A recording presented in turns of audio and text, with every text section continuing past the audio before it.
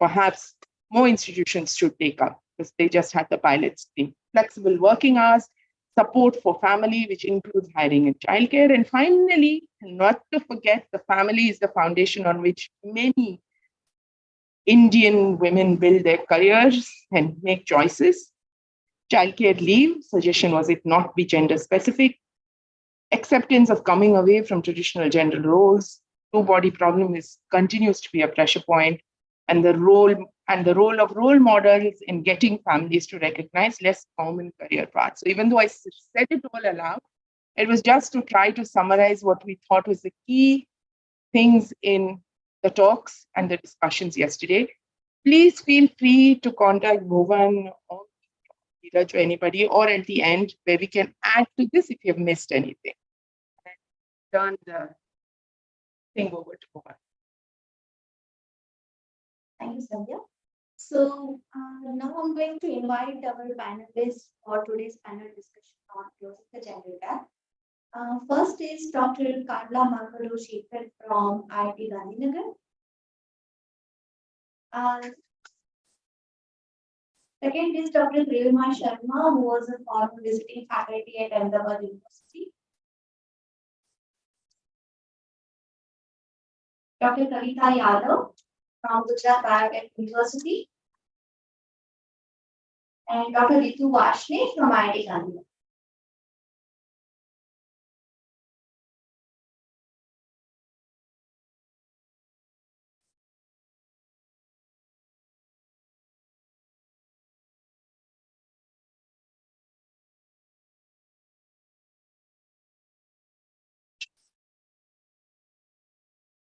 Welcome all. So now starting with our discussion. So as Sandhya said that we are going to have open discussion mainly. And since most of the points were covered yesterday, we are going to ask each of our panelists and also in the audience, starting with students, to share their personal stories or of either of themselves or their colleagues or whosoever, and to understand what kind of challenges they face and what is their opinion that how they can uh, mitigate that for addressing this closing the gender.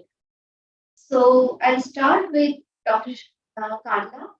So Dr.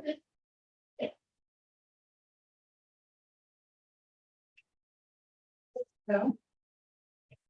Yes. Yeah, please start.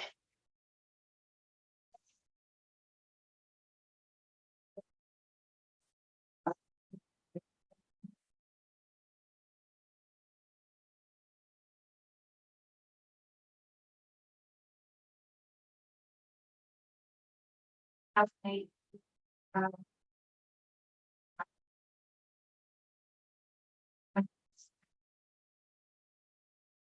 so really, also transcending cultures. So I'll just tell you a little bit about my upbringing. So in the Philippines, research, scientific engineering research is not very common. At least when I was growing up, I didn't know much about that this particular career. And so most of our family members, they aspire to get a good job, become financially stable. And so growing up, I was going into a public school in US. All the public schools, there's no fee. US Department for it. When there would be like private school where the privileged students go and get the better opportunity just because there's better coaching. So whenever we would with goals, public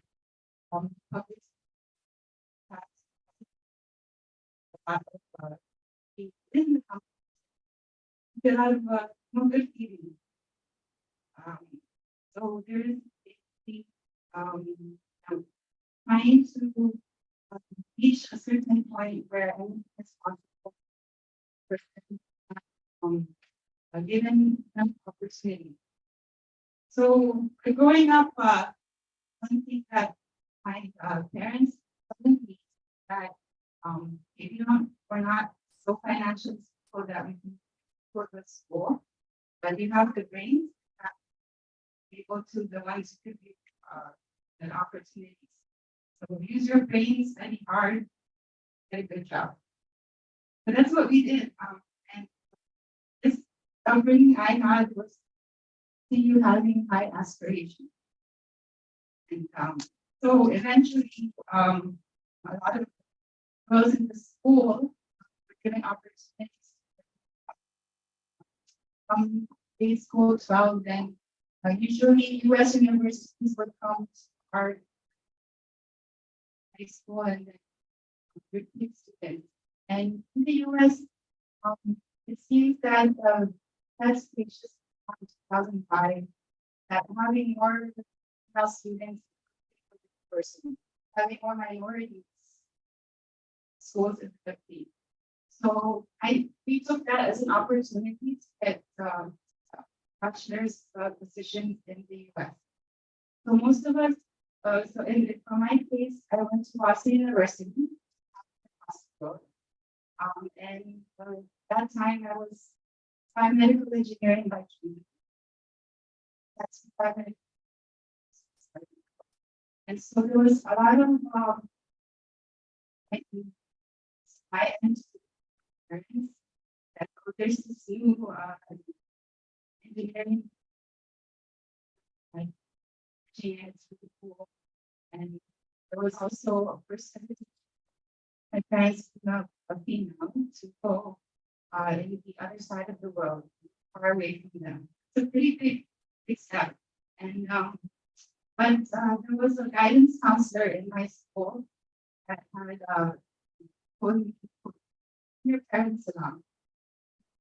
And show them this university is the space is safe, because of course that's what usually about the students. And so that actually helped them understand that, okay, my daughter will go across the globe, and eventually I saved them. But of course, it was quite challenging because I was the only person. Guam who went there. Guam is where I was and about 150,000 people. But just had to have a strong heart. Take this challenge, go across the globe, and try to aspire to become academic. First, the 6 months, big culture shock. Big city coming from a small island. First 6 months, there would be a lot of tears because far away from home. Sorry.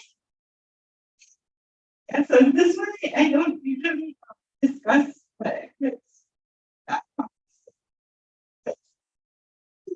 when you're there, you find environment, right? Eventually, you find a set of friends. So being from a Christian family, the home was Christian centered. Of course, eventually I found others there, created the community. It's the first 6 months. Yeah, I'm an engineer. By chance, male dominated, white male dominated.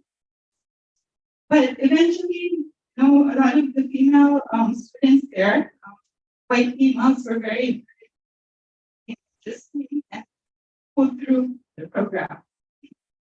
So that was very stressing the importance of being familiar. So there, I guess I was more comfortable in my second year of bachelor's. Third, fourth year came along. I was still open for the academic industry, Boston bio industry hub. But in our final year, there was all of the students had to undergo a senior capstone project. And for 1 year, we would go into a hospital or a research center or a company. So I landed in a focused ultrasound lab in Brigham Women's Hospital, part of the Harvard Medical School. So that's where I did my final years capstone. And there I noticed that there were a lot of female researchers as well. And that's what actually got me into research lab because I enjoyed it very well. And so then I decided, okay, maybe research would be an opportunity for me to find the passion. And so I went for a PhD in University of Rochester, upstate New York. They had a good ultrasound research program. So I worked with biomedical ultrasound. And my advisor is was also female and chair of the department. And I was noticing that, I like the way she would, as a person trying to aspire to become something, you look for role models. If you see someone, you can discuss role models are always fine. Someone in a high position, she was the chair of the department. But the way she had presented herself, even as a woman, she was an engineer who had a mission in life to do good research, help the world develop technologies for health. And so I like that about her, and it was good. I'm very blessed to have her as a PhD mentor. I feel like the way I present myself, I try to present myself now. I always say, I will Professor Will. And I'm very nervous. Right now, quite nervous, but I was expecting myself to present as Professor Wood. So having strong role models is a quite good thing. And so afterwards, I went to University of Cincinnati College of Medicine because I wanted to work translational work. And actually, I didn't disclose this, but I met my future husband with PhD. And most of you might know that he's an Indian, the faculty here. And so he's the one that opened my eyes to the Indian ecosystem. So he's very passionate about coming back to India. And so basically, the year elder to me, and he went to the postdoc first. Thankfully there was a position that was opened up the University of Cincinnati, so I followed him. When I told this to my PhD supervisor, he was saying that, oh, you could have landed in this place or this place. I go there, but at first I didn't want to go, but I wanted to. That sounds potential future. And so eventually I said that, well, the main reason is she understood finance. So that was a big relief. Just before telling my advisor about this, I had another team member came out. And one of the things she had told me was that, we're scientists, but we're humans first. So if you're happy as a human, then you'll be happy as a scientist. So that was very enlightening. That gave me the strength to actually tell my activity supervisor that this plan. So I followed, didn't follow. Sometimes they're usually in a dual career couple situation, the male is typical.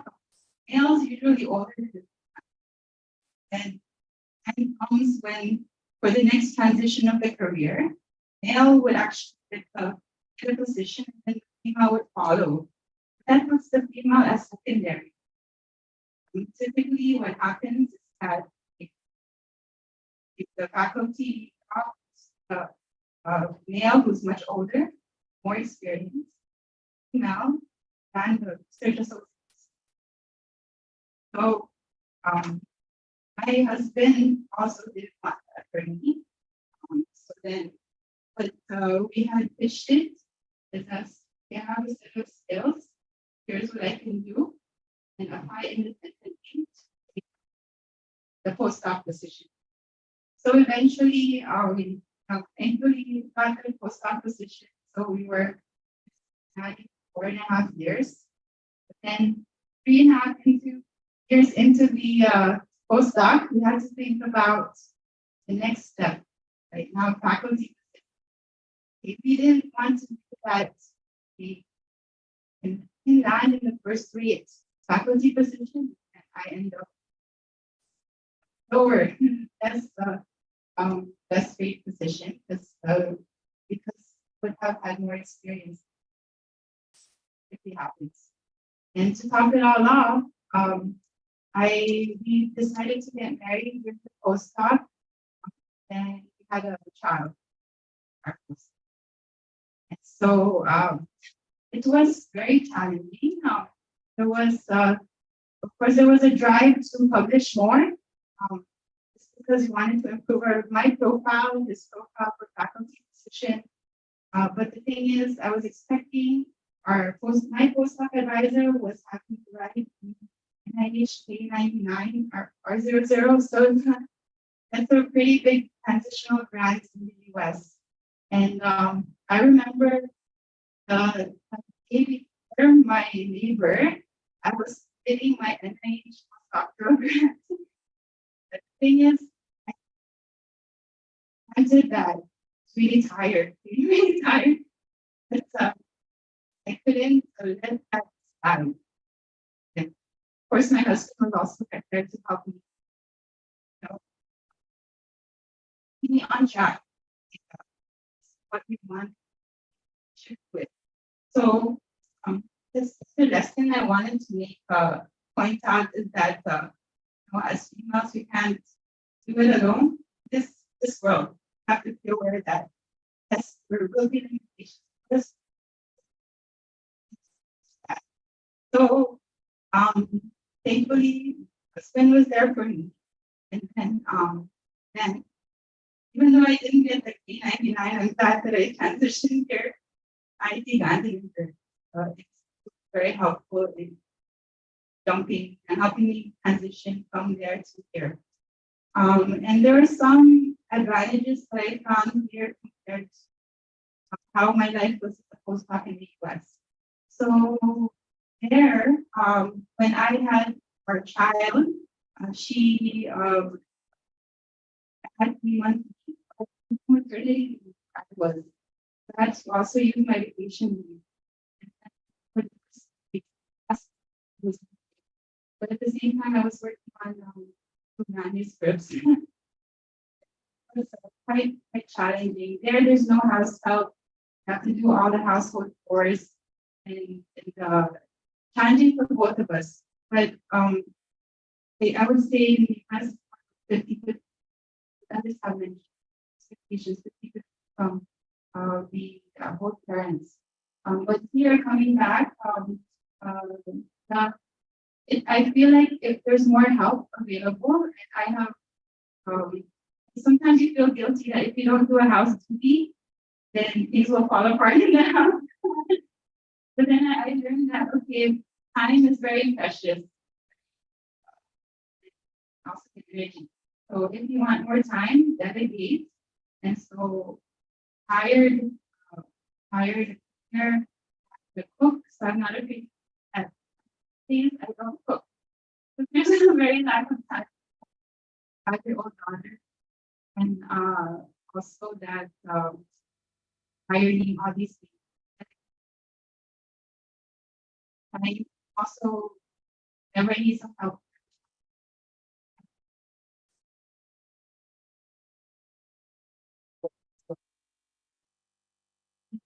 I also try to, I think about IIT London,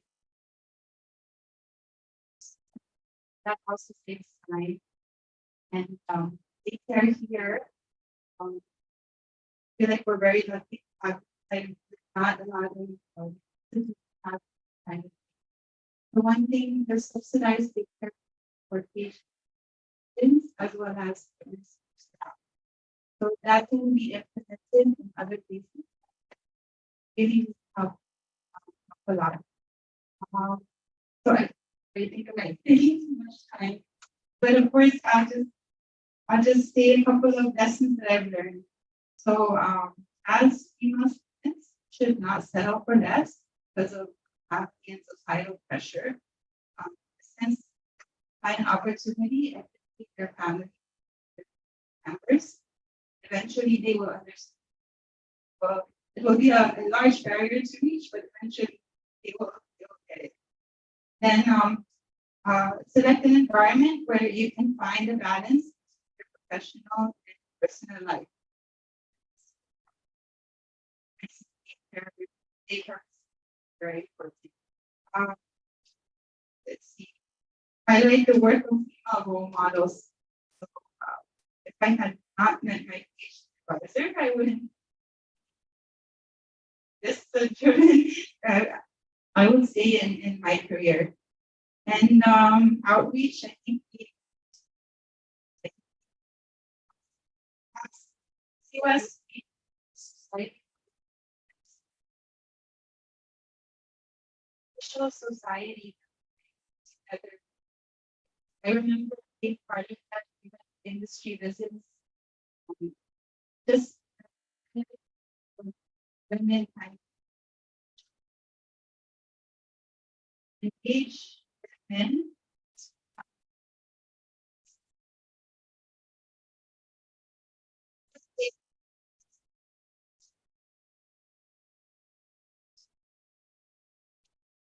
Yeah, more fellowships for women. People should be more open to hiring look of course irrespective of the gender. So we would need to educate the society more from this point.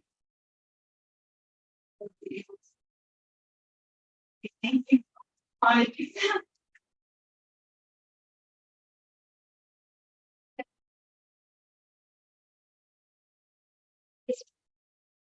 Good morning, everyone. We're starting like words. You are not just a role model for you today. It is what came out of your township. You have crossed, broke the barrier, and great salute to you for what struggle you have been. So we all, as a women who are sitting, we know that we have been biased at some point of our career. So I'm today going to share some of my struggle. So, like long back, about 10 years back, like when I qualified for a scholarship program called Next. It's a Japanese government fellowship. And I was called at Shadi Delhi, where the Japanese people were there to take an interview. So in that interview, I was asked personal questions. I'm still single. I haven't married. Is there a possibility that after taking the decision, I will discontinue it, get married, get settled somewhere else? My answer was, of course, no. It is true. But what I feel, such question should never be. This is for personal choice and personal thing. Afterwards, I went, the turmoil never ends. Sorry. I went to Japan. That happened. I got married in the very first year of PhD. But that very comment of mine that I'm committed to my career was subconscious somewhere. Even after marriage, I had an to a place where my husband was. I said no, because I don't want to be a wrong example to other young girls who will be applying for the same. So that kept me keep going. Of course, I have a very, very very bad response from my PI when he heard about that we get married. He was not so happy. He never wanted that. The day I was looking for my marriage, I called and told him, Sensei, I'm leaving my marriage. I wanted to. The very sentence, that, unfortunately, that's all he said to me. He left with really happy, but then had our own marriage. I eventually, at that time, I was the only lady. It's came and was there. Has been very helpful to me at that point. Came back. Scenario was so different. They were not so healthy. Since I had such a huge transition, I was expecting it and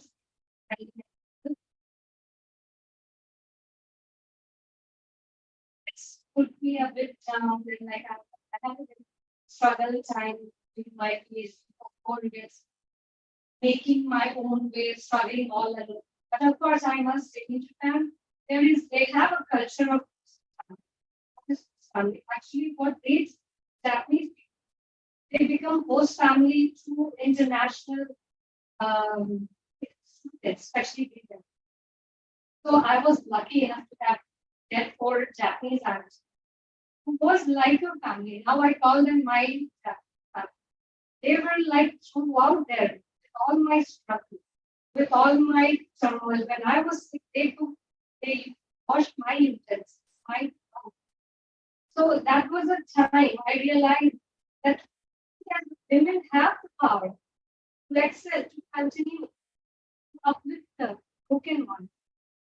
And at the last, of course, my family from here, no one can come for my graduation. They stood there, my graduation ceremony.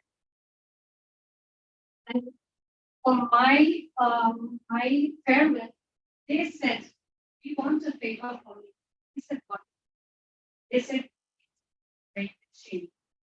What's that chain? She said, "The chain that we have women have come so far from to pursue her education. We wanted to be a support system because we as women, that's at a place called Japan. It's not in US or any other place where like native English. That's not the scenario. You need to have no Japanese to have a smooth like that. So at that point of time, she said, "What we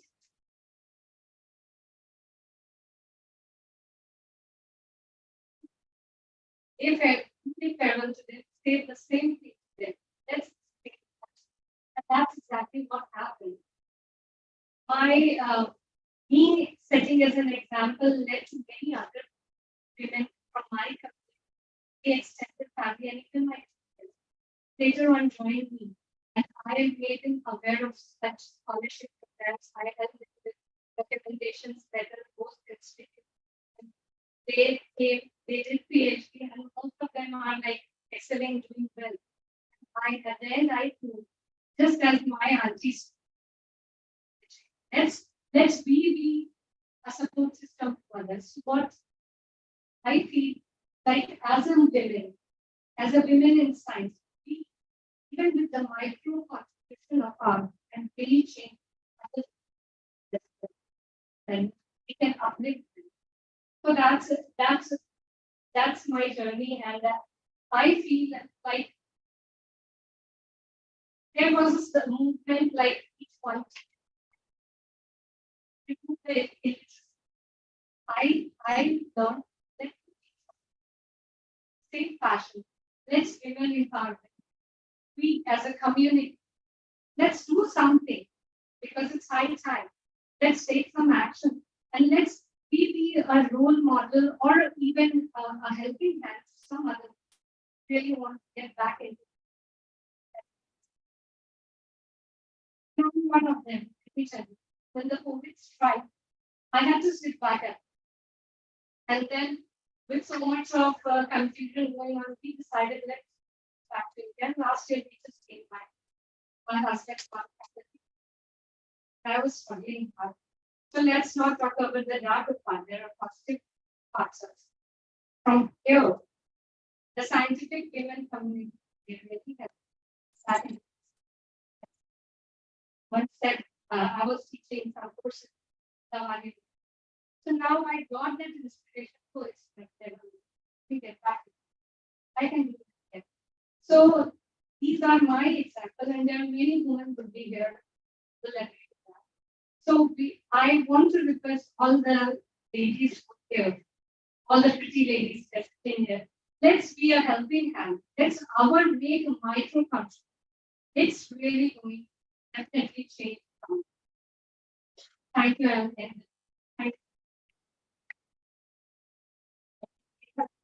People sharing their stories about the value of mentors, community, and extending a helping hand to enabling how you encourage people to stay in the field and therefore close the gender gap. But one thing which she just said is the value of a fellowship, which gave me the opportunity in the first place. And I thought at this time we will bring in Zile, who might want to talk about granting systems and how granting systems can be enabling in ensuring that women are part of the system and get the money to. Zile, do you want to speak right there? Maybe I'll just.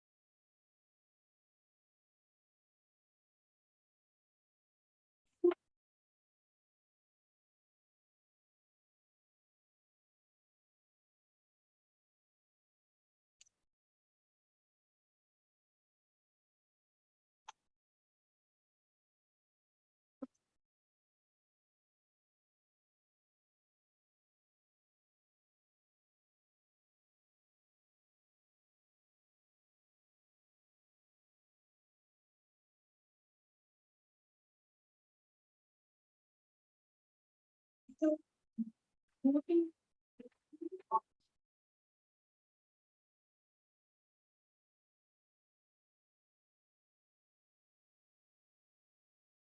assessment panel opportunities so that awareness, then monitoring and for veterinary and but as far as monitoring the gender and EPI data, both in terms of the review panels, how many women, and also work rate.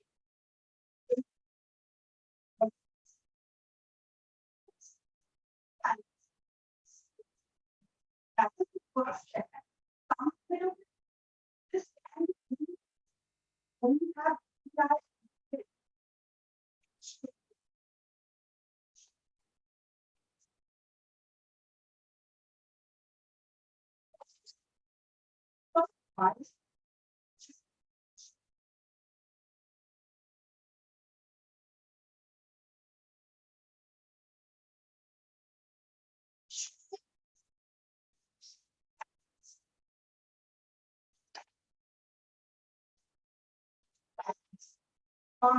so that there had career courses or had to career courses to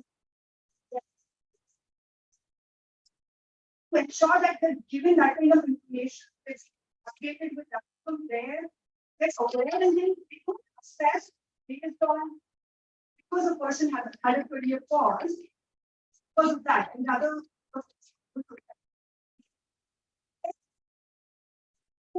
things like ensuring that we have vibrant panels. When we ask to be a part of the panel,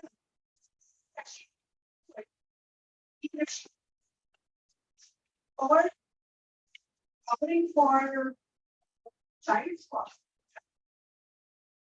That's one.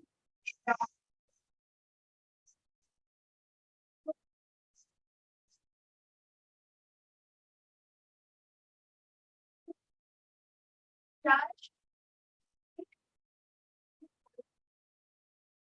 So, which means that ensuring diversity eligibility. But they that is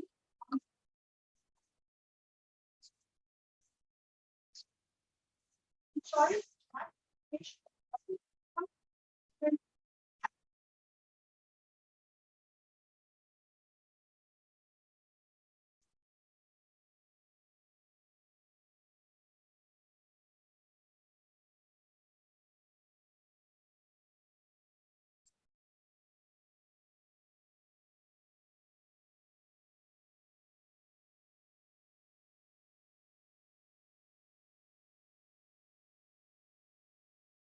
Also, like ensuring that there is the whole timeline of that the time where I find out as soon as possible, then we have a chance so that it's not because we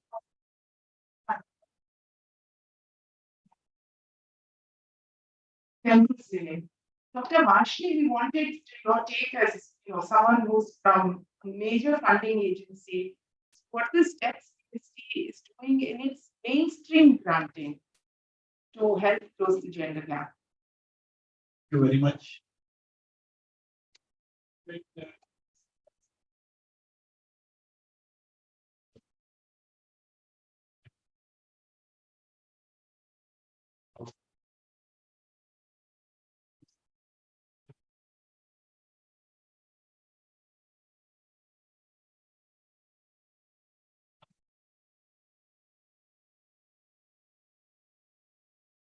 from both ends. Some of them have not been- yeah. But some of them can come up, they have come up and unless it's part of both ends, conference will not go. Or even the office. So, if you join that kind of part. In plants, what we are doing, of course, good genders are or common, then the common specific plant. That is how still I think how- that is something is now, but yes,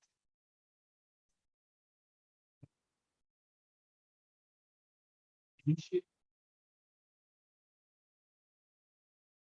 Yeah, we'd love to hear what the DSC panels are doing in terms of women representation in assessment panels as well. We look forward to that talk. Now, So now we will move over with Dr. Kavita.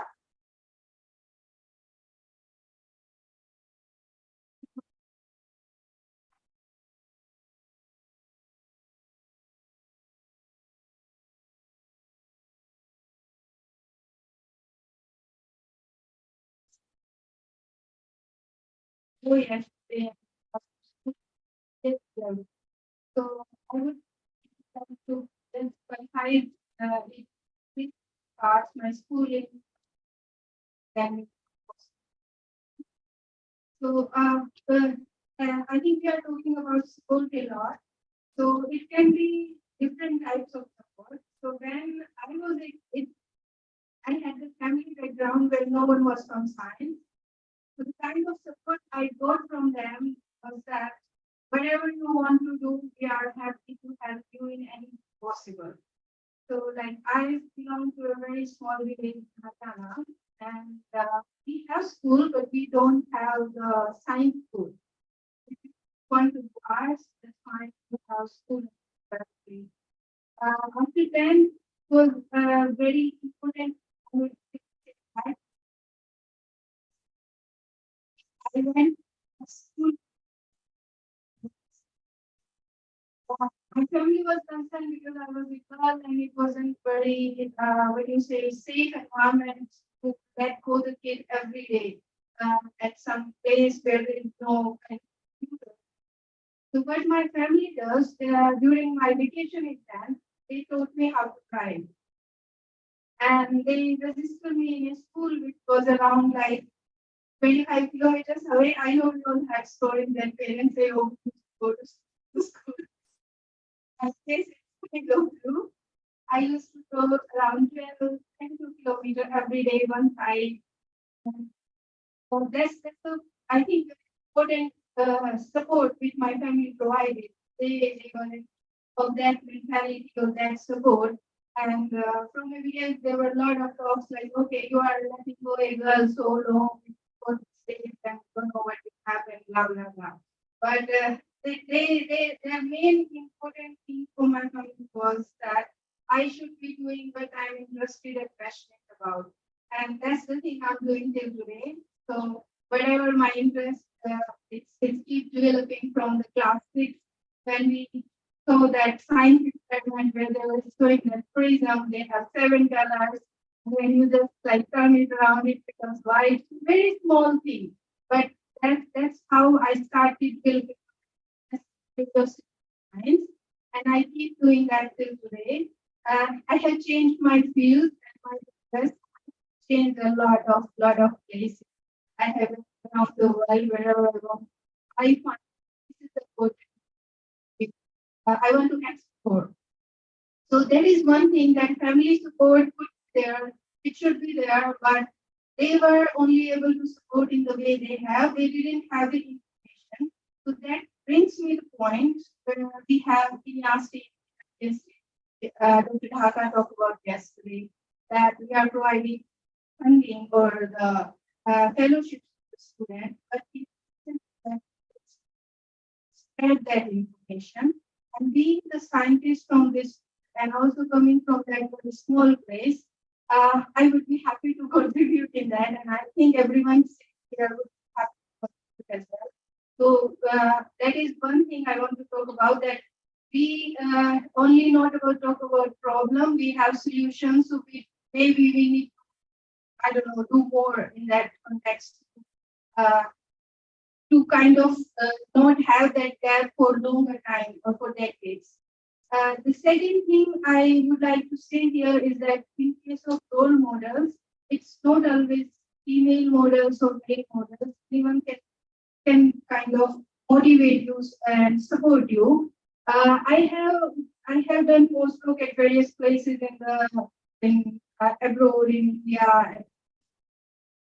All of my supervisors were male.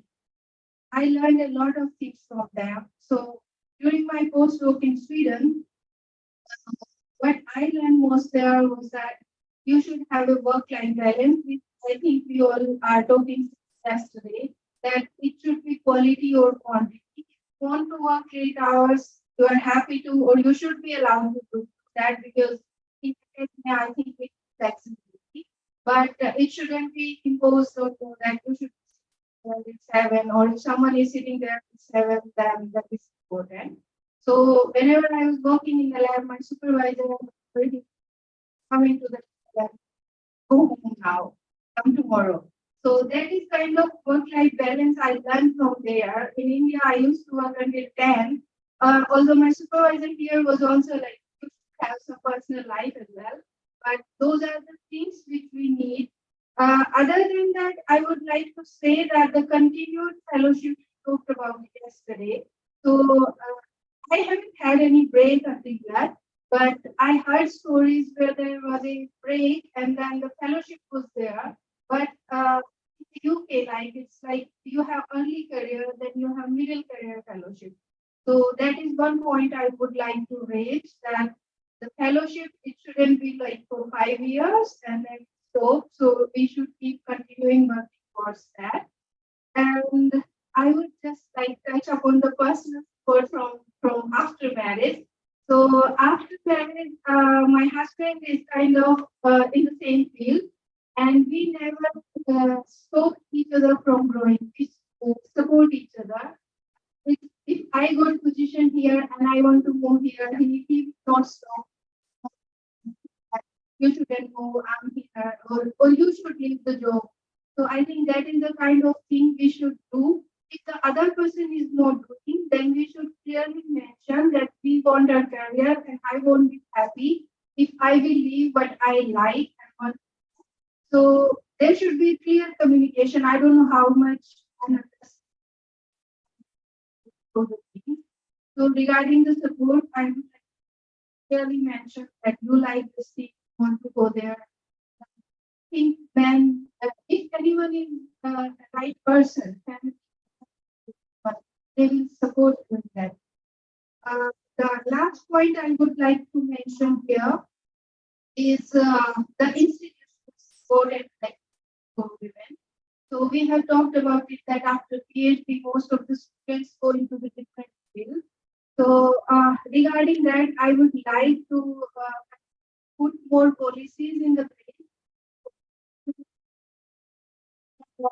Any female faculty or any researcher, they need some help.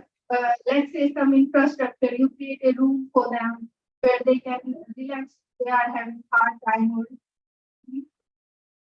last minute, something like that.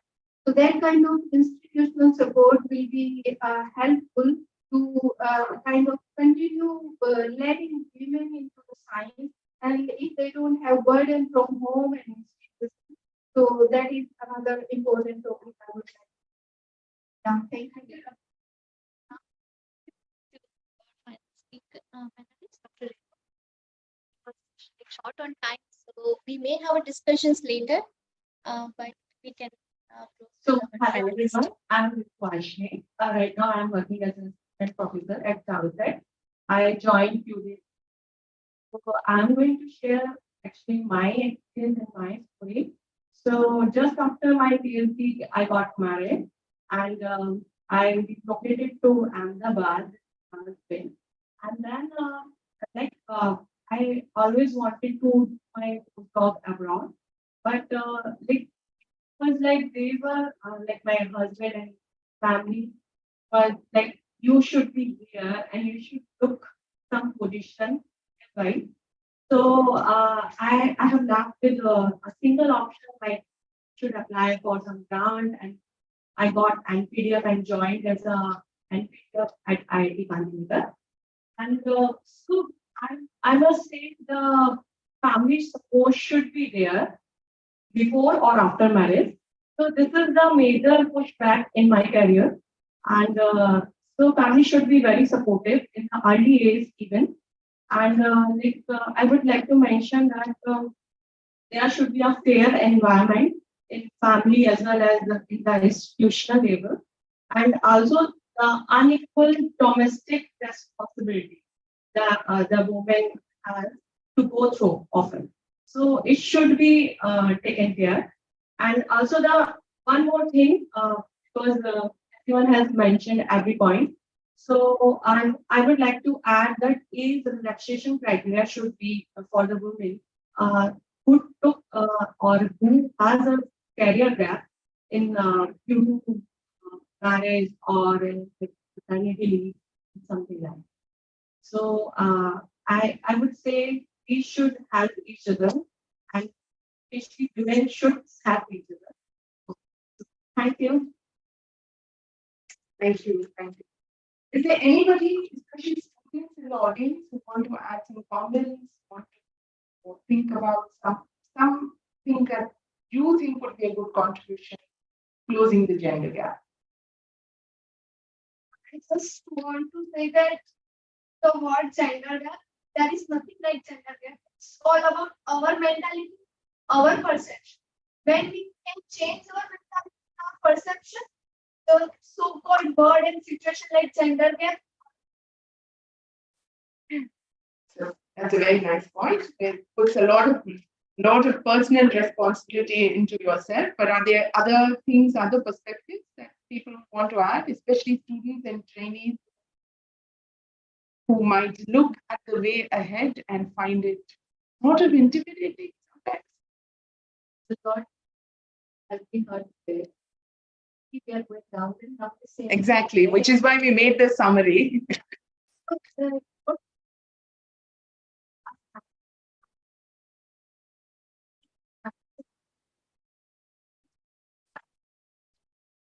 The good leaders, families are supported. People have been here at this post this point. So we were just discussing and we said we need to train mothers. We need to train fathers. Bring this quality. So we should have this kind of meeting, the cartoons and all these people, next generation pick up cartoons. You see, the role of role model. And that's very important. आप खुद ही हैं भैया role model. All of us in this room. Slow gender. It's a fair point. If there is nothing, oh yes, Smita. And with that, we will end.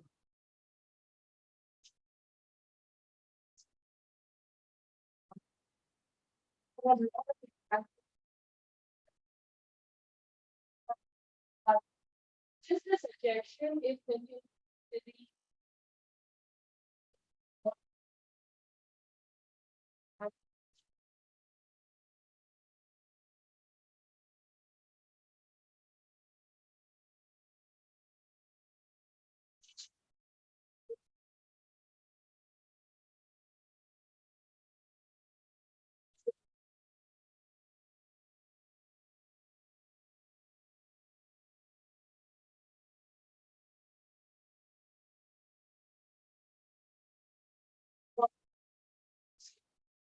Maybe anchored with school districts or something like that, so we can get more younger people involved.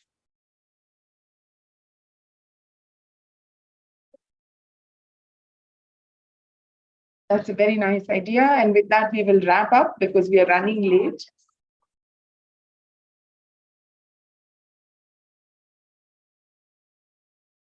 Absolutely. It's very important to see the pluses. Otherwise, we just get thinking they're just boulders ahead. So one point I would like to talk about goodness. If you go and check global well, now, and it seems like that people is ready to think and can take them as a role model. What policies they are following, what stations are made in the then try to copy or just then make something adaptable to our society. Thank you, everybody. Thank you for sharing your stories so openly. And I think we highlighted again the value of community, importance of family, and what granting agencies have to do. And Smith pointed out how the community needs to come together to mentor, if necessary, not only the younger generation who might be aspiring scientists, but their families as well. Make real ground change. The numbers of women who come in and how they. With that, thank you for your time. Thank you very much to our panelists.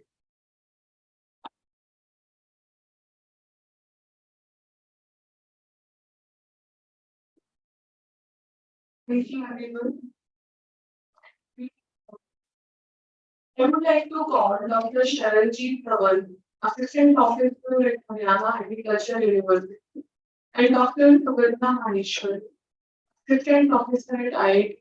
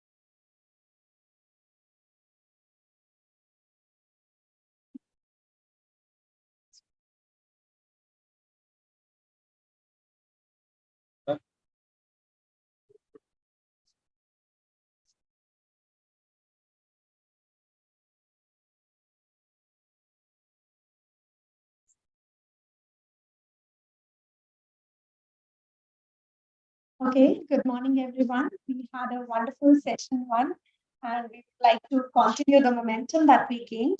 Before we start with the next panel discussion, I take this opportunity to let you know more about the Wisdom, a flagship event that was accepted last year itself by INYAS, and we want to have regular events under this Wisdom. Wisdom stands for Women in Scientific Domain, and these are the flyers of three events that we conducted last time for this.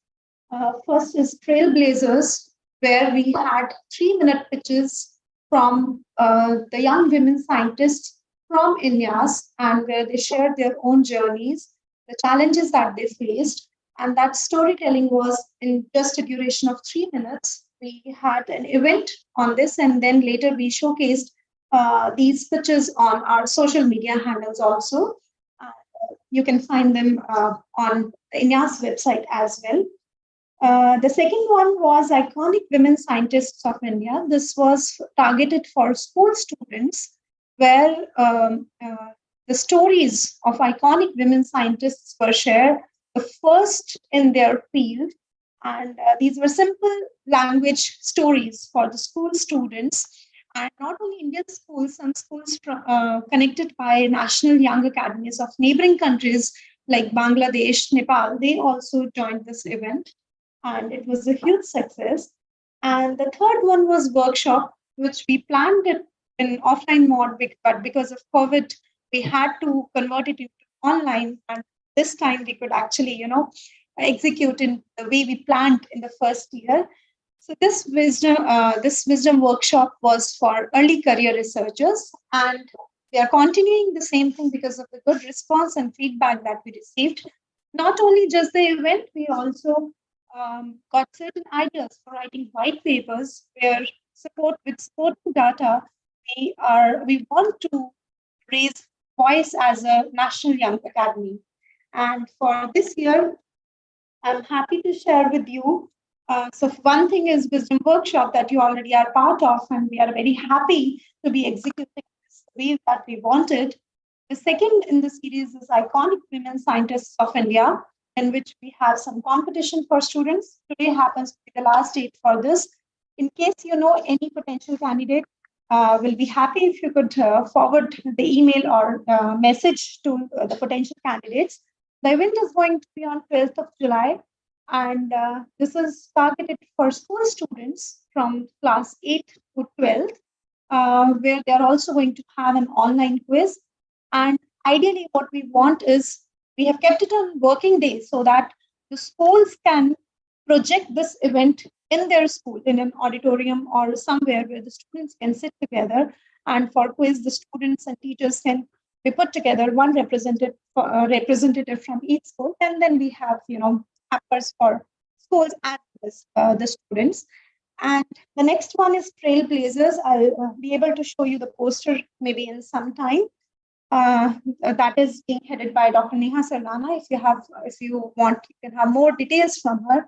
So again, we are going to have some short reels and pitches by young scientists, and that is targeted for younger audience. Not the school students, not the earlier career researchers.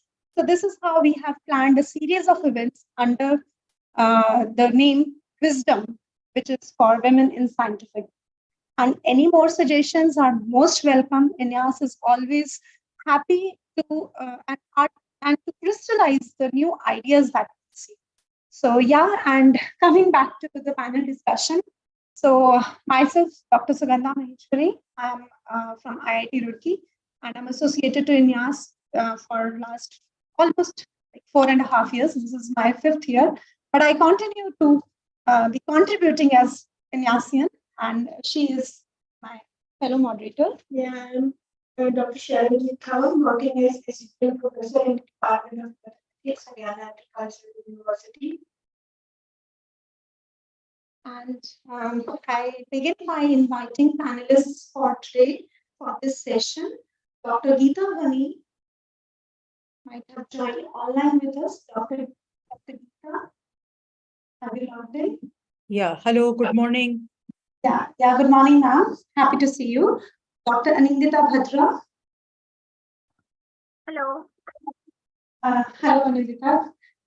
Dr. Neetu Singh, you are here in person. We are happy to have you. Please come on the dais. No, you'll be having fellow panelists. Anyway, we all are your fellows, so you're not. Okay. Dr. Smita Pawar, please. Dr. Paulami Sengupta.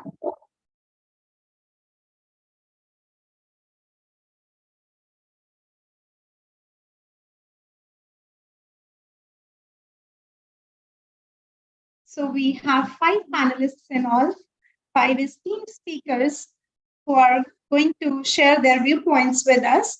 And this session is lessons in working smarter and not harder. So do women work smart or hard or both? I'll totally disagree with none. So we are very excited to have our panelists with us, those who could join in person or online. I welcome you all. And Dr. Geeta Ghani, she has recently assumed the charge as head of CSIR HRDG. She has a PhD in biochemistry from IISc Bangalore and a postdoctoral experience in IGBMC France and NIH USA. Dr. Geeta Ghani has vast experience in academia and industry. And today we are going to hear her views on leadership roles. Over to you, Dr. Geeta. Yeah, so good morning, everyone. Am I audible? Yes, ma'am, perfect. Okay. So firstly, thanks to INYAS for really inviting me to this event. And I think earlier also I have given a talk in INYAS on fellowships, I think about a year back. I think it's a great platform for women and also for the young scientists. And congratulations to the organizers for this. And also thank you for giving me the opportunity. I think during the introduction, you talked about work smarter and harder, not harder, I don't know. But I think I would say that you need to work smarter and harder. I think it's not, but I think it's important that we need to do both. And I think especially as women, since the theme we are talking about, I think women have to work more harder also than perhaps the other gender when you try to come to leadership roles. So, but at the same time, I think just hard work or just being smart is not enough. So my point of view is that you need to be both. So that's just setting the ground for the interaction. So I really do not know what is the format, but I'll just give you what are my learnings in my journey. And I think each one of us would have different or even common learnings. So one of the things, I have a very unconventional path. And it was not by choice that I took this unconventional in the sense I started out as an academic with very strong academic focus with a PhD from IISc Bangalore in biochemistry. And typically one does postdoc and then gets into research, and which is what I was also doing. But then when I was coming back from the US to India, I joined industry. And industry again is a different way of working, and it exposed to me a lot about teamwork and working towards a single goal. Whereas in academic pursuit, it is more about what you want to do, your achievements, and it's more intellectually stimulating, of course, but it is also about self-driven goals. Whereas, so the industry taught me how to do teamwork and really have to take care of the entire team and work towards a goal, a common goal, and you work with diverse teams. So I think that's one of the learnings which has helped me, I feel, even when I made the switch back into government, to take along people with you and work. Not to say that it doesn't happen in the academic environment, but I think the teamwork kind of helped me to do what I'm doing today. So that's one of the things. And then after industry, because again, when we talk about it, there is a two-body problem, especially when it comes to careers. So when I wanted to move out from industry, I moved to CSIR. Because I didn't want to relocate my city because of family reasons.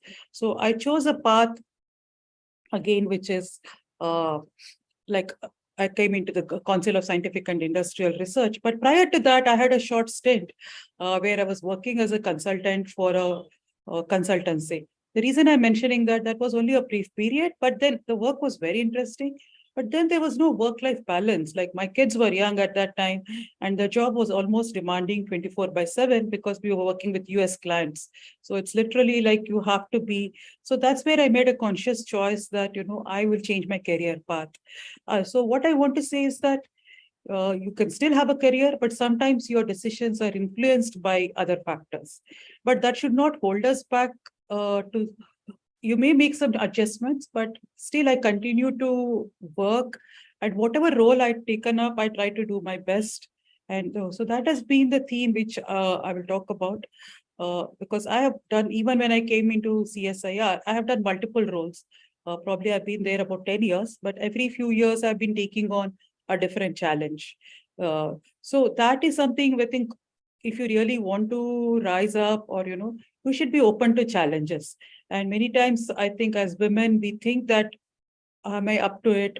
There is some kind of self-doubt, but I think that's something one should work on. And we should be ready to take up challenges. There will be failures. And if I say that everything was smooth, I think that is wrong. And you talk to each and everyone, I'm sure there have been ups and downs. But I think one should be able to accept it and move on. And for me, whenever there is a challenge, I try to prove that if somebody says you can't do that, I'll say, why can't I do it? Let me take up the challenge and do it. That's what motivates me, that I'll do even better or even do more than what is expected if somebody tries to tell me. So I think that's been one of the driving force. If, for instance, I've taken up the human resource development group, and it's a very challenging role because it involves disbursing fellowships. And most of you know that there are a lot of issues regarding fellowships. Even when I was taking up this role, many people told me that it's a very challenging role. Would you be able to do that? Uh, and it's a very demanding job, but I have taken up the challenge. And of course, the judgment is still yet to be there, whether, we are trying our best and within the system to do it. But the point I'm trying to say is that we should be open to taking up challenges. And since there are many young women, I would suggest that don't get intimidated by the challenges. I think we should take them head on. And also take risk. I think many times, many of us don't want to take a risk. We are in our own comfort zone. And, this is what I've been doing and I like to continue doing it. But I think one has to be open to. And another point, I think most women, we are always talking of work-life balance. And even in previous meetings where I have been there, we all want to be perfectionist in everything. And I think that's something which is not possible, to be very honest. While you want to do your job, you want to maintain your family, I think we try to, I was just reading somewhere, it is better to progress rather than waiting for perfection. Because, you keep moving. It may not be, perfect, but let's move forward. So I think especially women tend to, kind of be harsh on themselves. That, oh, I'm trying to do this. Either you compromise the work or you compromise your family and you're always worried. Am I doing enough? But I think that should, we try to do our best, but beyond that, we should not, beat up ourselves that, okay, trying to be perfectionist. So that's one of the things which I would like to just mention. And take up the opportunities which come. I think, again, we need to be open. And many times you may not even know that it's an opportunity, but something comes along your way, take it up. So don't say no to opportunities. And another main point is networking. And I think women also are not that great at networking because of the lack of time. One of the reasons would be, one is trying to balance work and family, and where is the time to network, right? But I think it's important to maintain it, be it other women, be it other gender, but mentors. I think that's an important aspect which will really help in your career.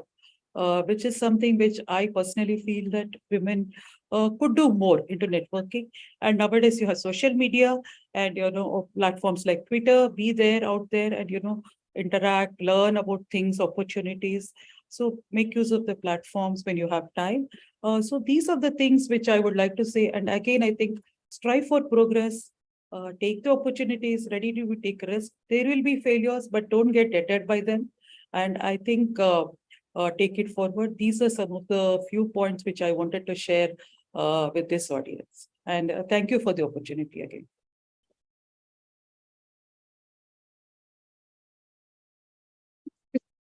Thank you, Dr. Geeta, for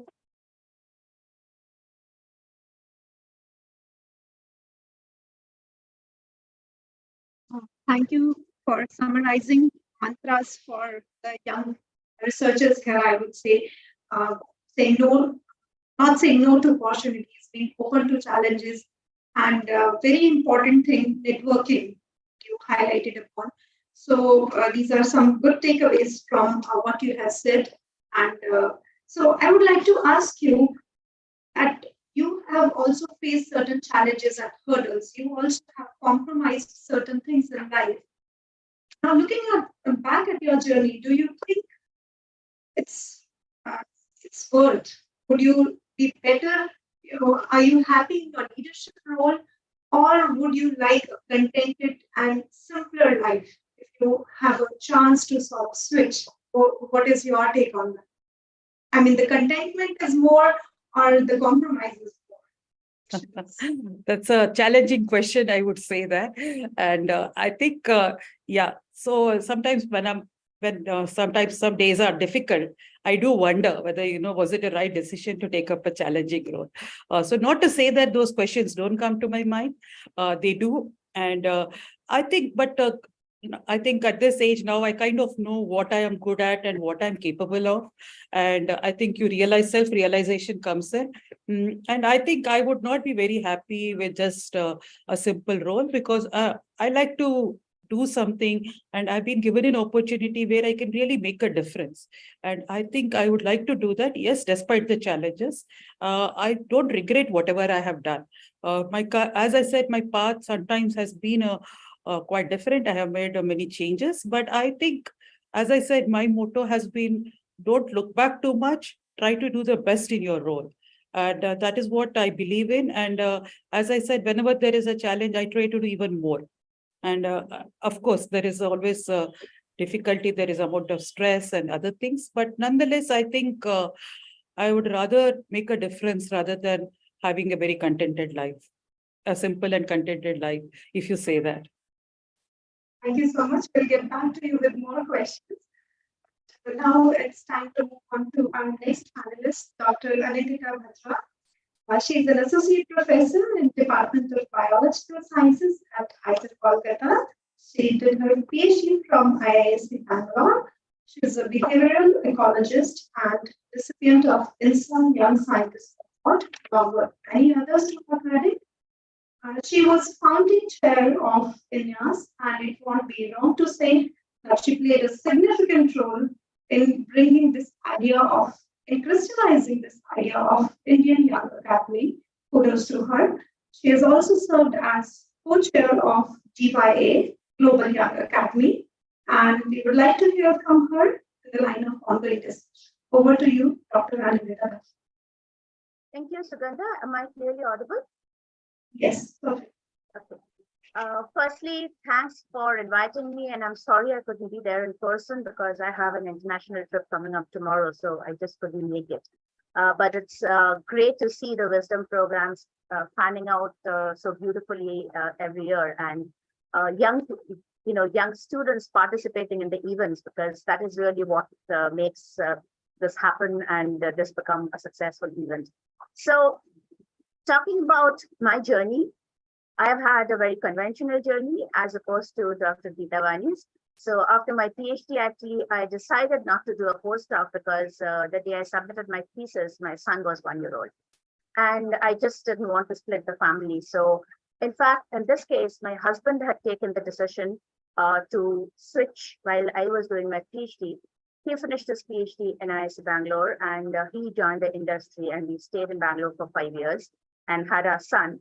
And then when I had finished and we were wondering what to do, that was a very, very critical time of our life. And then at that time, we were actually thankful because the ISER Pune and ISER Kolkata had just started.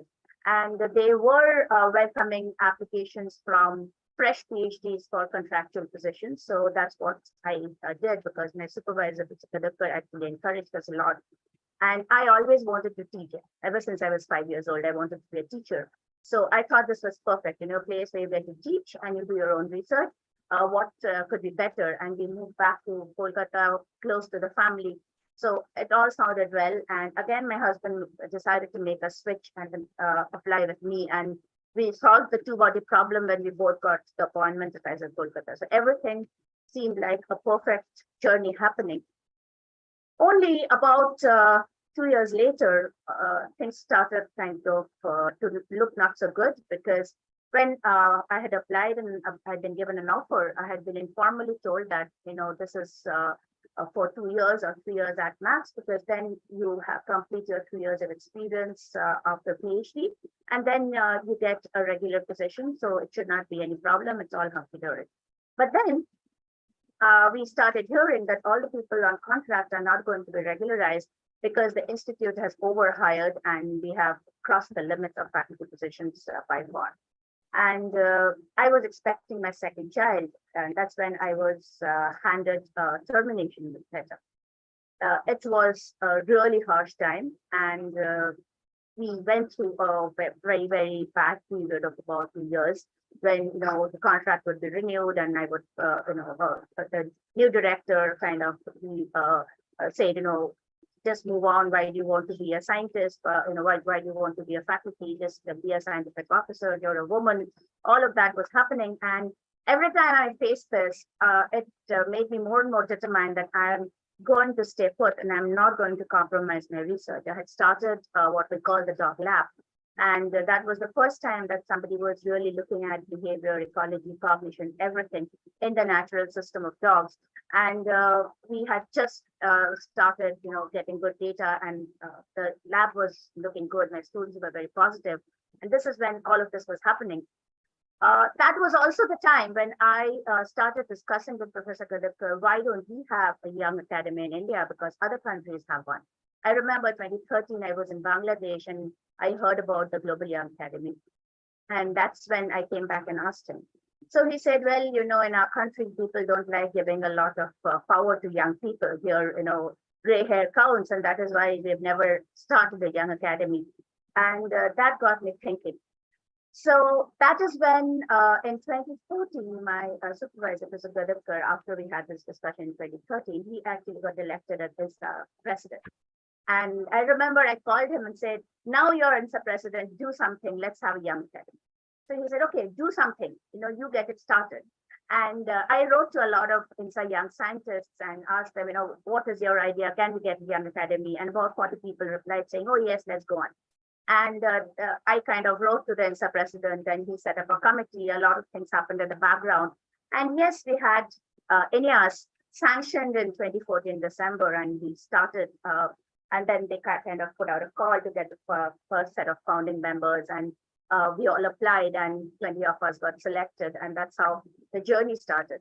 And that, on one hand, my job was completely uncertain. I was on contracts which were renewed every 6 months. I didn't know whether 6 months later I would have a position.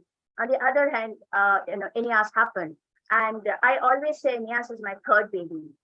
So that was like a real inspiration to me also, that something really positive is happening, and I'm actually giving back to society in some way. I don't care what happens to my job at the institute where I'm teaching. I'm getting good feedback. My students are great. My research is going well. So my, I tend to look at the glass a little more than half full. And I have tried to keep the positivity in mind and keep the negativity behind as much as possible. And I think that's what kept me going.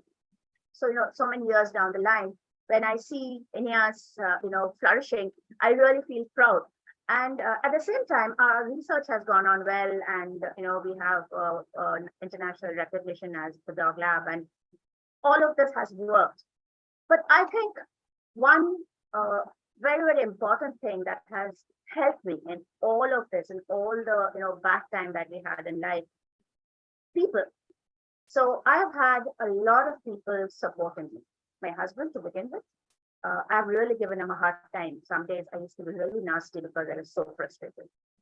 My parents, who kind of, not just my parents, actually, my extended family, my in-laws, my joint family, my entire family kind of told me, yeah, keep going, it's okay, it'll be fine. My students, because they never ran away, they never gave up, they constantly said, I'm sure we are going to get through. So that has been a big support.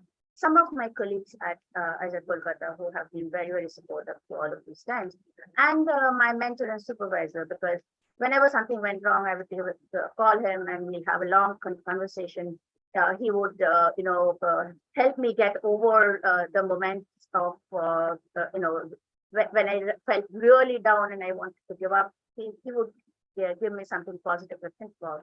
So, and I think, most of us women have to, yes, like Dr. Geeta Vani said, we have to be smarter and we have to be, working harder, because there are a lot of things to balance in life.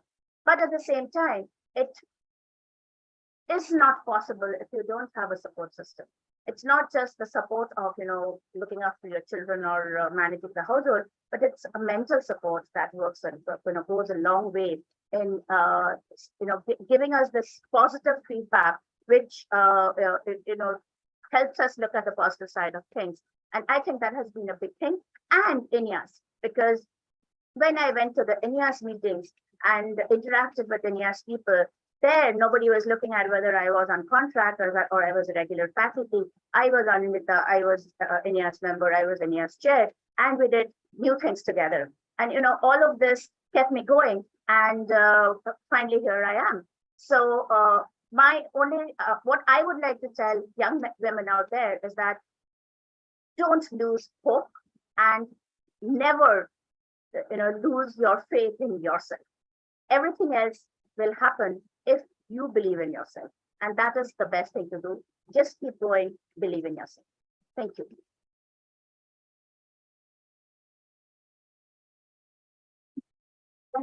Sharing your experiences and letting us be aware of the bumpy ride you were going through while establishing INYAS. Hope you're happy to see the INYAS activities now. And one thing that I'd like to add to the support that we have been talking about, this INYAS family is also a big support for most of us.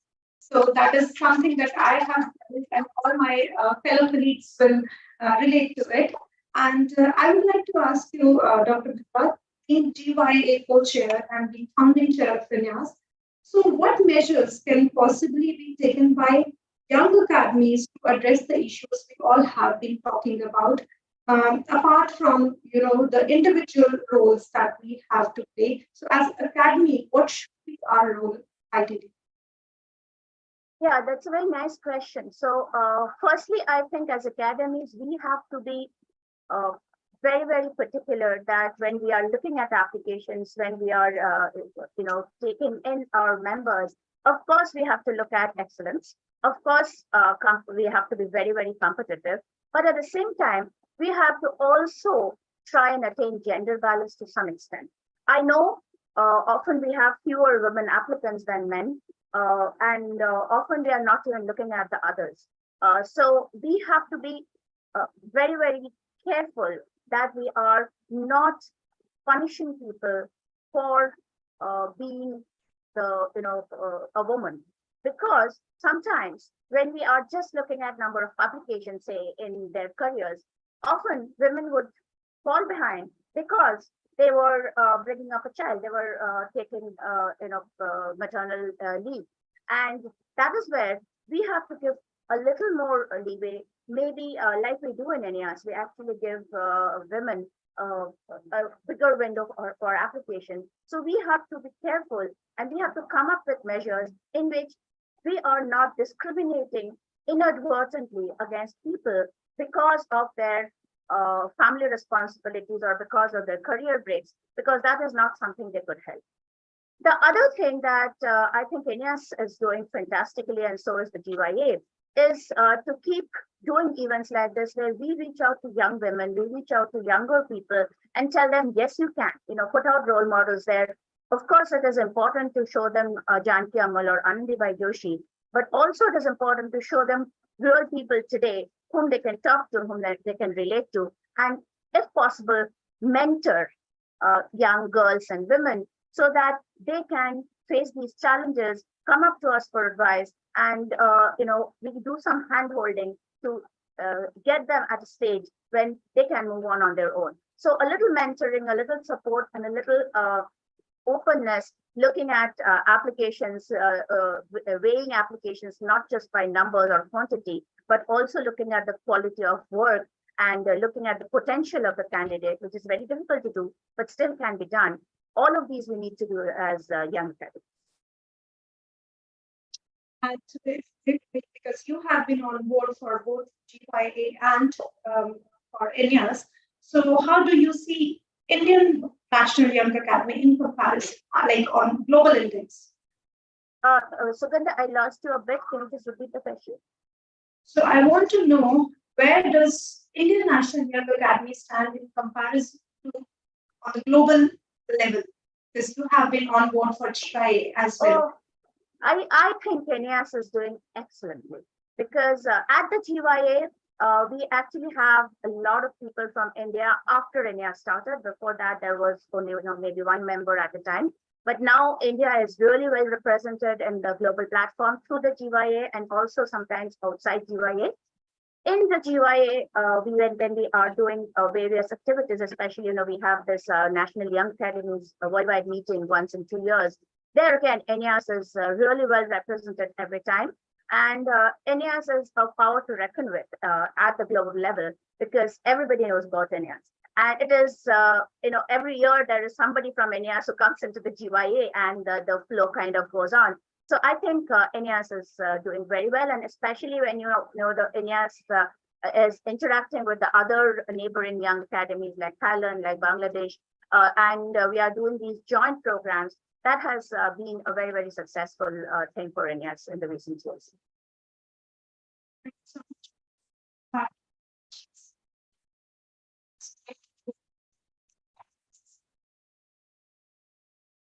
I lost you again. Sugandha, your voice is breaking. Previously to our online panelists, now we have 3 panelists offline. There is Professor Neil Singh. Dr. Neil Singh is an associate professor at IIT Delhi. He is a PhD at Georgia Institute of Technology, Atlanta, and PhD at the Harvard MIT Division of Health Science and Technology. Her important scientific contributions in developing strategies for managing cancer brought her the Kiran Shah Mazumdar International Oncology Fellowship for establishing cancer-based research ties with MIT.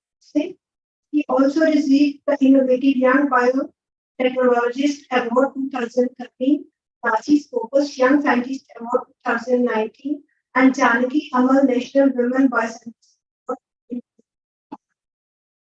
So we welcome you, ma'am. So as mentioned by Professor Bhadra, students as extended family, may we request you to please throw some light on relationship between mentor and mentee. What is your take on mentor being a motherly figure? So, I think that my ability. So I was very privileged and my parents gave me opportunity to be not very first get. So I was very privileged and raised that environment. But yes, of course, society, Indian society is for everyone. So I did see a lot of things that probably are very negative, and I don't want to talk about it here. Past days, but so when I moved to PhD, then my postdoc, then my joining IITs or before IIT, I was an SL because I also had a husband for the two-body issue. So we were looking for jobs at same place. So I think we were at SL, right? And then we had multiple offers the US, IIT, NCL was based where both of us had. So we joined there, then quite there. So there was a lot of movement and planning and all that. One thing I learned from all of this was that for women to be whether working hard and smarter, of course, all of us are working hard, and I think otherwise we will not be here. But working smarter is very important. And my way of working smarter was having a plan. I had planned everything, and my husband would get so fed up that I would plan my entire 10 years. Like, this is what we're going to do now, this is what we're going to do now. It didn't matter whether we're going to achieve these things or not. But I had a plan for everything. What I do, house, what my kids are going to be, when my kids are going to come. Everything was planned. When I was going to get married, but I didn't allow my parents to plan my marriage. I told them that they were really worried because they wanted me to get married at the right age, be Indian parent. I told them that don't worry, I'll take when I'm ready. I planned everything. To an extent that I did not enjoy. Nothing happened organically in my life when I look back.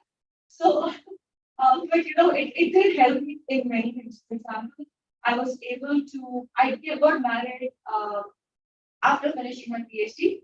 I kind of clear an ultimatum. My parents said I have to come back to India or I stay in US, so I have to decide. So kind of, or I'm going to get married, will decide that. So basically, you give me that information in like 2 months' time, and that's what I'll do. So I got married. I met a boy. I got married within 2 months' time. Fortunately, he was very supportive. I said that I want to have my baby once I finish my stuff of work because I don't want to compromise on my qualification. My husband was very surprised that I've been discussing first year of marriage, but I did discuss that and we planned everything. I planned my 5 years of postdoc in MIT. I published 5 papers and had a baby. And jobs. I'm saying jobs because job interviews take time. You have to go network and all that. So I was able to land 3 jobs in the US, faculty positions in the US. I was traveling a lot of them, but I also, so this is 3 years time that I'm talking about, 2008, 2012, I was back in India. So, within 4 years, everything has happened. I was traveling, looking for jobs, I had published my papers, I had a baby. You can imagine it's just impossible, but I had planned it. In my mind, I had planned it. I planned this. When I'm writing the paper, I'm going to have pain. Maternity side. There's no maternity. So there was just 4 weeks of maternity. So 4 to 8 weeks. And you go to the doctor get a certificate that you're fit to work because it's a medical condition. So otherwise you would call us for year probably. So I was on maternity till the doctor said that I was fit to work and I came back. But that was the time I utilized to write my papers and submit my papers. Because I was planning, I was also training a lot of undergraduates. The kind of things that I've left, in case paper came up for review, they would take care of that. So I had planned everything and I was that way. And then, when the baby was there, I told my husband, jobs and he was also there. My husband had to stay back with. He was ready for a job. So he had a faculty position, but he ended up continuing to kind of sacrifice it for it. So there was a discussion. So other key thing I want to highlight that of course planning is important, but the reason my planning work is because I'm very I spoke my mind. I told them this is what I want. Tell me how am I going to get it? How am I going to achieve? So I never thought that I have to. And this, I think I learned from this. I think say that we have to find role models. So I found role models in every man. Because what I saw was that they were just speaking the mind. They just said, I want to do this. And they were asking a random person, if you put this, the discussions you will hear is you will try to learn from each other how what they do and what this person is. They will strategize immediately and they will say, I also want to do this. Can you tell me how I can do that? And they don't take each other's help from strangers. Women don't do that. They don't do that. He was saying, oh, can I ask a question? person? What is she going to think about me? What is he going to think about me? They're going to think I'm too ambitious. They're going to think that 5 minutes will be or usme ye sab kuch rahe hain. I learned that don't think, just communicate, tell them what you want. And this habit of mine was there from it just I'm just like that. I did that with my kids. Why sir? I did full stop and I said my kids. And put it- you know, I got I don't have parents who get married. Your boy, I got married. I don't know. I want a baby at this time, and this is what I want to do. Yes, so PhD and postdoc supervisors, the mentors were very, very supportive. They knew my personality. They knew that I'm focused on one thing, and they knew that I'm lacking to other things like personal life and all that. So they kind of entered me. It's very strange because imagine a first year postdoc joining a lab at MIT, which is very controlled. And the supervisor, every time I would go to my supervisor, she was please, about work. She said, you figure it out, don't worry about it. But what about this? What are you planning for this? So, like she would always ask me questions about my personal life, and she was the one who basically. So she asked me, "When are you going to have babies?" It was my first year. I said, "Are you kidding? I just joined and I'm and she said, "So you're planning to retire?" I said, "What do you mean by that?" And she said, "Yeah, I mean, obviously, if you're not planning a baby now because you have this work, then probably you're going to retire and then have." I was like, "Okay." And then she said, "There'll never be a right time. So if you really want this, you have to think about that." That for me was a big change because I wasn't expecting an MIT professor saying those things. Because that's not what I heard of MIT, right? But she did it. And she realized that by she's lacking, she will never have a baby. I don't tell her. So she basically taught my personal life as well. And she also taught me a lesson that it's not personal or professional. It's my growth as a human. I think someone mentioned that first and then a sign. It's my growth, my personal growth. It's what I want. Personal life. If I try to balance, probably decide for myself. Like at this stage of life, what do I want? At this stage of life, what do I want? And that is what I'm planning. Then my plan is to communicate with others at this point. And as I said, with my postdoc, I joined STL Pune. I had offer at places and all. I did not want to come back, have this offer. Just said this, that both of you are not coming back and things like that. I was very clear that I will come back. Not about the institute. And I was very fortunate to have very good listeners on the other side of the table. All the directors I have interacted have been, or maybe I think I was basically communicating with them. I was very well communicating. Like some of plans, what I want, and this is how I want to come back to India or stay, so whatever, right? So it was very clear communication with them. I ended up at IT Delhi. Both of us have a job. He's president and at biomedical engineering. So both of us are at the same place. IT Delhi was, and this is not the only a couple of other that we had an offer to. So it's not correct to say that institutes not offer. I think students have to be clear about what you. The moment you show that you can compromise, you clear with that compromise, ready to make that compromise, you will remember they are hiring you and they want the best, right? Best team. So I think it's also our thing. I think somebody mentioned that it's all in our head.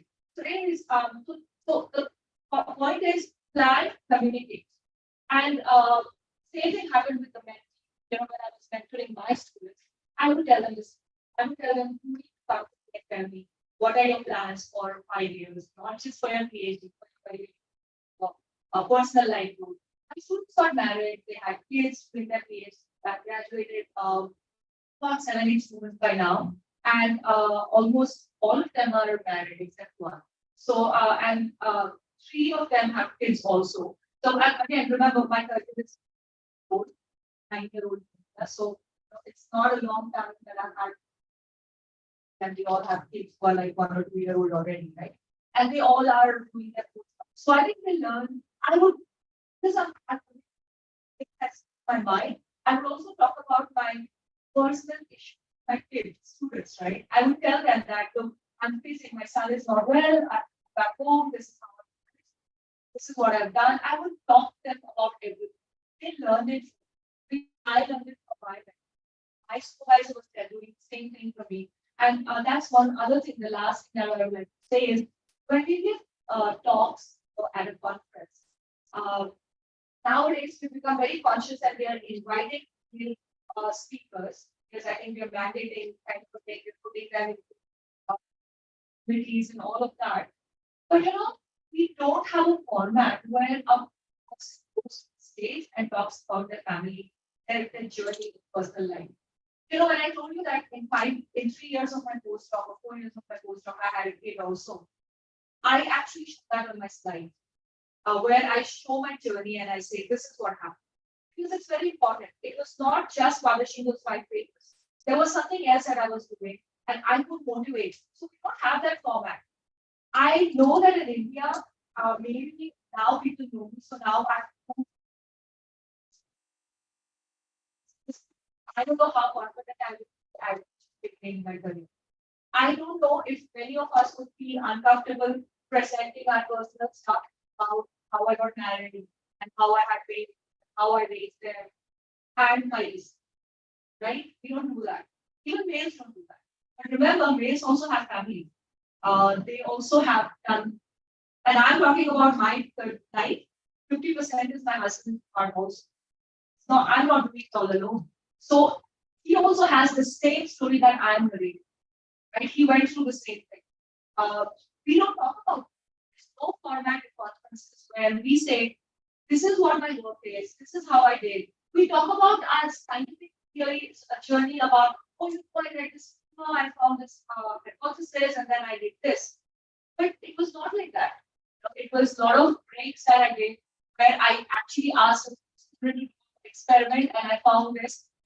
Our narratives are not like that. So I think we need to work a little bit on that also and start talking about, as a woman, I think we should do that. Some of us need to start talking about it, maybe that will change. I won't say the young people have to know it because I know they're not going to be comfortable. I think the onus is on senior because once, so it's, all the senior people who are probably, there on posters and other places, if they start talking about it, that will become a norm. And, and that's when the young people will be very comfortable presenting us. That's what I would like to say. Thank you so much. So communicating what goes behind the scene, that is something that she mentioned about. And she gave complimenting messages. One thing is that there is no perfect time for anything. And the other was plan your work and work your plan. So, I also think that my plans, right? I would plan everything, but then that was happening. I always had plans on the plan. And I think it's all about my Mindset. It was nothing about I was because I knew that if I feel this, I have something to fall back, which you don't have.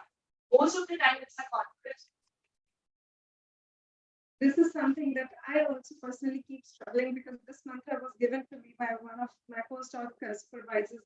Plan your work, work your plan. One day, 1 week, 1 year, you have plans. You should have plans for everything. But then again, you have to manage so many things. So, keep juggling the plans. Yeah, I always get there's an important day for you guys. So, all the time. I was like, how is this possible? I've made all my plans were there, but then I'm ready to go to the flight and I get a call that of people in this and I'm like, okay. So it always happens like that. So there is never, it doesn't work like that. Right? But I think that's like, as I said, it's all about confidence. And I would like to ask you somewhat a little different question. I think relevant for many young people here. So you have stayed abroad for a long time. You got positions there also and in India also. So one dilemma that this young generation always has. What is your take on this? Would life have been better if you were staying there, or it was a good decision to come back to India?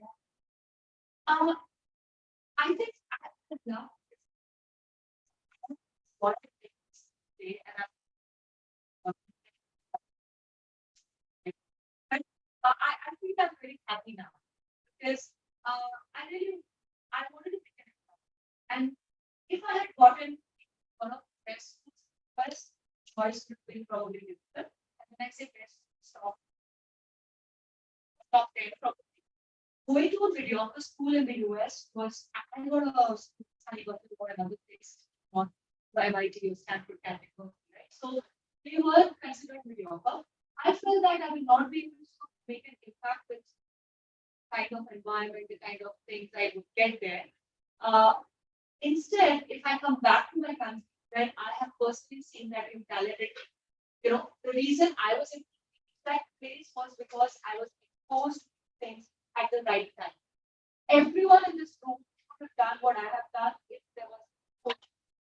And if there was people telling you that there is this opportunity, right? I wanted to come back to my country and give that opportunities and expose people that it's not, going into MIT or Harvard is not a big deal. We all can do that. It's just that we need to know what it takes to get there and how to prepare ourselves for that. We have very talented people, and that's why I wanted to come back. Because I thought that if I go to a mediocre school in India, I would find more talented students than there, and I would be able to make more impact with that. And I'll be able to change lives. I have never regretted And in this discussion. So our next speaker is Dr. Samita Pawar. She obtained her PhD from Osmania University and she is currently serving there as a head and associate professor in the Department of Genetics.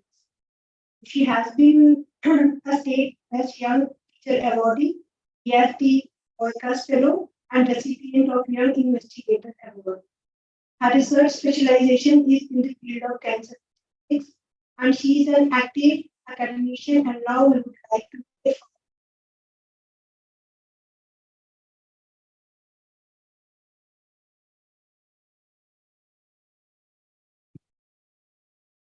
So very good afternoon to everyone. I think so. And also let me thank Dheeraj for having me here. Just walking in. So thank you, Dheeraj, for giving me this platform. And I think I'm going to start my word.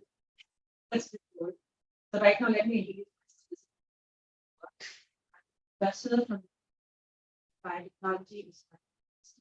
But here, I think I would present myself on resource development, which I have taken very recently. So I'll just tell you a bit later how I bumped into Dheeraj. I think it was wonderful listening to you, and I think a very different kind of a story, like the ones that we have been hearing. Very nice to listen to that, because I would definitely say you had your own struggles, but how you came out of it was the focus of your talk. I think she was just more concentrating on the best thing that she had in life rather than talking about the problems she has. So 80% of best things. So 20 was there, which been positive for your highlight. So one thing, starting here, I bring a very different take here than everyone. So let me get these some points to the INSA also. It's an Academy of Sciences where members are expected to is definitely a very good fit of how it should be done. So most of the centers are covered like IIT, all the funding centers are being covered in it. But I think there is a lacuna there where the state universities are not being properly represented. But the only reason, yes, the performance is not up to the mark. But how can you compare an IIT person with state university? So I think these academies are not only catered to elite, they are already achievers. I think everyone sitting in this room has a very beautiful background. They've worked in different places abroad. I think most of them. I'm not generalizing, maybe people wouldn't have, but I think most of them have that experience. They'll come back with that experience, got the position what they are right now in. But are everyone that fortunate? State university, there's a lot of inbreeding. Be it the political scenario or whatever it is only their own candidates will be taken. My own university, Usmania, most of the faculty members are Usmanians. So that becomes the biggest disadvantage. But what is happening is these universities, leave about the women, these universities in total, even the men, they're not in any. That means highly few of them. Count them on my hands. That means how few are these ones who are being represented. I think this criteria of including members has to be a revised where different criteria has to come up for the state university. So this is one request I like to make on this platform. Can you think in those lines? How are you going to incorporate the state universities? They need to know this. They need to come and sit here and know your achievements. We have to motivate them also. I think that is also a responsibility of the state university as well as the funding agencies. This representation we have been doing to Chandrasekhar sir, who was the secretary, or rather he's still the secretary of ESU. He happens to be from IISc, a road cross from Uspania. So we put it across to him. I think you would have heard of SURE. It was launched last year. A lot of credit also goes to our university because we are behind them. That come up with something. Don't make us compete with IITs and IIS. Don't do that to us because we're competing with them. This new program that was come, definitely we had a role to play because we reached out to them and we voiced our opinions. This is what you have to do. Until unless you talk, they're not going to know what you really require. So this is one thing. Then let's start with this. Do you have any questions? Just one thing, so on the note that you were saying, one thing is that we are not just looking on the criteria of working abroad. I myself have no postdoctoral fellowship, though I have foreign collaborators. I've been invited. I've been there on research visits, but all my postdoctoral research work has been in India. And regarding the state universities, actually try hard to include them. We have a number of institutes, new institutes being added up in every membership call. The thing is, there is certain level that we need to maintain because we are answerable to a science academy. Science excellence is something that we cannot compromise on. Still, if we, in order to include, if some kind of, push we can give to any application, we make a sincere effort towards that. But when the difference is little too high, we are also bound to sort of, go by better candidates. So we have certain level, a certain criteria to follow, and that is where we try to push their applications hard, but still not everything is in our hand. That is one thing. Secondly, we have inclusion not only from IITs and INYAS. If you look at the graph that we have several institutions all across the nation representing INYAS. That is something, maybe I can give you an updated data to be clear about that, right? And we strongly encourage, want our membership all to reach out to all colleges, state universities, and every possible institution. So that is something we would also love to have on board. And not only the institutions, different disciplines also we try to include. For example, science communication was not there earlier, that was included. Agriculture sciences, that was included. So whenever we feel the need and whenever we think we can expand, we try to do our best. But thank you for your input anyway. Yeah, please continue now.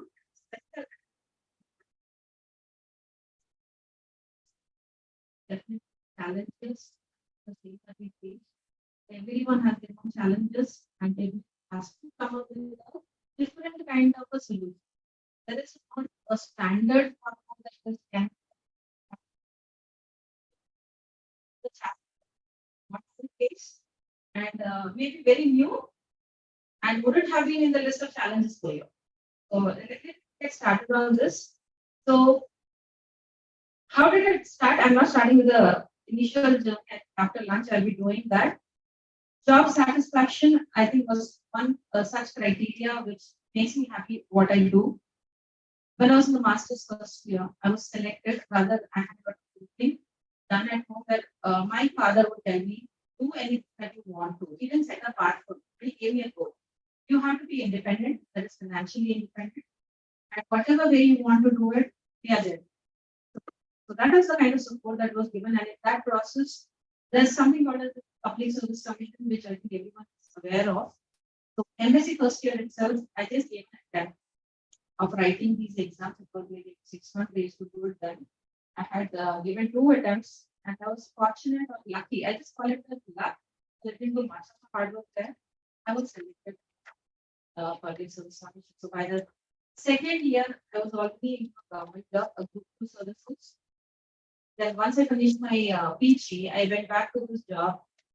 I couldn't do that job for 6 months. Having studied MSc genetics, I was a complete misfit into that. I mean, seeing them do it's a clerical job. They get some file you check. And it's gonna be the same thing what you're going to do for the rest of the life. It was frustrating enough for me, but my father couldn't let me go because he was very clear. You want to get out of this, get something else, then you can leave this. So those, I mean, it was very much required because when you're very young, tend to take. So I think that I give the credit to my father for this. He made me struggle. So the next thing that I did was the only way out of that job was a job was a different thing, but CSR was the real thing. Get this CSR, and then I love it. And I cracked the CSR the very next attempt. I got my JRF fellowship, and then I wanted to leave this and go. I resigned my job only for the JRF. But the people sitting in the offices, they knew they had seen life. But I want to study, do your PhD, come back. We need you in 5 years. But I was like, maybe this some handicap for me because whenever I'm working, maybe I wouldn't work that much hard because I know this have to fall back, and which I really would definitely enjoy. So I had submitted my resignation the day I joined for the GRF in NIN, that was in Hyderabad, and I. So I think that was a very bold decision that I had taken, but they were very supportive. They did not accept my resignation. So even I mean that is a good in them. Yeah, I was like 20. Government job with pension. It's a big deal, and I would have gone till a position of being an acquired, can become an IAS officer. So this route was that. Being so young, I would have reached there, but that was not what I was aiming for. Would have been happy doing it. I had come here, and within less than a year of an NIN, there was a. So that is like looking for opportunities. Once I was doing it, I did not give up, waiting for the net was the only qualification. Right now, also qualification required for assistant professors. Though I don't really say that I am in this profession for teaching, it was research. But this is one profession which allows you to do research as well as. So I was applying everywhere, applied for response, I got selected. Even in the interview panel, they said, this is the statement. You'll be doing more of a teaching than less of a research. So if you're more focused about research, better stay back in, for your and PhD and look for better opportunities. So there I had to take a decision in the interview and say that no, I will continue my research, but I want this job. This is what I had put across to the family, saying that I will focus on my duties, but definitely my research also will be taken care of. So I took a call there, and then I was in the university. Along with that, I started my PhD again because whatever you have worked there, you don't carry that work to the new lab that you go. So I joined the university and I was put in complete teaching on. So there are certain unset rules in the university. That is, once you get into the university, you don't get into the campus.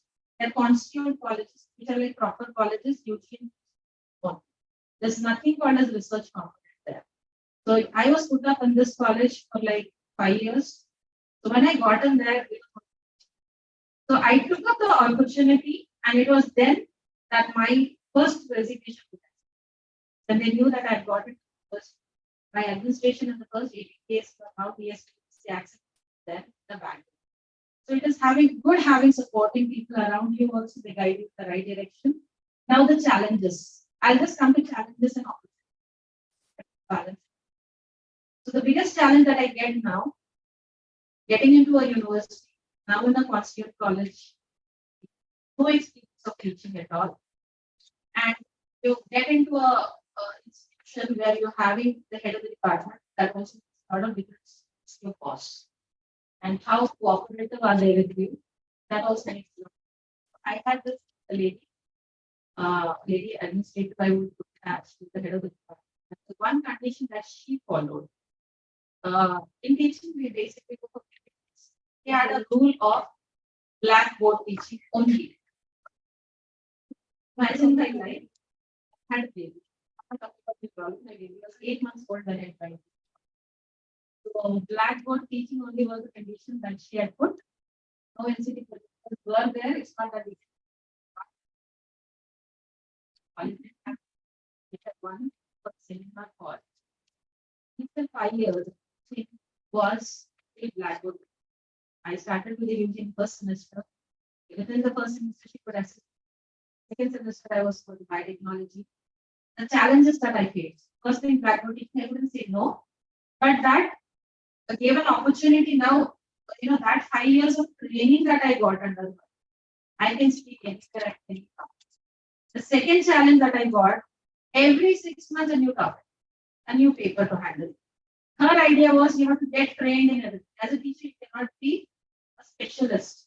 You are supposed to teach any paper anytime. So imagine 16 papers that are in the biotechnology course.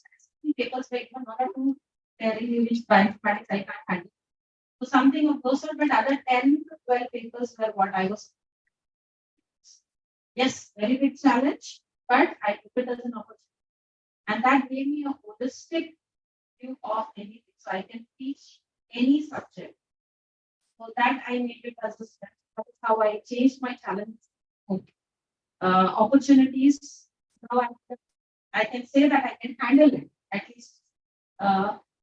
Then that blackboard teaching really built up the confidence. So I'm not.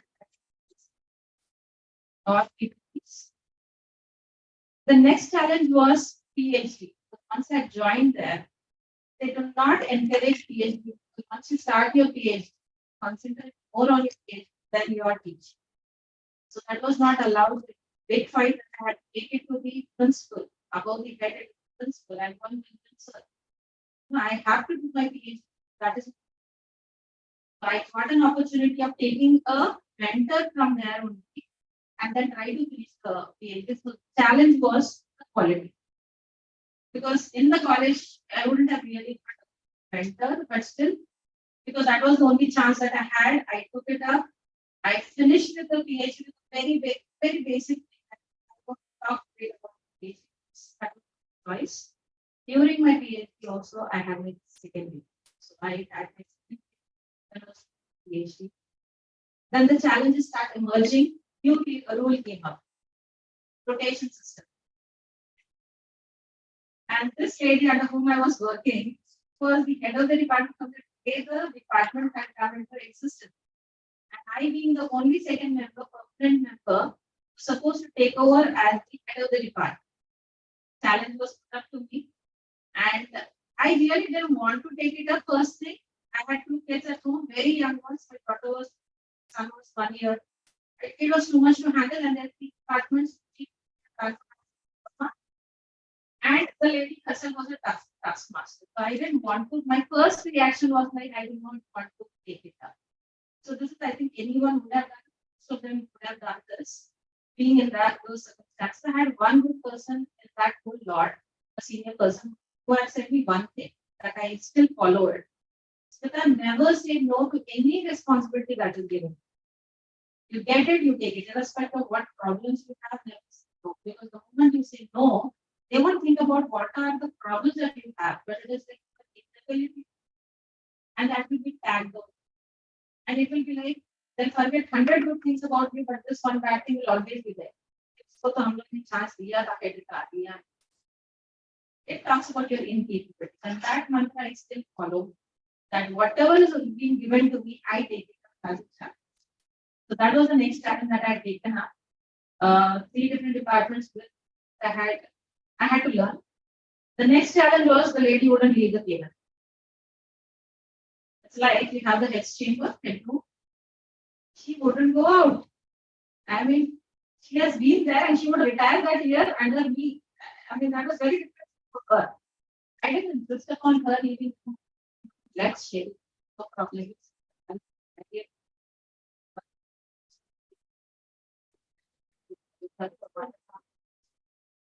1.5 years, he wouldn't tell me anything about administration. Nothing.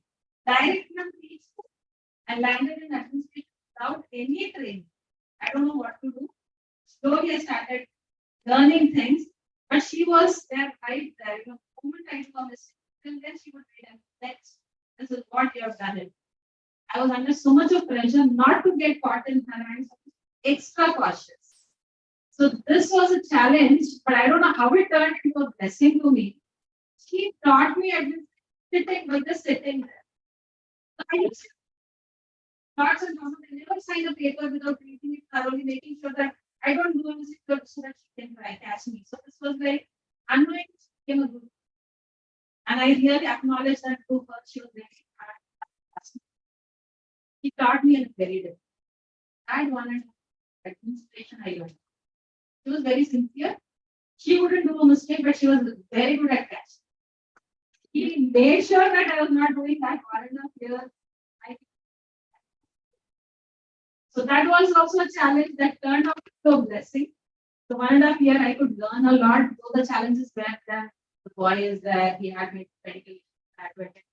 He had a very engaged. All those things were there. But yes, I thoroughly enjoyed 1.5 years because I love doing. Thanks. Journey sharing, and I'm sure you have many more to tell. You also, After lunch, I'll share. but in the interest of time, we need to further.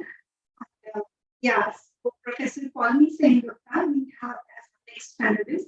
She works as assistant professor at Indushield University, Gujarat, and her research interest is nanobiochemistry.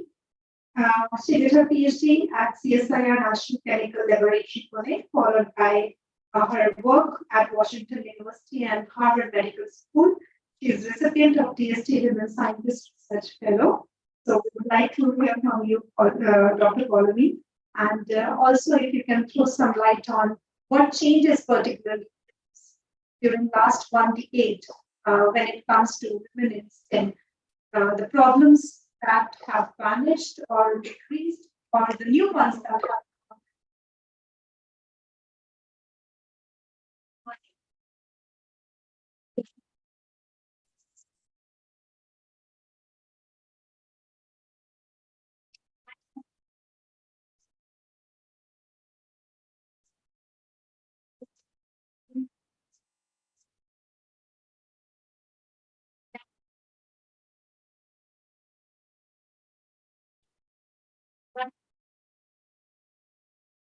From the famous Stanford lecture state that when you look back, you can connect the dots. You cannot connect the dots. Same thing that connect the back, that how my journey was then upside down. All of it has been very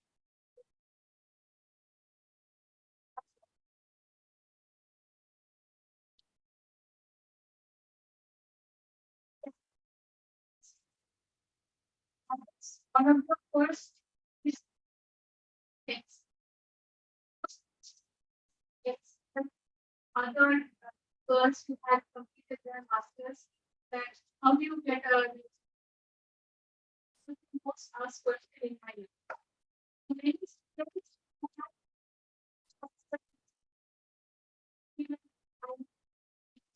one is solution for the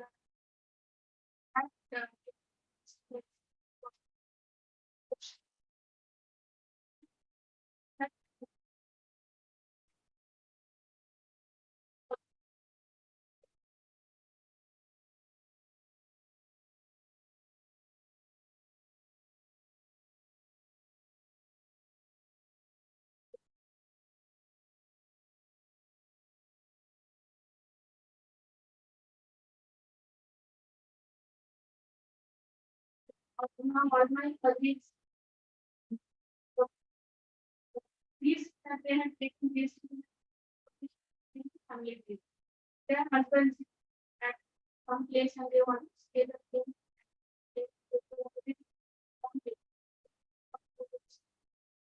So they can they want to stay at the but when you are done with when you are done with your postdoctoral fellowship.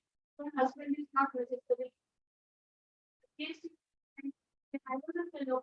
They have come to many information in their group that we can continue with, but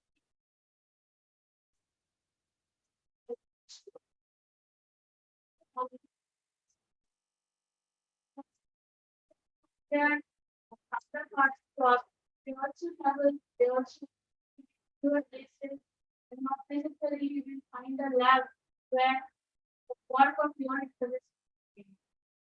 The interest also keeps on changing and some so that one of the job. So then, I look at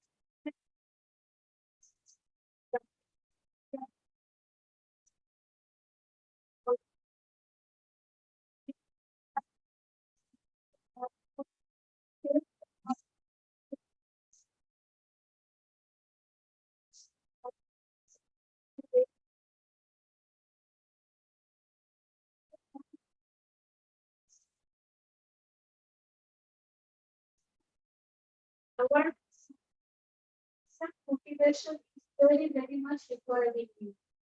And one should know that this is my life, this is my career, this is my research. I want to achieve. It's not my something to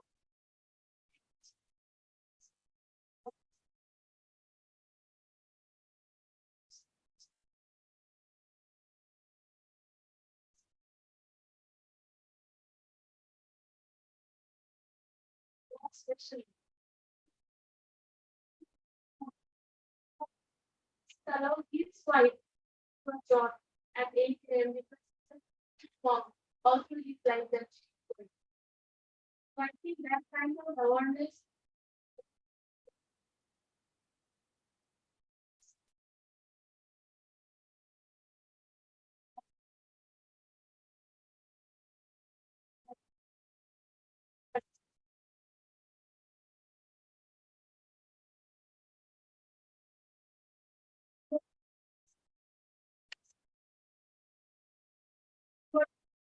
also for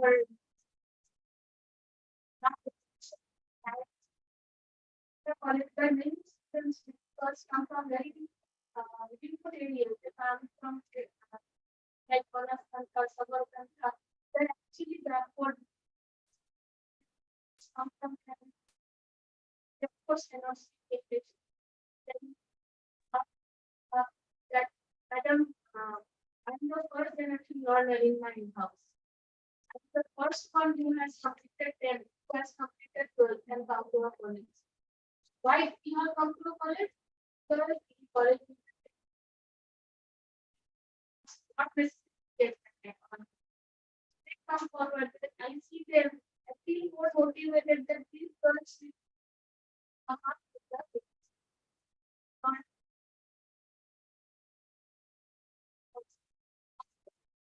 and how can be a role model for neighbors to your family?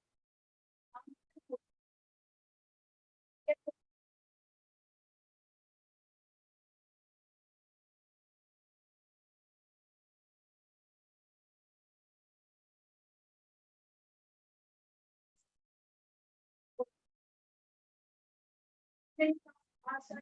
They're very can come here.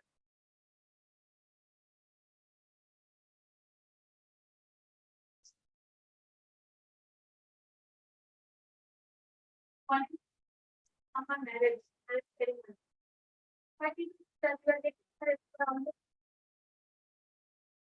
I am mostly talking. Okay, he the foreign languages. He cannot speak the I am talking. Cannot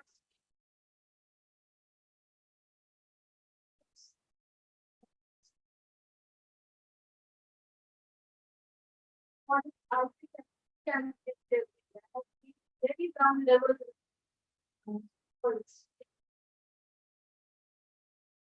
Very much because they go down popular popularity among women in Thank you. Almost closing the session. But before that, the offline speakers have chance to interact during over the tea. We have to say bye to online speakers before leaving. Anita and Dr. Gita, can I have speak? Um, I can see. Can you hear me, Dr. Anita and Dr. Gita? Okay, so just because I have to close the session, we are running out of time. I'll just give you half a minute to answer. I'll throw two questions and you can pick the one that you like. So one thing is your driving force. What keeps you motivated for going further despite all hurdles? And second thing is, if you could go back in time, is there anything that you would like to modify? Yeah, please feel free to answer any of your favorite questions. Even if they are not favorite, you have to answer one. Shall I? Sure, please go ahead. Yeah, so I will answer the first one because, for me, what I always have been doing is that I set a target for myself. And it's not like, I want to publish this paper this year or something, but something that I want to do, which is new, something that is out there for me to move on to. So it could be, organizing an outreach event for children. It could be doing a conference. It could be, writing something. But I keep having short-term and long-term goals, and I try to see, how far my goals are achievable and how far I am from them. And this, setting up a goal that I want to be there, that is one thing that keeps me going. And the other is, as I said, I try to be as positive as possible. So this positivity and the rewards that you get out of it, students' feedback, for a student doing good in life, that I think is a big motivation to me to keep on going forward. Thank you. Dr. Geeta, sorry we can't give you choice. Half a minute to answer if there is anything that you would like to change about your life. Sorry, I couldn't get your question. If there is anything that you given chance, looking back at your life, if there's anything that you would like to modify, anything that you regret upon or you think do it a better way, but in half a minute. Okay. Yeah. So as I said, my path has been different, and I really don't know what I could have done differently because, perhaps the only thing I feel is at times I left the research and took up the, kind of science administration, because originally I started out as a scientist, and that's still my first love, if you can call. So that is perhaps one of the things which I do think at times, but then the reason is you can impact much more rather than just publishing a paper. So I think I kind of try to justify this, but that's one thing which I'll always miss, doing the research and the intellectual part of it. True that, once a researcher, always a researcher. Thank you so much, both of you, for joining us. Hope to have you over tea next time. Thank you. Please. Sure. That is in continuation to what we had said about having standards for the members. I do completely agree. Without compromising on the standards, can be there a possibility that all the members of INSA can become mentors for this and get them ready for the next step? So can this mentorship be done by one member? You pick up one faculty member from the state university and you mentor them. I'm not talking to students. The teachers there, the faculty there who are already in service, keep this next. So if that can be done, that will definitely boost up and they will get ready for the members. That's a very good suggestion. We can do that with Dr. Batra. I think that is for the state universities, please do something about the faculties, especially women. Yes, that's I think a very nice idea. And same lines, The similar idea we inculcated while having our RU setup. It teaches along with the students. But what you have said for the state universities also we would like to. So very helpful.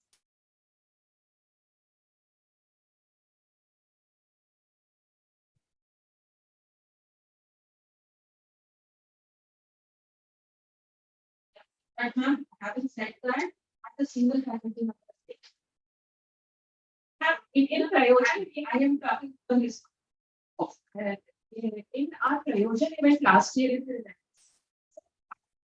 State University, Meerut University, who had been, who had taken up this program, have been able to research as well as take it up back to the university and develop his own lab. So, are these programs, and we hope it is awareness to our Prayojan event as well. I think rural area government program I think for teachers in the mains. Okay, I won't hold you further for tea and the conversations can go on. Thank you so much, Dr. Anilita, Dr. Sita, all the panelists here, Dr. Palmi, Dr. Sita, and you. We are happy to have you. We had a wonderful session. Thanks so much.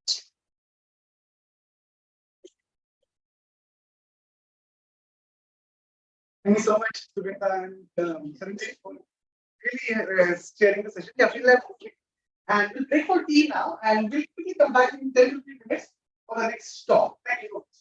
Yeah. Happened.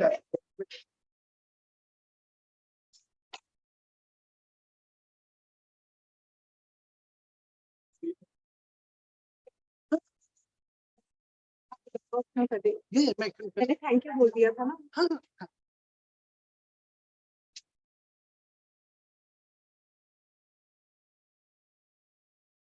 Just give me a sec. Photo डालूं.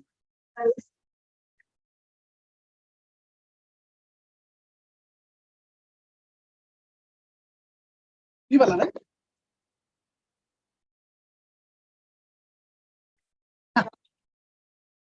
Online में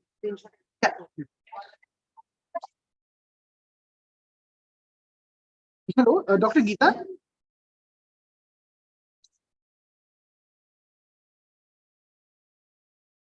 चालू है क्या? Off कर दिया.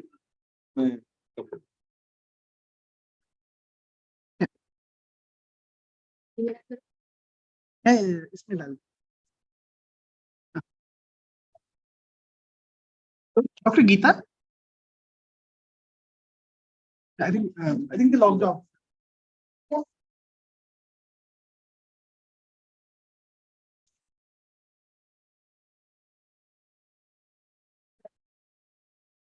Yeah, please go ahead. I think we have good, we are experts in there.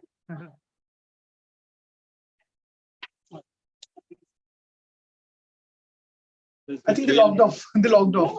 This coming. Yeah, Geeta Vani is not.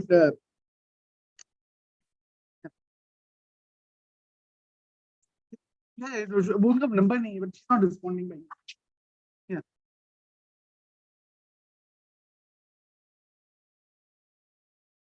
Oh, देखो, Nindita.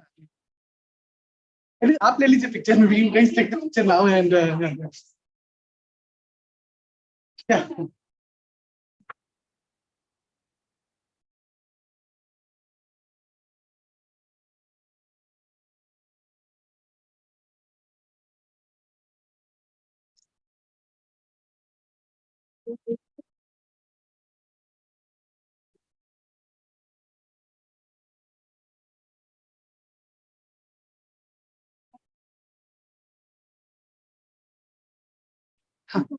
Wait, we good.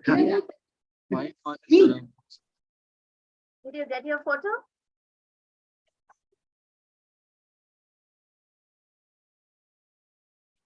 Pin करना है. Yeah, she's here. Mute all others. Yeah, I mean, That's what we do for a group pic.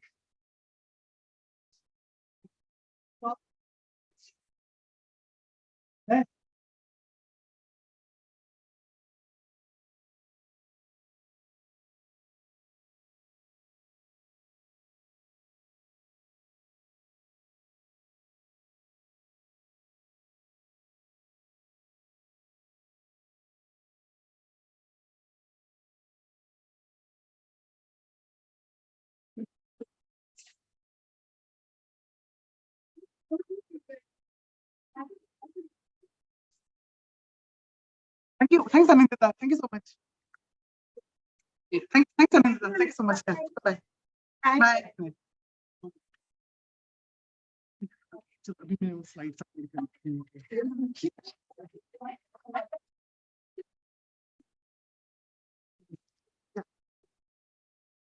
Slides upload कर देता हूँ. Sir.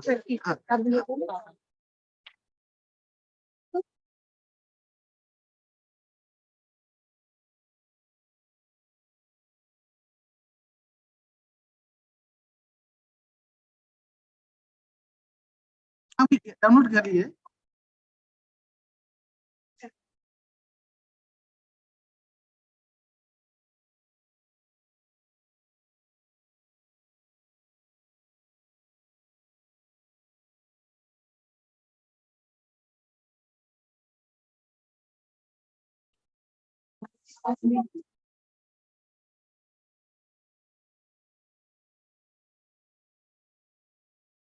उसपे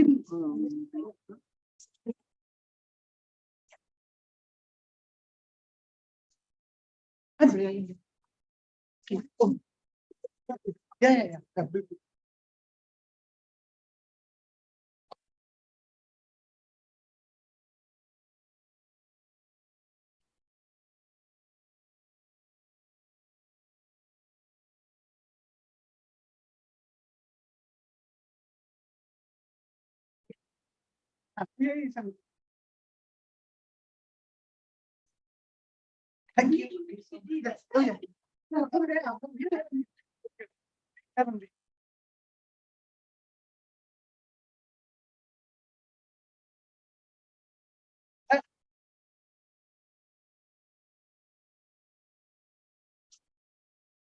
Thank you.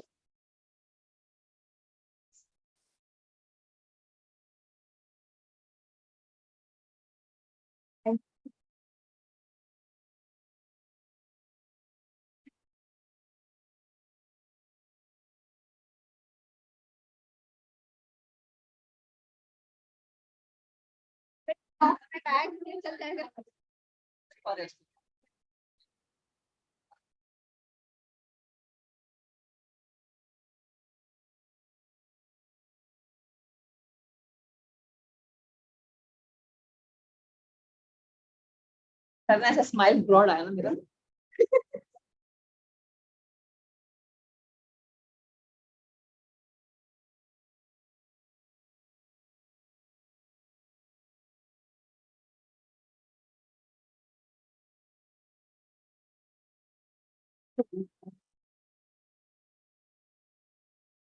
हाँ कोशिश वही मैंने कहा कोशिश कर लो भाई.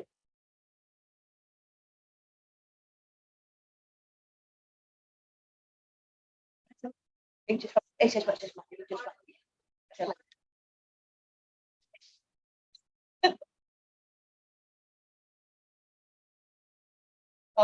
चलो अब सब निकालेगा.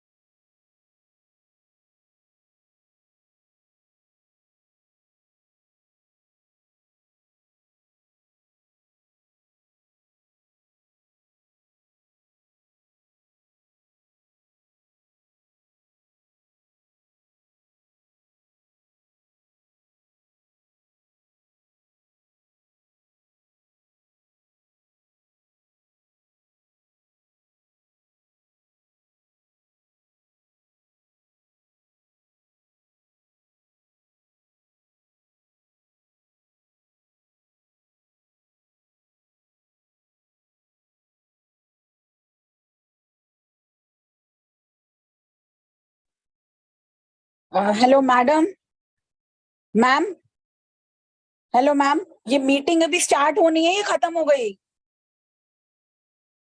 हेलो मैम मैम, मैं जूम जूम लिंक में ज्वाइन हो रखी हूँ। टी ब्रेक चल रहा है. We'll be back in 5-10 minutes.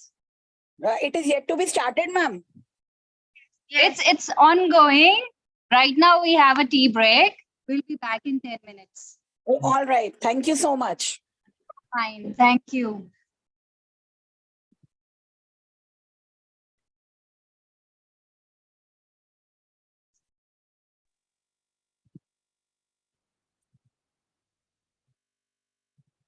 Doctor S के वार्ष्णेय का टॉक हो गया?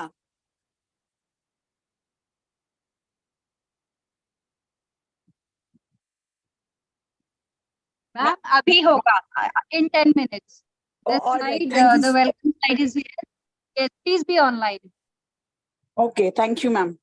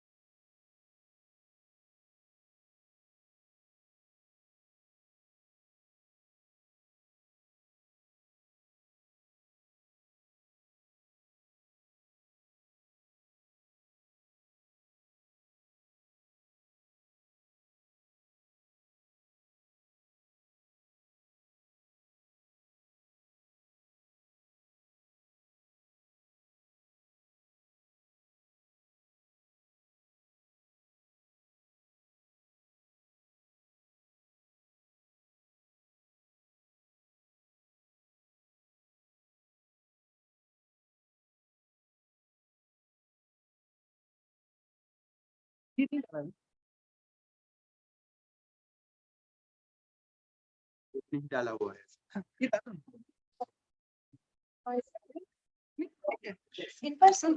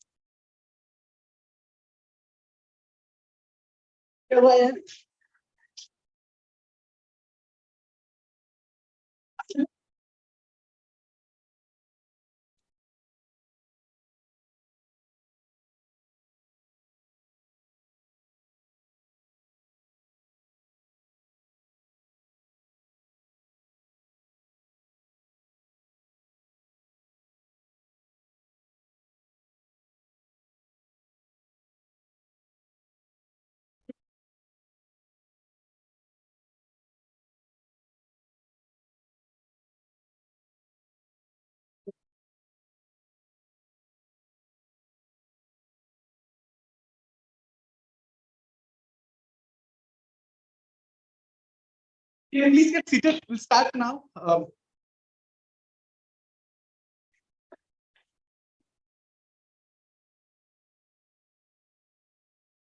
Yeah, please.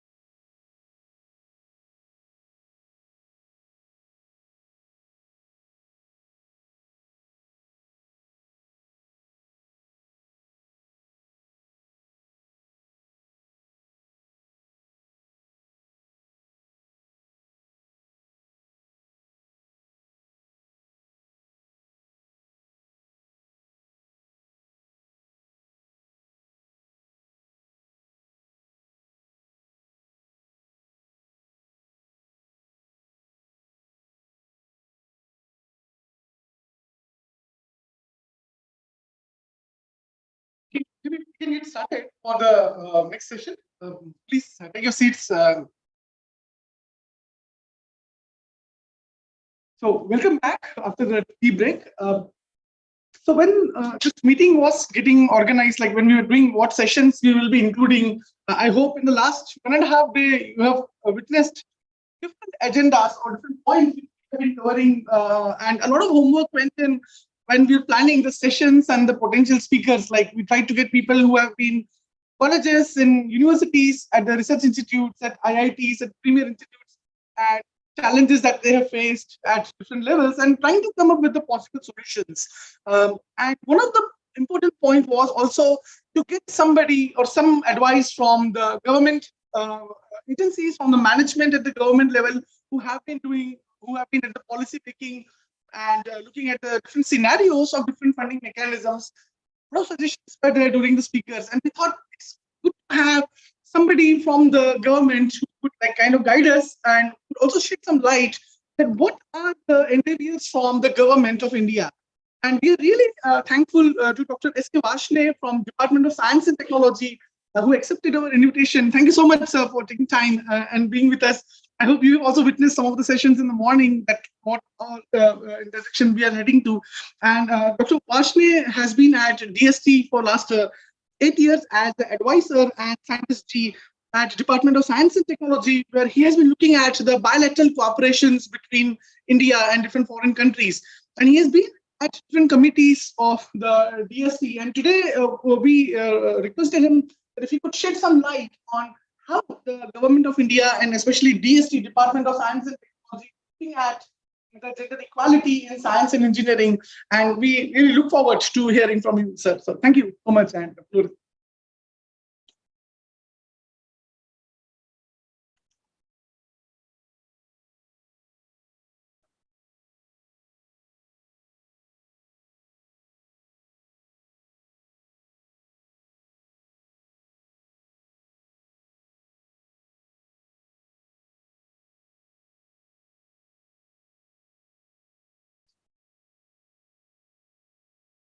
Thank you, Dr. Dheeraj, for a brief introduction. And I would like to thank INYAS and IIT Gandhinagar to have invited me. I don't know how I was selected. No room. It takes two hands to clap, and you cannot clap with one hand. It's a very, very basic principle. And if you want to see how a society grow, it is very important that all the stakeholders in that society are good. You cannot expect somebody to dominate and somebody to be subservient. Okay. But in the society where we are growing up, it starts. And one of the young friends said, it all starts in our mind. And do you know when does it start? Even before you have come. Right over there are different kind of expectations from a future mother. And people are expecting if it would be a boy or if it would be a girl. And they start planning. Okay. And this planning makes sure that boys are boys and girls are girls. Okay. There are different set of colors for boys, different set of colors for the girls, different games for the girls, different games for the boys. Okay. Curfew rules, different for boy, different for girls. And we all have grown up in that reality. We should not be ashamed of. Okay. This is what we have grown up. And my young friend has already said that we have been poisoned to that extent that we have started believing that fair sex is not fair. Okay. And we need some good control. So we need a good amount of correction. Okay. And correction, what extent? Because it has deep penetrated. Someone who we count as most successful, like the Bollywood industry. We know how the actor is being treated and how actress is being treated. They're not similar. Neither they are screen sharing. It's also not. Their payment? No. No way. It is happening in most of the unorganized sectors. And it's not that it is happening only in India. Anyway. So Bollywood could be replaced by Hollywood. You see these sports, any sport, you see how male players are treated, how female players are treated, and that all makes our thinking, our belief that two are different. Nature has not made it. Okay, for nature, all species are equal. You see any species of the nature, there are male counterparts, there are female. Man has been greedy. We wanted to win over the planet. Any species which we do not want, we would like to remove. For example, insects. We are not removing them from away from us, we are killing them. Okay, because that is something we can do. We have won over each and every species on this earth. And now, within our own species, we are trying how it needs to be done. And this is where a correction is required. But I must tell you, correction starts from oneself. Government could only create guidelines. Government could only create mechanisms. But until it comes from individuals, and each individual is responsible for that, you and I. Okay, if I am dealing with someone, I need to give equal respect. And then only I could expect equal respect from the other fellow. Unless we start correcting ourselves, it would be very difficult if someone else will do it. No one else will. Okay. So what I'm going to present to you in this scenario, something government has started. Many of you may be knowing about the various schemes of the government, which I'm going to share. But I have made an effort to compile all of them together. Not all, but most of them. I may still be missing some. Maybe you can guide me, correct, take it further. And I would start rather early because it is told in our childhood for different. I showed you the picture also, right? When you are young kids, you are differentiated. So I'll say how government have started. Oh, sorry. I think all of you might have seen this poster. That it's a changing world. And now boys and girls should be treated equally.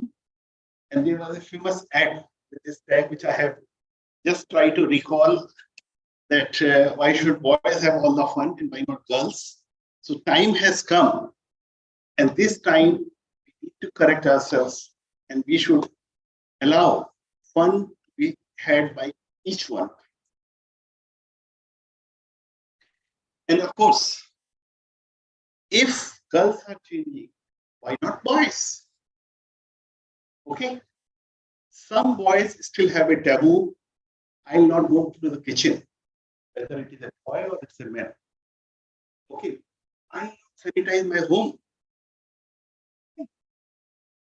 It's equal. But if girls could go and do the jobs, driving the bus, running the train, flying the aeroplane, being a fighter pilot, why boys should not change? It's a time all of us should start thinking it's an equal world. And if we start making it an equal world, we could make it a real equal world. So in that background, I'll start with the effort made by the government of India. First of all of us know India lives in villages. And villages have a very, very peculiar psychology, especially for girls. One, girls could study up to the class for which school is in their village. They will not to the next. Okay, this is a psyche. Second, most of the parents, especially in rural India, feel girls can't handle themselves during menstruation. Okay, they need to be supported. So government thought early childhood care is a challenge. And that was first thing government tried to address and started encouraging how our girls could participate in schools even outside their village. Of course, for urban girls, that's not a challenge because in most of the cities, you have got at least 12th standard school, if not degree college. Now, of course, I doubt even degree college will not be there, but girls living in the villages, girls living in the towns, that's a challenge. So parents needs to be convinced that there would be adequate care of their girls. And only when parents get that kind of confidence, they are willing to send their girls to schools. So this is what this program called Saksham Anganwadi did, and it ensured how early childhood care could be taken care of. And then government also had a parallel program, Right to Education. And this also motivated girls to go to school at a distance. Of course, this is a program open to everyone. And the idea was that we should improve participation of our young generation into the educations. What is happening, if you see the economic profile of India, there are more than 50% family who are hand to mouth and who feel any children they have got in the family should be an earning member, even if this fellow is doing petty jobs.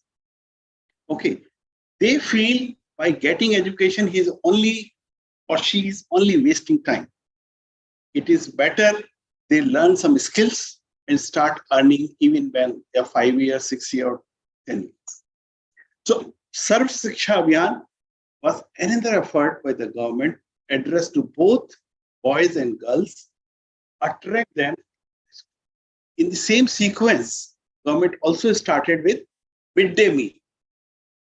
And the idea was that when midday meal would be there, at least for the meal, at least for the food, parents will send children to the schools, and then the school could utilize their time in giving them education. And then a very successful campaign was launched, Beti Bachao, Beti Padhao. And this was made, I'm sorry, some part of the picture is not there, but sister, sorry.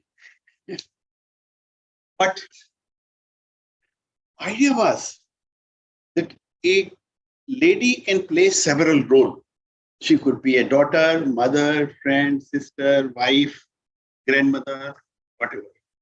And simultaneously, she could be a successful career woman. A number of options, I think you can see on over here, number of options are open, and government made it a point that this should be pursued with full vigor. And that is how we could launch it. Then organization like CSIR came with program like Jigyasa, curiosity, which is the basic mantra of doing science.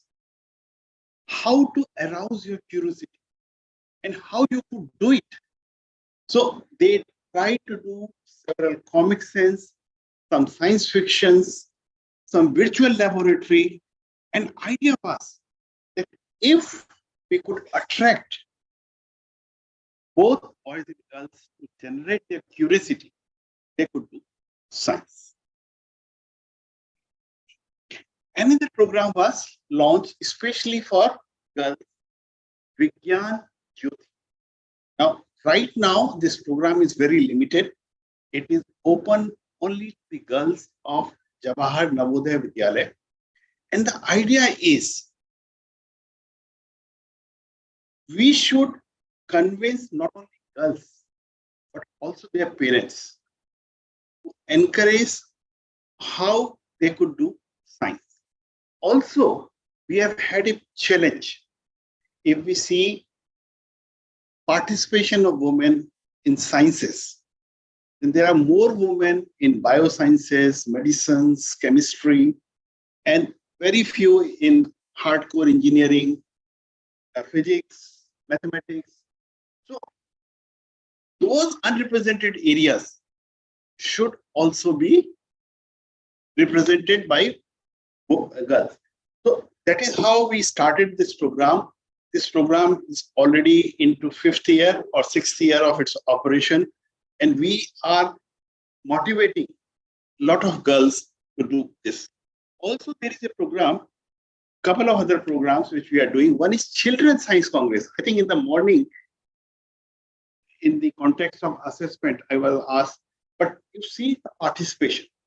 When we are selecting our participant, any program which is open to everyone, we are trying to take care that there is a good representation of both sexes. And Children's Science Congress is another program where students are encouraged to develop functional projects. They could see how an idea gets converted into a model, and a model gets converted into function. And every year, this Science Congress is being organized. The only reward we give them, and it was discussed a little ago, how INYAS fellow could be connected with INSA fellows. Same kind of thing we are doing here, that those successful children who participate in Children's Science Congress are taken to Indian Science Congress. And there is an exclusive session with the leaders in a given subject with these children. And then, of course, I hope each one of you might have heard this very popular program called Inspire, which we are starting from class 6. And again, we are organizing several boot camps. Idea is all to encourage participation of youngsters, how to infuse element of curiosity in them, which can drive them a little longer. Now, so many efforts have been made at the school level. Has it made a difference? Just see the literacy rate. The red bar shows females. And if you see the progress India has made in a period of 37 years, female literacy has grown from 26% to 66%. I think this is something you could be very proud of, that how female literacy has increased. And these are the school level programs which has made this difference. Sorry. And another indicator is class 12th result of any board. I have taken CBSE board, but it could be any board. Okay. And you see here that pass percentage of girl student is much higher, which is yet another indicator of the previous slide, how our literacy rate of female is increasing. Okay. And then I was trying to look at the data of IIT Gandhinagar, which I couldn't find. But then some other IITs, I could get the data.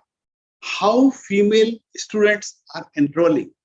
Remember, engineering was a subject not opted by girls. And then there was a deliberate design that girls should participate. And even this is a data for the undergraduate level, not to be confused with the other levels, undergraduate level. But now, even now, we are seeing that number of girls, although they have, if you compare it over a period of 4 years, 2017, 2021, it's nearly doubled. But it is nowhere near equality. And we need a huge push in this direction. Of course, IIT have considered some correction for the admission through JEE for females. And I hope in future, when you see the revised table, it would be a little more better. And then there are girls who are admitted to different courses, and government is offering them scholarships, especially if their parents can't afford to study. Now, we have, this is a program done by All India Council of Technical Education. They support 4,000 girls. But this number is peanut for a country of our size. Okay, I was telling my daughter once when she was writing a competitive examination after her 12th, I told her, although it's not correct, but let us assume that 1% the age group lives in each part. For example, 0 to 1 year, there is one child, 1%, 1 to 2 year, there is 1%. So each year represent 1%. And by that ratio, 1% of our children are writing class 12th examination. And compare, we have 1.4 billion people. So you can calculate how much is 1% and where does 4,000 stands. Okay. So there are schemes because there are financial considerations. So number becomes limited. Now government has tried that how it should be offered. So they have added a criteria that only for those who can't afford to pay.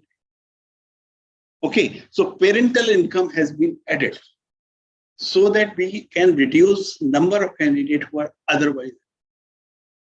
So this is a new design which we have started. And then also, as you all know, we are number one in terms of population. Government has been encouraging for long to have a small family size. And what if there is a girl at the first child? Should the family be expanded or not? So this was one incentive offered to the parents who opted that there could be only one child. Of course, this poster says postgraduate studies, but it starts right from the school.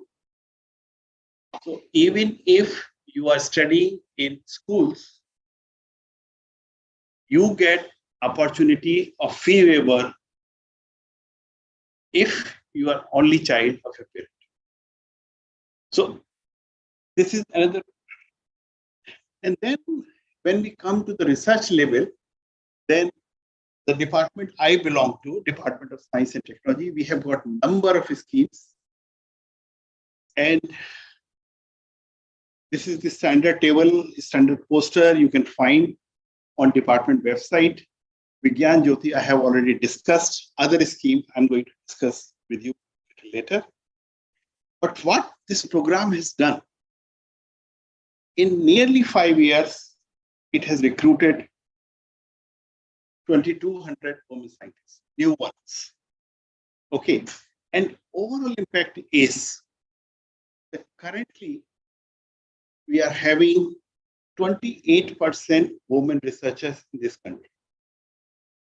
And in last 5 years, number of women researchers have doubled because of these schemes. So now, just giving you a basic idea, women scientist A, that is WOSA, how it is popularly known, we have opened to anybody who is coming to work in science. I'm sorry, I have not written here, but this is for those ladies, somebody in the panel mentioned, who have a break in career. Okay, so for family region, if you have gone out of science, and as we know, science is such a dynamic subject. If you have missed it for 3 years, then you are outdated. And if you are submitting proposal for any competitive grant, you are out because your knowledge is 3-year-old. And in between, lot of progress has been made. So this scheme we had launched for those, I have written, desirous of returning to the mainstream. So career break is the precondition here. And then we would like to bring them separate programs so that there is no competition, no direct competition with the regulars. And on the same line, we came with Scientist B scheme. Here, we are trying to address issues which are of direct societal relevance. So the first scheme, WOSA, is for doing any kind of science. But here, if you have picked up a societal challenge, and we have identified societal challenge could be in area of agriculture, health, food and nutrition, engineering, technology development. So these are primary thing. There could be some more. There is no denying, but these are the most of the areas where we have tried to find. And then, like Department of Science and Technology, Department of Biotechnology has come with a scheme called BioCare. And BioCare takes care of women researchers in biotechnology. And they have also identified their themes in terms of animal and marine biotechnologies, bioengineering or biomaterials, medical biotechnology, environmental biotechnology, bioenergy, plant and agriculture biotechnology. These are their themes. CSIR also has similar scheme called Aspire. And again, opportunity is given to those. Now, whether it is Women Scientists Scheme, WOSAP, BioCare, or Aspire, these are given to those ladies who are not in regular employment. Okay. And preference is given to those who are on the fence. And how they could be encouraged to come back to this system. That is the core idea.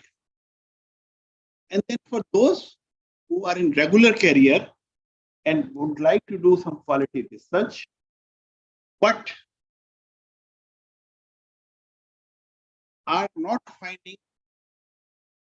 grants on competitive research basis.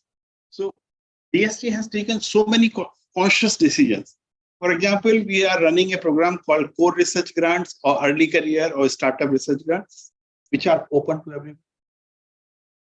Then we have realized that there are institutional differences, like the lady who was saying that she is working in a college and the IIT, they should not be compared.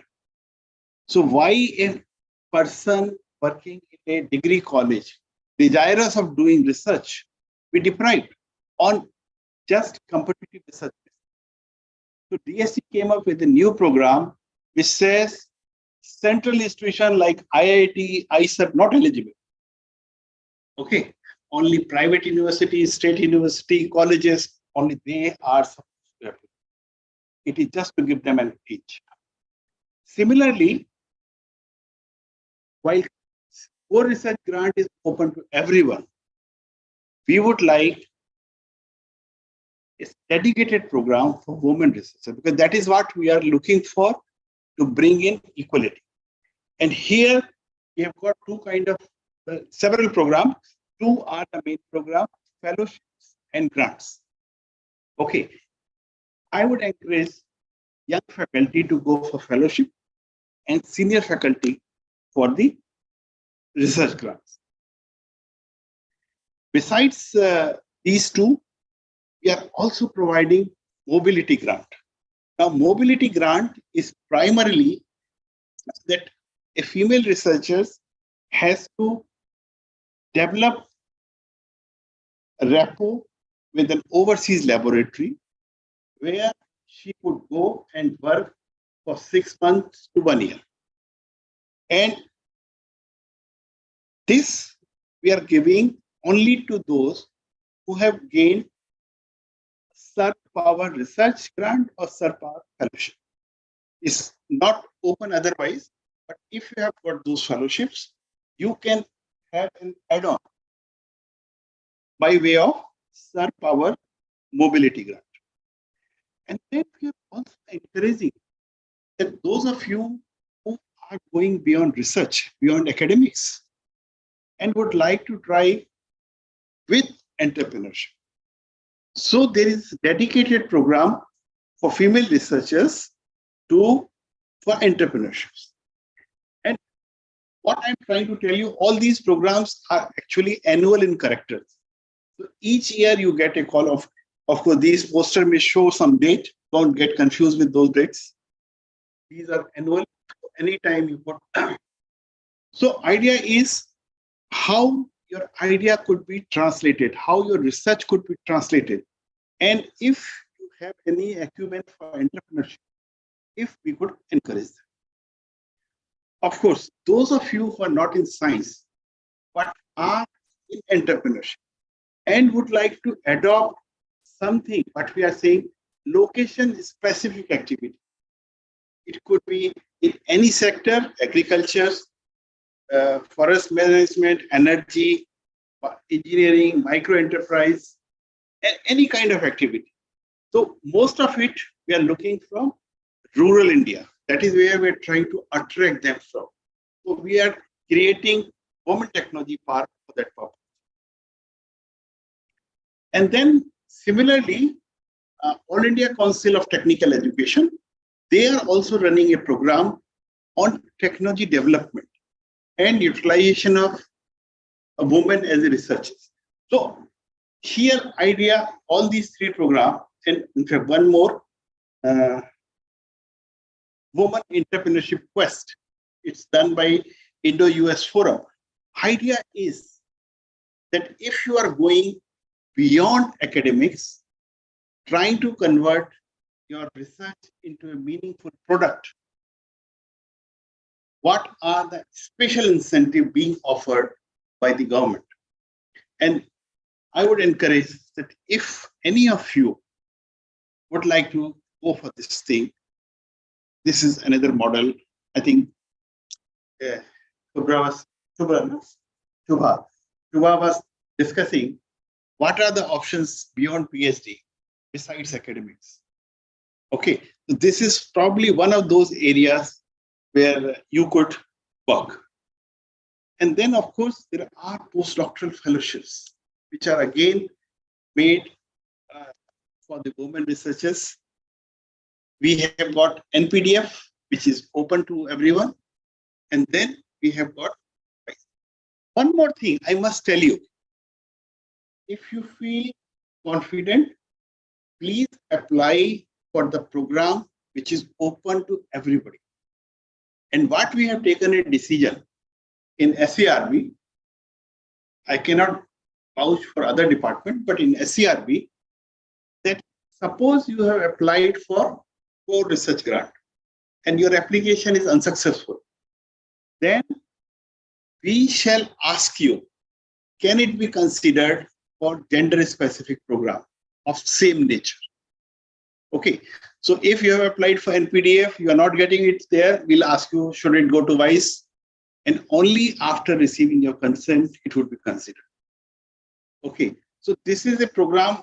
So my suggestion to you would be that be more competitive. And also, if you would wish, this program should be utilized by them who cannot make it to the national competition, then you are creating space for others. Okay, so you are helping your own fraternity that way. Besides DST, there are postdoctoral fellowship from UGC also.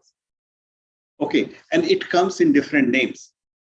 So Radhakrishnan Fellowship, the number of fellowship being offered by UGC, which you must explore.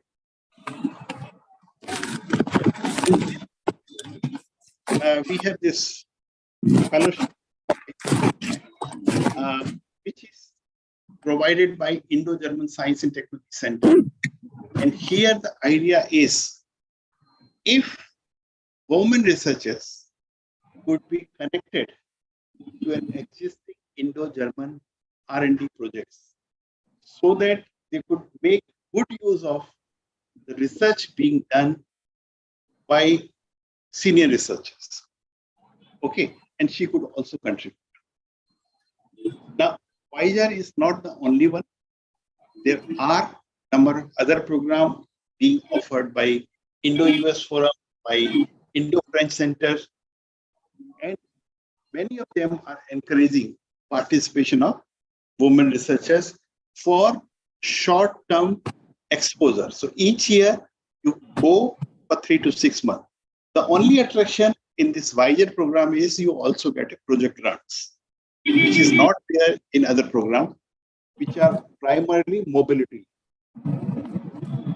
And then for successful ladies who get elected to any of the national academies, we have got Women Excellence Award.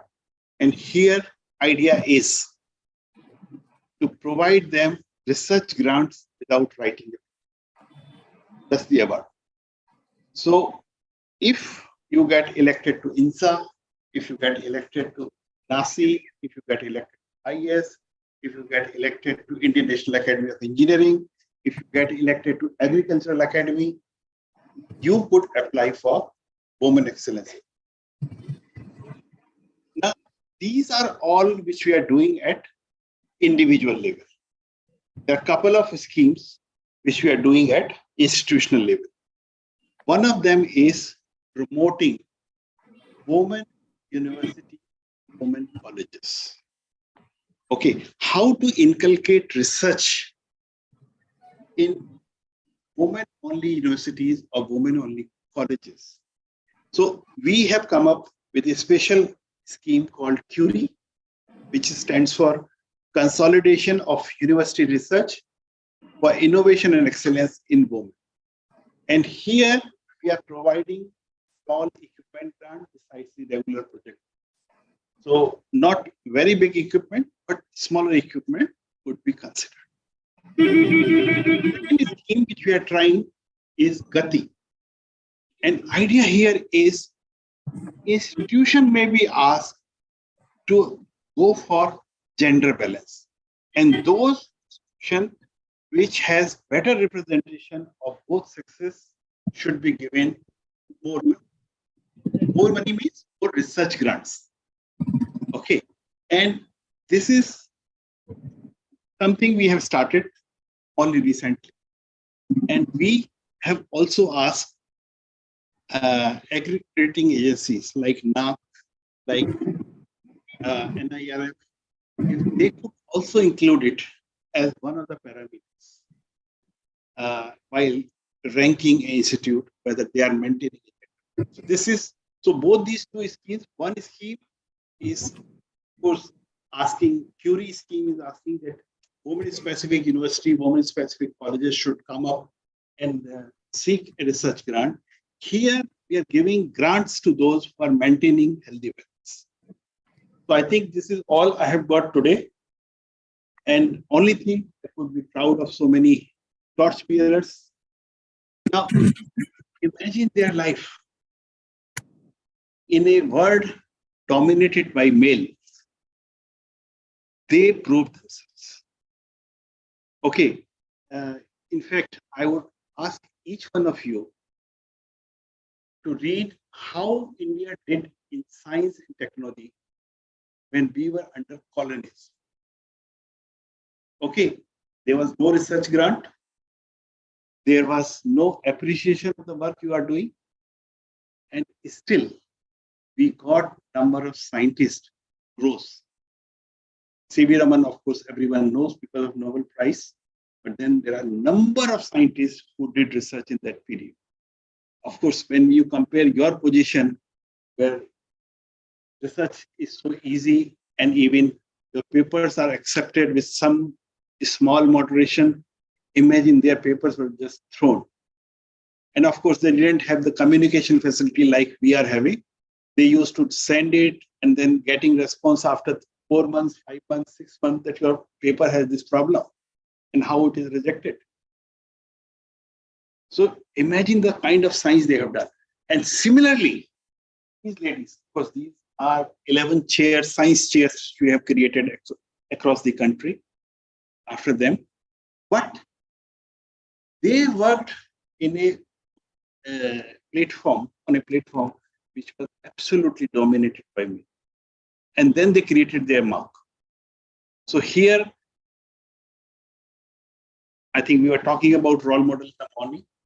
So there could be several role models, several. And these could be just one of them. And then in the morning, actually, there were some questions which were asked. I would like to cover those questions. I'm sorry, madam, that time I didn't took your question very seriously. In full perspective, participation of women in assessments is mandatory. Okay, so each committee of Department of Science and Technology have women, irrespective of the fact whether there are applications from women candidates or not. But again, I must say that participation is still not up to the level which we are.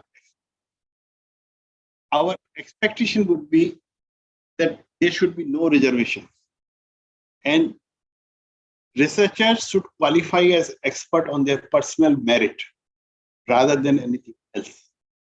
Okay, but as a department, we have to do several corrections, and those corrections include gender. And if you would like to know what are the other corrections, we need to take care of geographies. We need to take care of parentage of institutions from where those experts comes.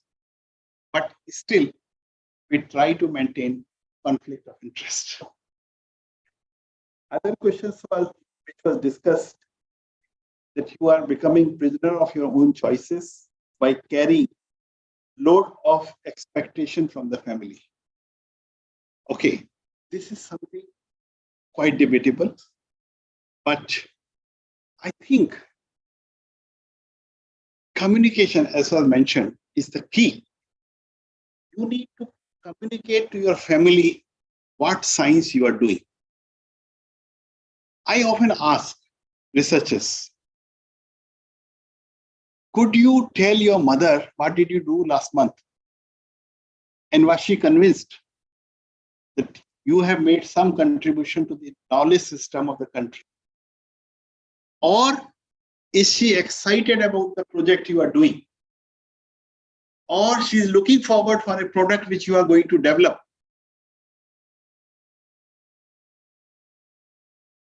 Talk to your sibling.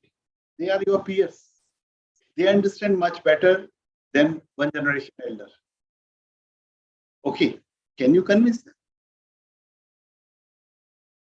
Most often, problem comes, we are not talking about our works, even to the researchers working in next level.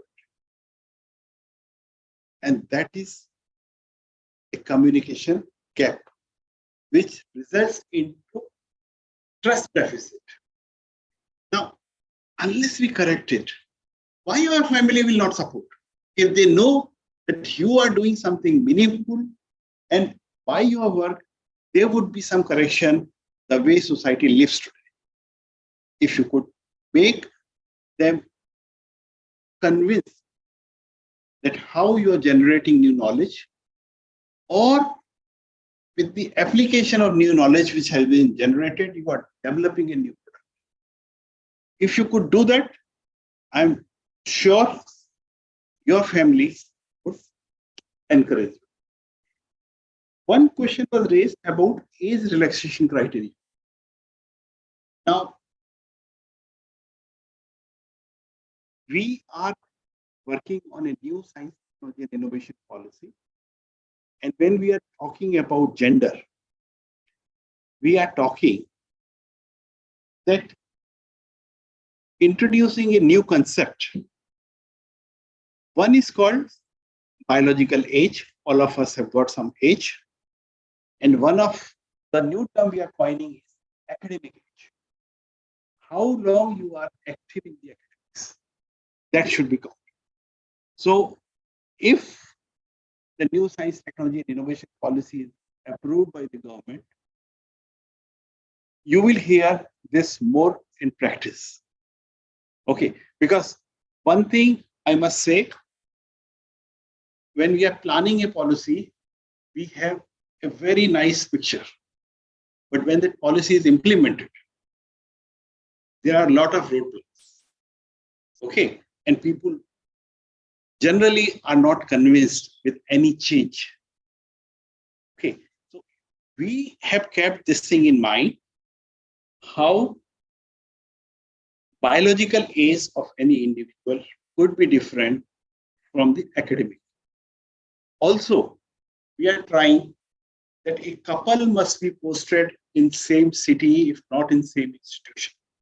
So if both of them are eligible, because marriage is one such case where people are going to are moving out of things. Okay, so because they don't get new options so easily. So what if If you are working here, you get married, you carry your post another city where you are going. Only thing is you need to get attached to an institution. Okay. And if you can do that, there would be no problem. I think this is what the question I took for myself from the morning session. But if you have got any questions, I'm open to that.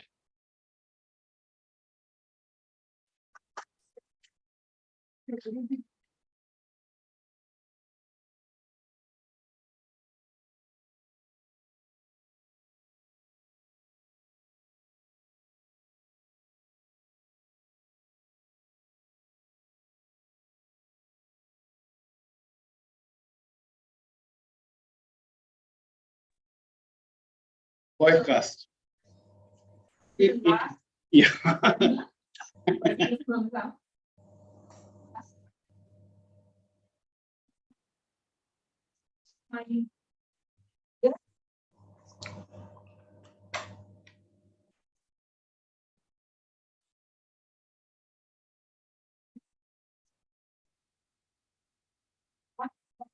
Small observation. First of all, the division of that is on your small research. What I was is by the time when the second one got really, it was not my time. So maybe the lines of the words were doing what was important.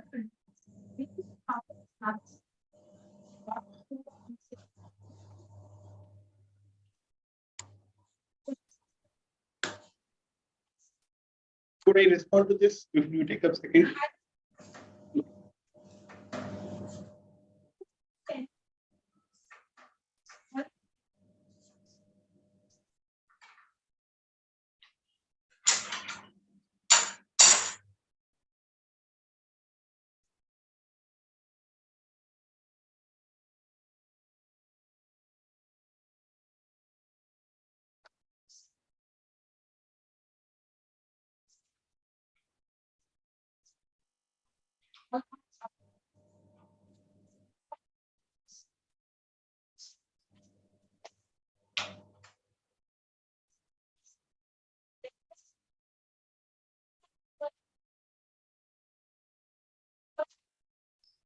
Shorter term. We do not want to complete the first timers, but again, there's a class you're given an opportunity. But there is a age. Cut out for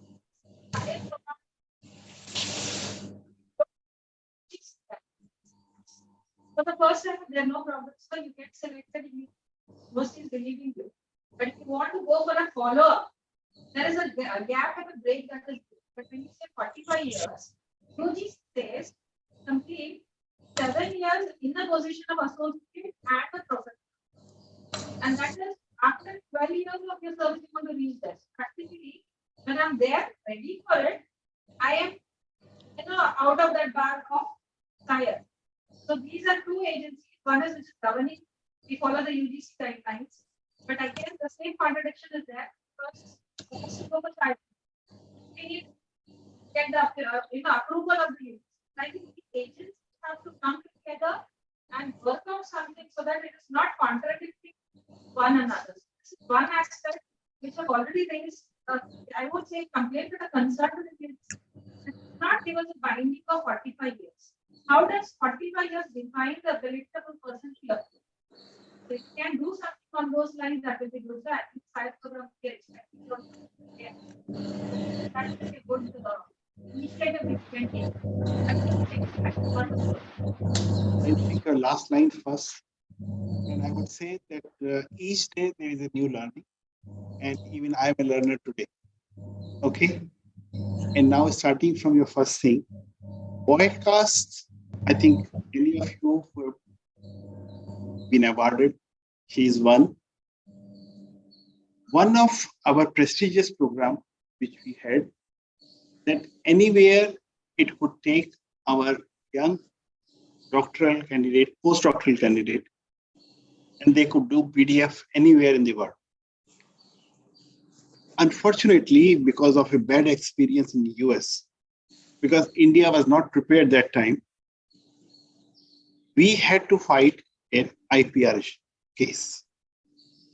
what happened that one of the Boy Scouts fellow who worked in US laboratory was returning with his sample and was jailed because the mentor said that those samples were the property of the institute he was working in. Okay. And that was a very bad episode, and we need to cut down the program. Of course, now when we are launching these programs called Wiser or Indo-French or Serb Mobility or any of them, we are taking due care that IP rights of our researchers are protected. And they should be allowed for carrying on the work which they have initiated. Well, I'm sure, ma'am, when you got awarded this fellowship, you knew it was for 1 year. Okay. And as I said a little ago, I said it for the men, but it is true for the human being. We all are greedy. We are not satisfied. Why only 1 year? You see, we need to plan. I think in the morning also it was discussed a lot. Planning is important. If you are going out for a year, you know that I'm going out for a year. Don't look for extension. If you get it, fantastic. It's not that we are not giving extension. Blindly, there is no stoppage. If you have started something in mid-course, you got something more exciting to work upon, and you want to add scope of your work, you're welcome. But then you should see the other side. Each fellowship costs us. Any extension puts extra burden, and you are reducing that opportunity to be given to a new candidate. Okay, because these financial resources are limited. So whether we give extension or whether we give the fellowship to someone new is a choice of the department. Okay, but if we are convinced that you have got something exciting, more exciting than you originally thought, something you have found midway, or something which could help us solving a given challenge, we are willing to consider extension. Now, coming to your second questions, of course, each agency behaves in their own way. And SERV has proposed some timelines may not perfectly match with the UGC. When we were conceiving this plan, we thought for mid-career researchers, there is no opportunity to go out on a short sabbatical and learn something and come back. Of course, we have got number of bilateral programs, number of multilateral programs, number of regional programs, which provides opportunity to our researchers to collaborate. And I would encourage you that please do participate in any of those programs. So you could tie up with a partner, look for collaborative calls whenever it comes, and apply. And then get a 3-year, 4-year window where not only you, but also your students could go and work. So that is a long way sustaining the partnership. Okay. If you are just going there, getting extended, it may not do much, except some personal benefit to you, like skill development or exposure to that environment, carrying the best practices to your laboratory. But you need to grow this. I hope I have answered you. Please.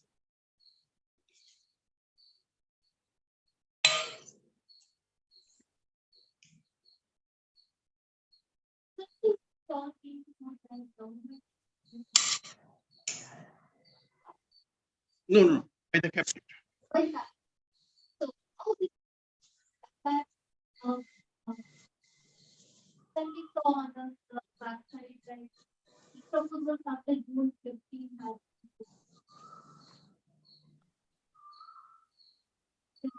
what we have heard is that still coming down, going from some 70%.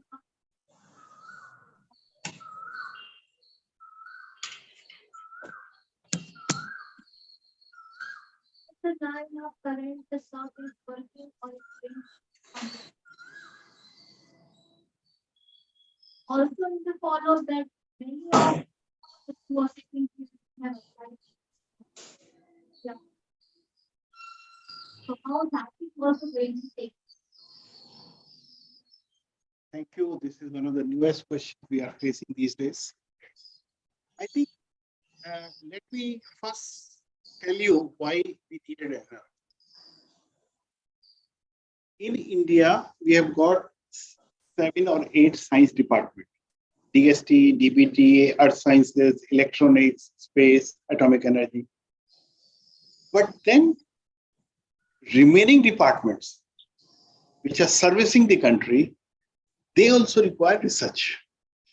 Whether it is Petroleum Ministry or Coal Ministry or Textile Ministry or Women and Child Ministry, anything, Environment Ministry, whatever you call it, they also require research. So DST put up a bill, internal bill to the government, suggesting that why not each ministry be asked to apportion some part of their allocation or research, so that we could take sector specific research and support them. Okay. Now, obviously, nobody wants extra expenditure, and even ministries were a little bit reluctant. Why should they contribute when somebody else is already doing it? Okay. So finally, government agreed that 2% of the budget allocations of those departments which are not doing research, or which are not encouraging research, should be dedicated for research. But then they don't have the mechanism to support research. So then we thought we could create an organization which will take care of this. Okay. But when we were discussing it in the parliament, with the parliamentarians, with the political and administrative leadership, we convinced them, or they convinced us, that what SERB is doing for DST, NRF could do for the country. So it was felt that SERB, if NRF is coming, SERB becomes redundant. So if you have seen the approval, cabinet approval of NRF, it says activities of SERB would be subsumed in NRF. Okay. So what you are getting is a temporary pause, but government has already given us 2,000 crores in current financial year for NRF. And next year it would be 10,000 crores. And the idea is we could continue to support research through NRF. And most of these SERB scheme would be retained. Why I'm saying most? Because change is a change. Okay. And NRF would be a little different in structure as compared to SERB. It would be more like corporate. So they will, instead of having secretary SERB or other office bearer, they would be having chief executive officer, CEO, and those kind of portfolios. So their outlook would be a bit different.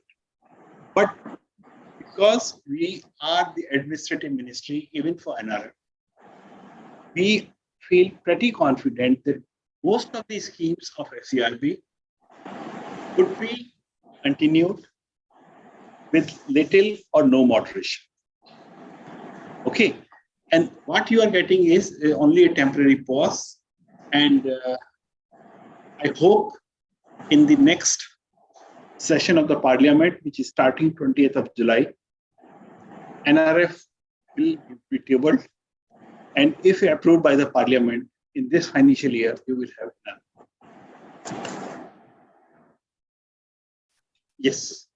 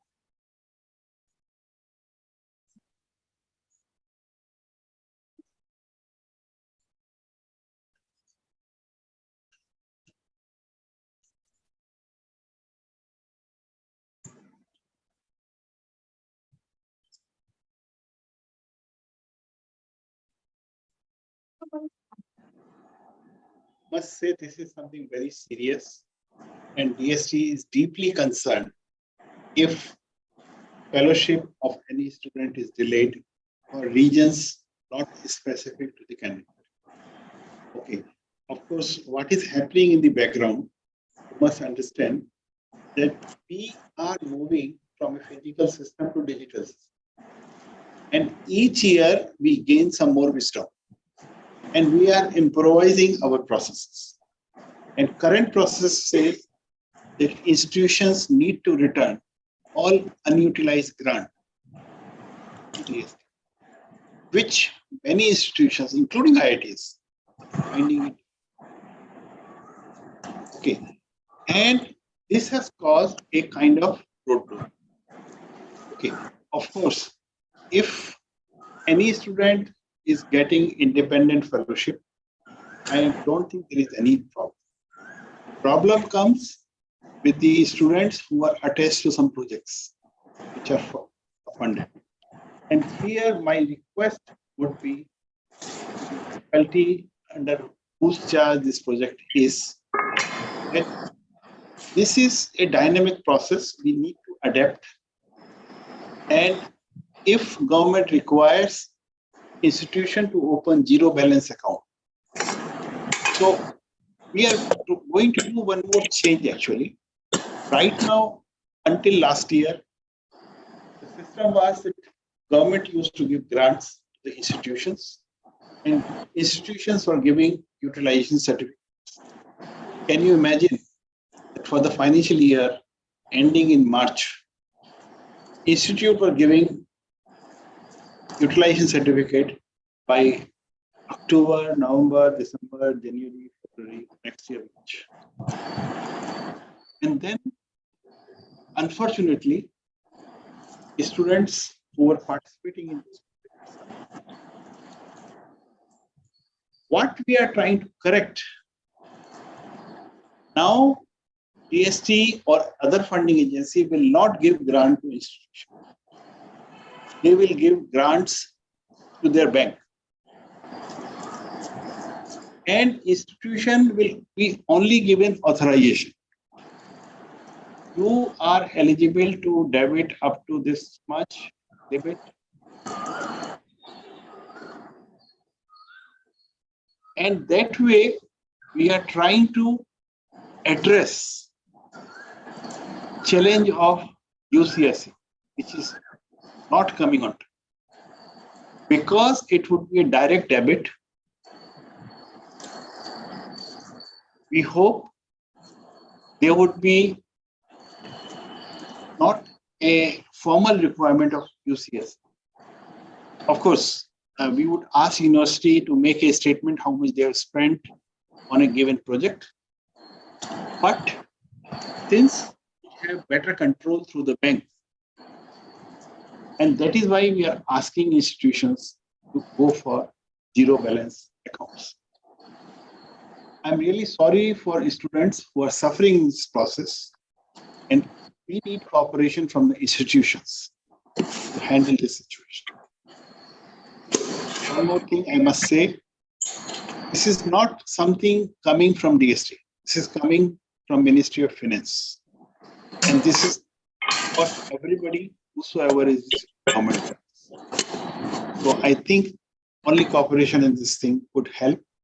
And if any student who is receiving fellowship in DBT mode is facing problem, that you can always tell us, and we'll try to correct it as early as possible.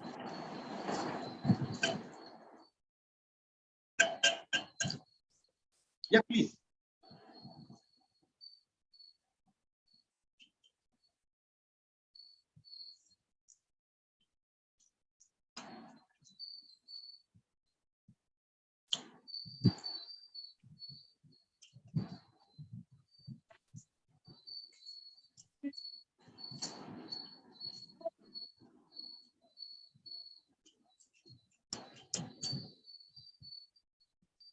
First exercise was tell them where it's very difficult. Because that is that what have ways of we have the most was not everything that was all these unconscious biases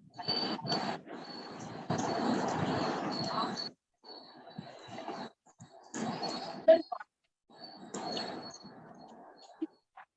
and if you see the bias first answer doesn't happen. Doesn't happen in my family, doesn't happen in my dog.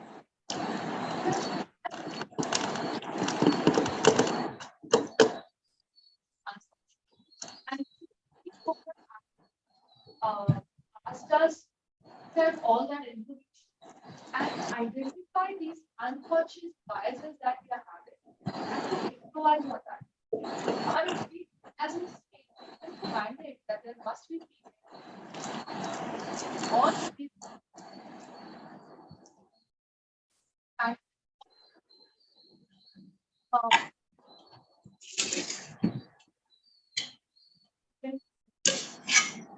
so we have our job. Still, why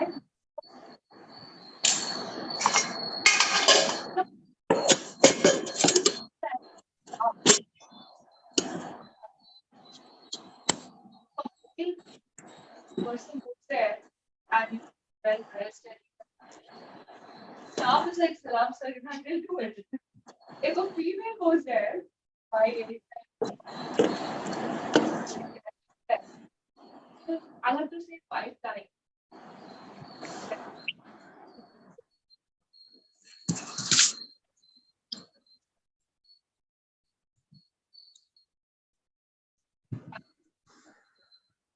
So that actually allowed us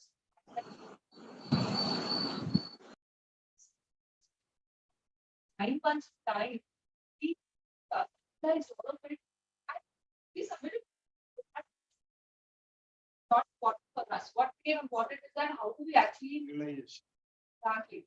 And that self-realization that it occurs, that means I also think that it's very important. Thank you for that. I think it's an excellent program, and right now I think it's expanded to other places as well. I think. Oh yes, in the round one, we had select institutions, what we are calling pilot mode, and we intend to.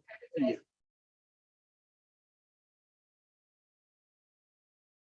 Yeah, please. Can you use mic? The women who start PhD, they are remarkable. It's my first time tracking 41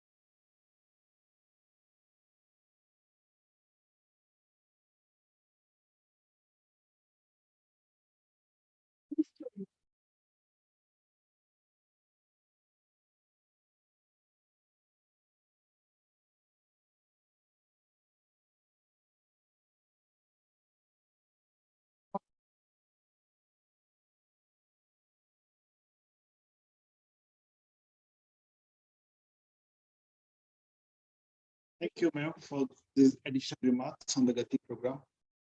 And any of you would like to, and if I could, yeah.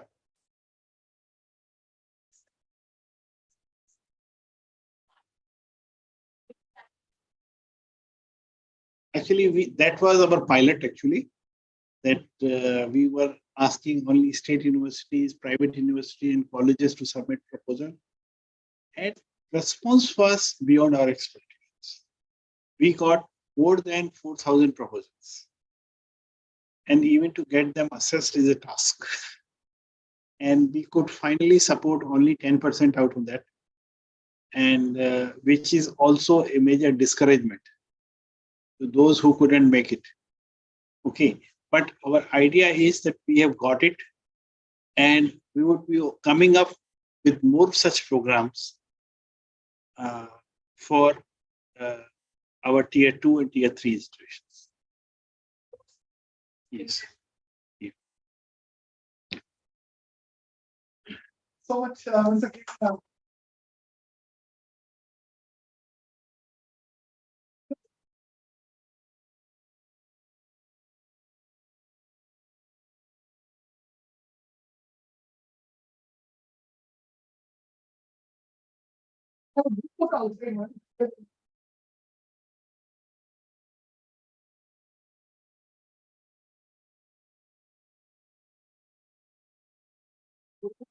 Was like this in the line. It's a light bit more to the fabric.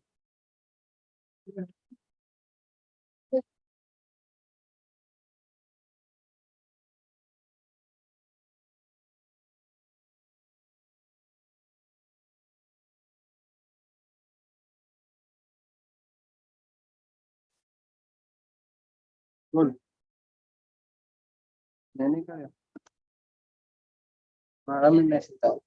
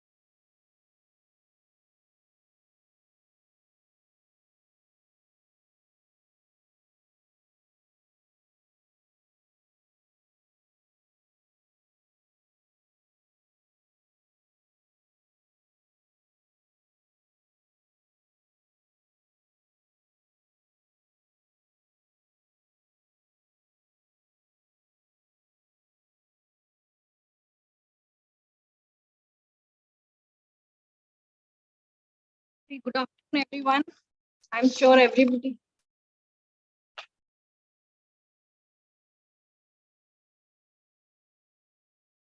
Good afternoon, everyone. I'm sure we all are full now and all ready for a heated discussion again. So before we go to the next panel, I would like to introduce our next event of wisdom, the second, that is Trailblazers. It's currently in an online walk. It will happen on 18th of August at 10 a.m. So all of you are invited to join online for registration. From the time in between or continuously as you like. So basically in the Trailblazers event, we will be discovering new role models and their journeys and their support system. So we have talked a lot what we as women go through. There is a whole support system going on. And sometimes both husband and wives both are in science streams, science, technology, engineering, or medicine. And we have found out few couples from inside INYAS and outside INYAS who both are in science, and they'll talk about how they support each other. So this can be an example that you can show to your husband if you are newly married, how people do this, how it works. And we have some serious science discussions also going on in form of podcasts, and they will be from different backgrounds of sciences, that is biology, chemistry, mathematics, engineering, and earth sciences that we'll be discussing about from different women. And we'll have small reels because आजकल के बच्चे science वगैरह कम reels ज़्यादा देखते हैं. So we want to entice more students to come into scientific domain as well. So that is why we have also made some reels showing the work-life balance of women scientists. So we look forward to an active participation, all of you. Thank you.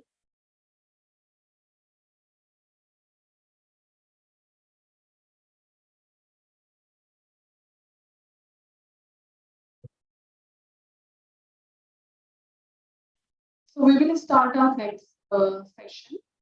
So I will invite our session moderators, Dr. Ratna Ghoshal, Assistant Professor at Ahmedabad University, Dr. Neha Sarhan, Professor at IIT Roorkee.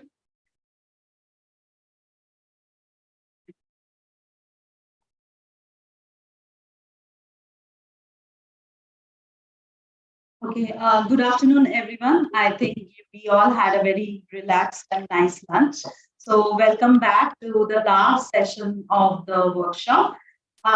The session is on Path Ahead, and we will be joined by the SC panel members who are listed here, but I would also take the privilege of calling them. And let me call first Dr. S.K. Varshney from DST Government of India. Dr. Varshney is a science promoter and facilitator and a science communicator. He had worked as a researcher in geoscience at the University of Delhi, as a faculty at Kurukshetra University. He has also served as a counselor in science and technology, and as an also worked in the Embassy of India in Moscow. He has been facilitating international scientific cooperation, advisor and scientist G at the Department of Science and Technology, Government of India. Thank you, Dr. Varshney, for joining us today. Next, we have Dr. Tarun Kumar from Gujarat Biotechnology University. Dr. Tarun Kumar is a translational researcher. He earned his PhD from Indian Institute of Technology, Roorkee, and was a visiting fellow at CS Bond Life Science Center, University of Missouri, USA. He was a postdoctoral fellow at RMIT University, Australia, as an Australian Endeavour Research Awardee. He is a recipient of the Ignite Fellowship and worked at the University of Cambridge, UK. Currently, he is an associate professor at Gujarat Biotechnology University, which is next door to IIT Gandhinagar. Thank you, Dr. Tarun, for joining us. Third, we have Dr. Sharmishta Majumdar from IIT Gandhinagar. Dr. Sharmishta is a protein biologist and molecular biologist. We all heard her yesterday. in the morning half of the workshop. She had done her PhD from Cornell University and PDF from University of California, Berkeley. She is the DVT Ramalingam Swami Fellow. Currently, she is an associate professor at IIT Ghana. Welcome, Shanisha. And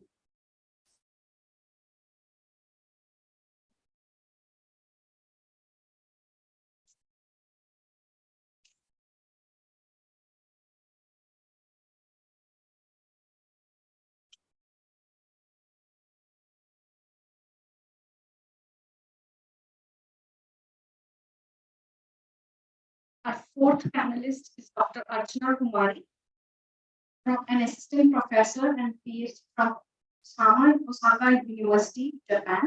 She was a postdoctoral fellow as well in Osaka University, and she is from Gujarat Biotechnology University. And our final panelist is Dr. Sharanjit Tawar. She is currently at the Haryana Agriculture University and a member of INYAS.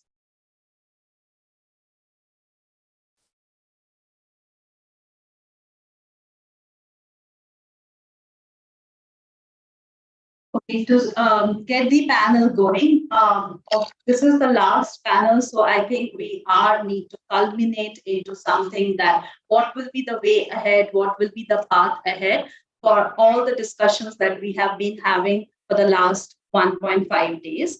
And based on this, what the organizers gave us, and we thought about few questions and few pointers that could help us to develop a path ahead. One of the things that we thought is how changes can be brought at most layers of education, starting from schools or even talking to teachers, because as we all briefly talked about today and yesterday, that the change has to happen at a very grassroots level, at a very early stage, and how to bring that. We heard a little bit about it, the different schemes that DST has, like Vigyan Jyoti or Children's Science Congress. But isn't as a scientist, as a researcher, it's all our responsibility to take out some time to do some outreach to impart these learnings into the school kids. And I would like to hear more from the panelists regarding their thoughts and suggestions. And it's an open question. Anybody can. Yes. Thank you, Dr. Vashti.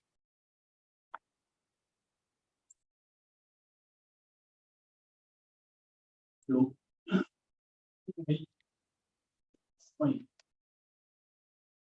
Family.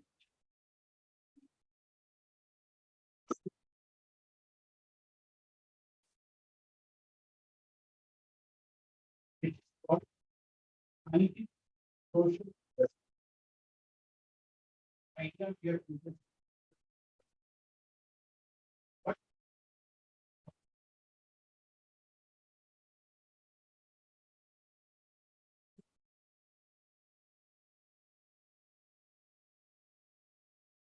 learning and what problem.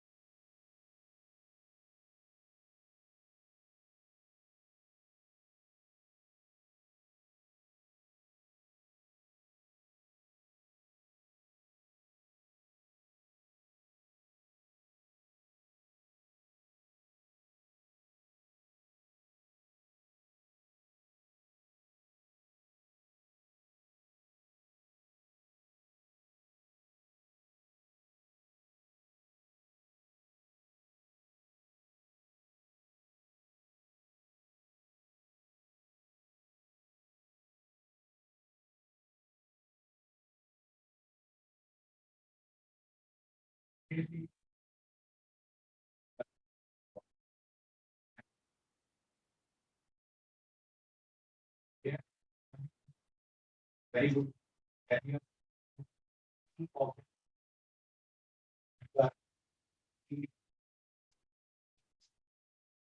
I'm not paying very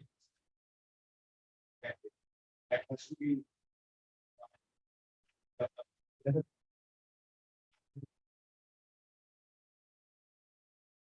storytelling. So, now we are using it because now we earlier other services they can actually introduce certain concepts and things. So storytelling would be a very good art. And when we talk about role model, right? It is nice to have role model. And that girl yesterday was talking about even if you don't have role model. I want to share what it since we are talking about a story, I'll tell a very small story. जब गौतम बुद्ध ने decide किया कि मुझे ना तो काफी सारे जैसे एक था आनंद आनंद वाज का सिस्टम भी नहीं था जिसके अलावा मुझे भी Anand was basically taking care of his entire life में कब किससे मिल क्या है कैसे क्या करना है तो आनंद वाज सेइंग कि मुझे तो पूरे जीवन आता आपकी पूरी व्यवस्था में चल गया तो आनंद को जो उन्होंने संदेश दिया था केवल 3 शब्द का होता आपका be your light yourself right वो जो संदेश था उनका that was very elegant right आत्म दीपो भाव इन्हीं सब we can be our own light we can be our own God's together so this is something that we should learn from our history and one thing that we are making today that whenever we quote even when we talk about the science or any other presentation, we take pride to quote one author. We have many Indian authors, Indian researchers. I give you simple example to see this standing. There are total 13 women there. Any one of you can name all 13. The one at the bottom, three, right? One is Janaki. The bottom I am seeing. First one is Dr. Indra. So, I mean, I'm not saying we should not learn about the other part of the world, but before that, we should learn about our own scientists. Because if we will not take pride talking about them, then we will take pride. So set a good example for our students, inspire them.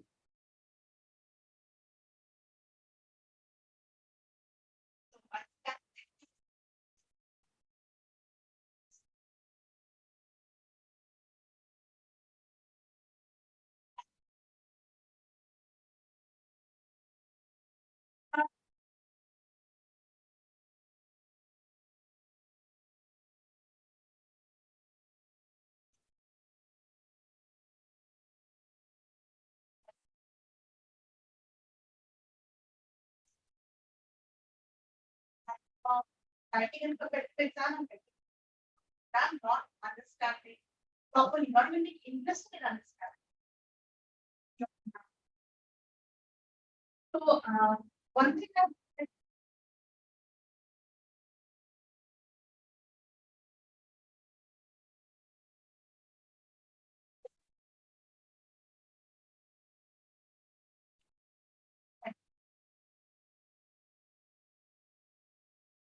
but we want to, first of all, given that they're also complaining about, I get connected to this whole team or mentality, because maybe the girls are doing more creative or fix what's wrong. And like encourage learning.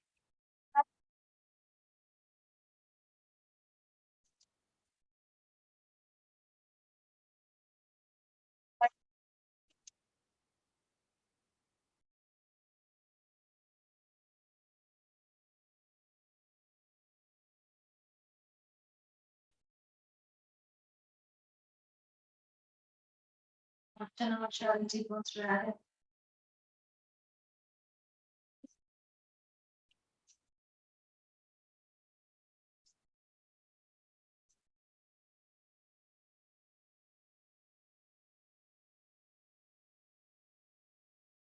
So we need to work at very early stage with this different phases. I think that school level, yeah, it- it's not training or workshop the teachers. They can find the all this gender gaps, like have to take care of this a boy or a girl. So that's I think a really important for proper training to our teachers and then bringing the stakeholders together, like different industry partners, NGOs and cooperative group bring them to the society. They share their data together, bring new data and they make informed decision. This is the so would say, at least in biology, I see that after PhD have a good curve, but after certain after that, drop. So where, what are the main reasons? And we have discussed a lot with people. Mostly it has come up to the family, family responsibility. So I would say, for that, we just don't need all changes, but societal changes as well. So we really need to take, would say, I think that one important point we haven't discussed that this should be more vocal. Like we accept girls, we accept, okay, these are norms. Let's just follow or try to make a path behind this. So don't do that. Accept the situation. I'm not saying that we fight for everything, but we go current. Discuss about that. Your family, your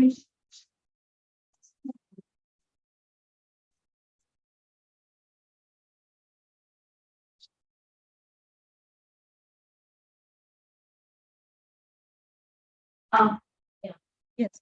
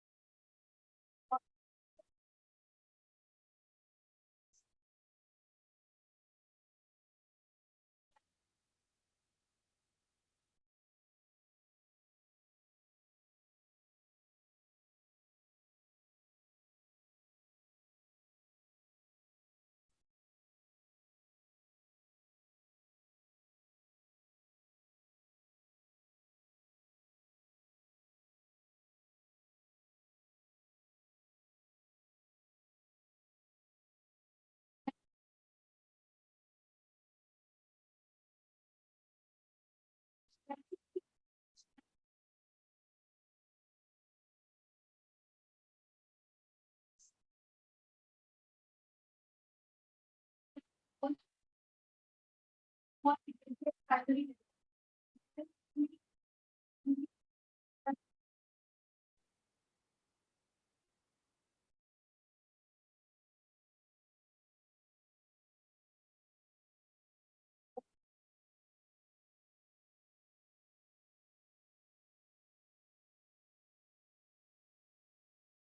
that naturally goes into also. Yes. Yeah. Yes.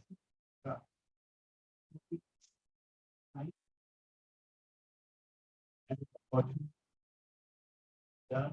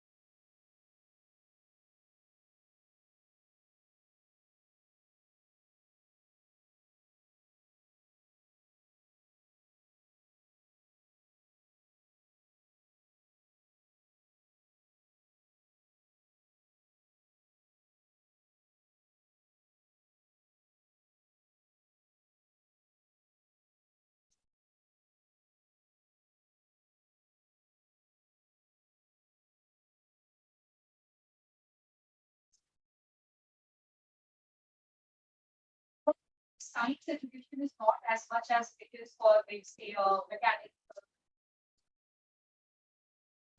Would like to go into those kind of. Ours is a difference. And every year when 10th and 12th results come out, I read that girls have if you go to DU or if you go to any university, but let's see, most of the candidates, I think I would shy away from saying that it's 70% female and 30%. Biochemistry, mathematics, all of this is female, right? BTech in private universities. I have gone to these Allen, Fitji, all these colleges. You sit there and just watch. There are parents bringing their daughters for coaching classes also.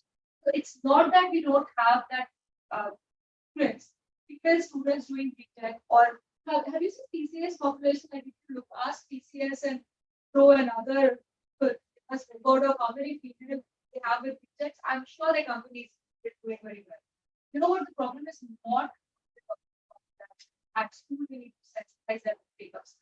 The problem is we need to tell them how to keep themselves in science for long. How to survive in the societal pressure which requires them to 12 hours of household activities with 12 hours of science.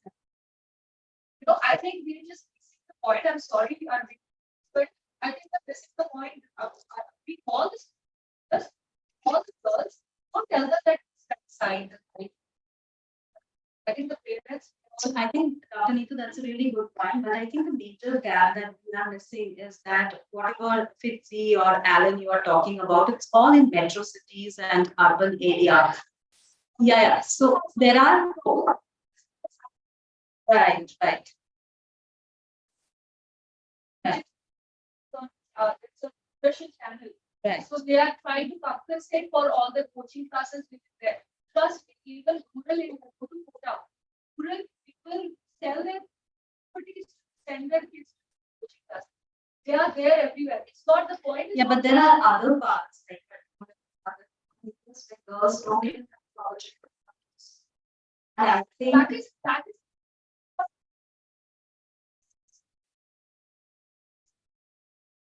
point is not to sensitize them to that.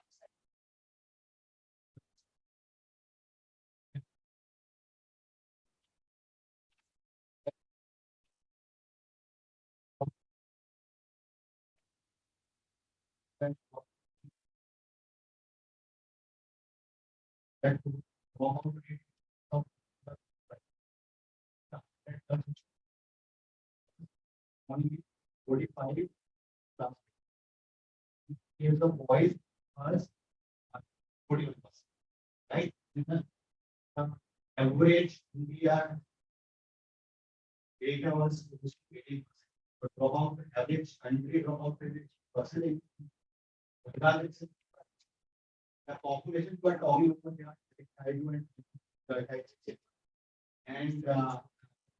and even the rural population property to satisfy their sentiment, but there is population because I come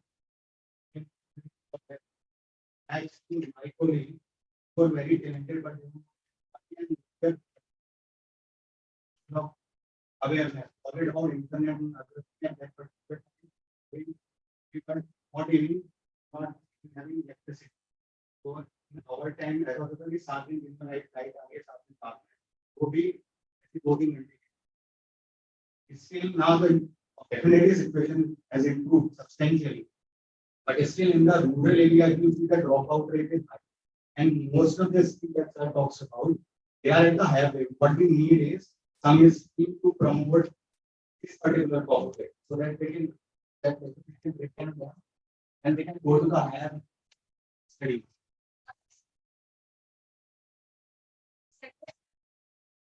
Thank you.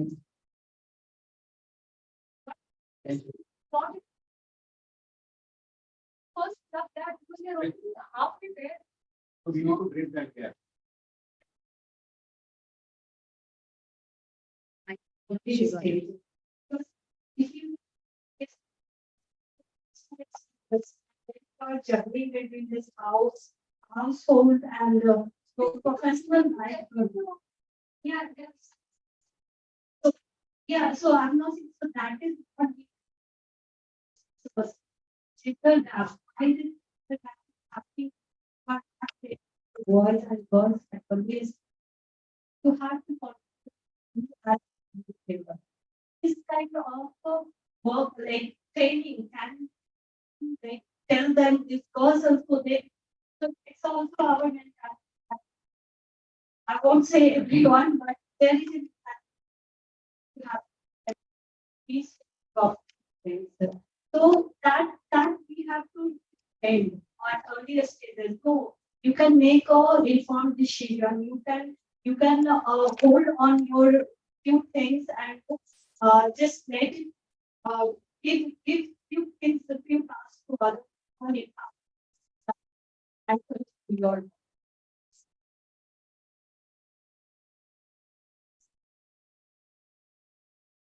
we have comments from Smita.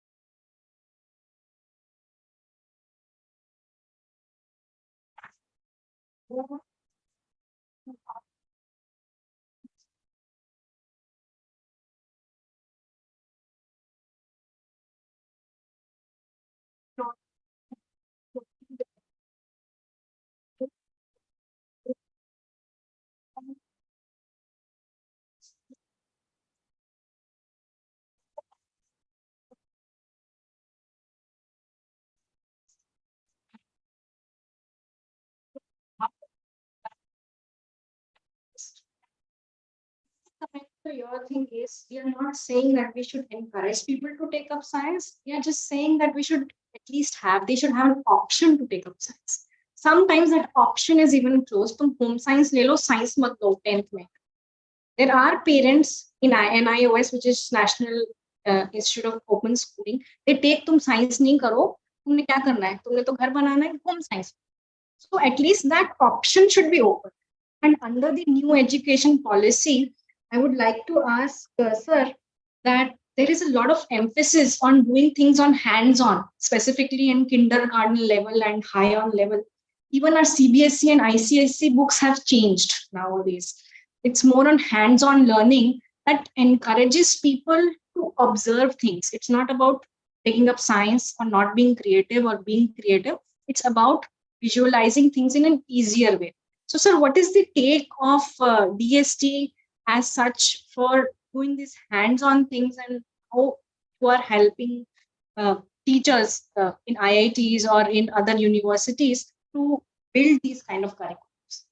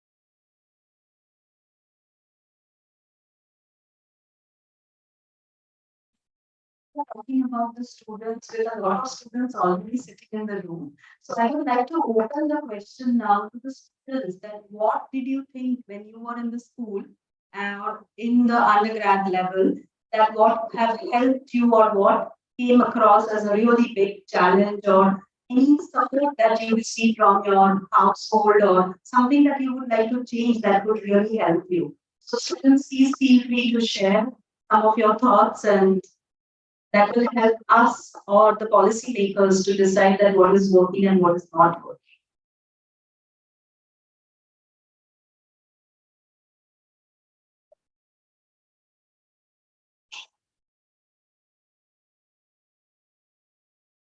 It will be good if you also briefly introduce yourself and then.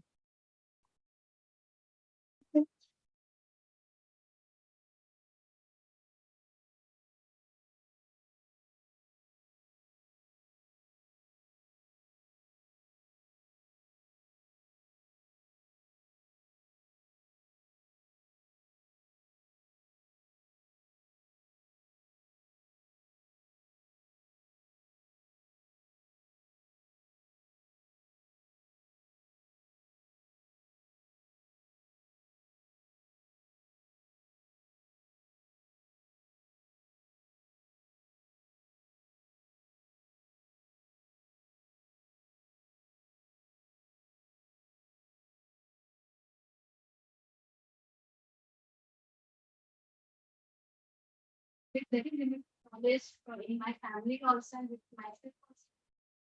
Bioscience. The very first option is for your medical seat, medical. So even I also like uh, from my family side, my parents told me, okay, you join Akash. All. But somehow deep inside, I was not that much satisfied with that. So and I still remember in class there is a chapter of biotechnology, something of this. So I read about that and I find it very fascinating. I said, what is this? What is this gel image, gel thing? How this is all? So then I told, okay, I will keep as a my first choice, the medical, but deep inside I see, if I take this one, that might be. And also, I was a bit aware because one of my family relatives, he was studying at the Samaya biotech only. So the second, I did apply for biotech options in many universities. So I got a seat from SRM Chennai. So then I remember by that time medical list was not yet out. The results were not published, and I got a confirmation from them. The parents were like, you really want to go out this age itself? Because I was just 17 that time. And my parents were like, if you want to retain here, we are happy.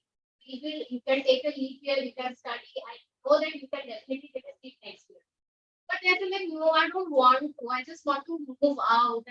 I want to explore the world outside. I want to leave alone and see how things are different. So I feel that decision which we took today, I even every day when I meet my family, we used to have this discussion. That's like I'm very proud that I chose to stay aware that age itself, and I really enjoyed the course which I was into.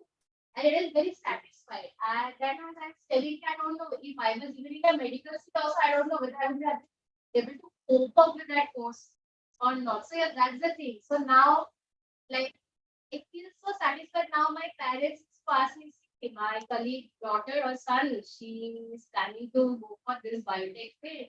I told about you. You did this, so can you just enlighten him or her? What is the scope? What is the scenario?" So I'm saying, yeah, definitely. So I think that this kind of like windows or support system it helps a lot.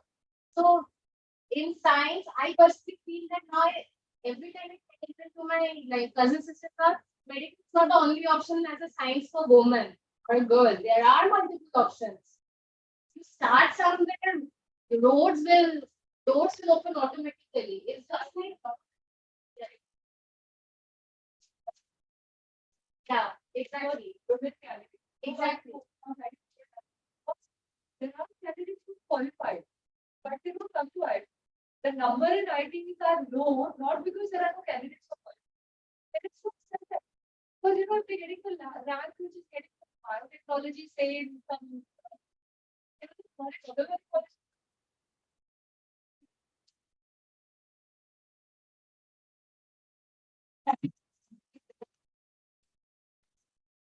They ask us, already motivated us now. That mentality was there, but now I think people are much more educated and they know. But yes, गाँव में अभी भी वो है. They want them to be nearest bigger city. Yeah.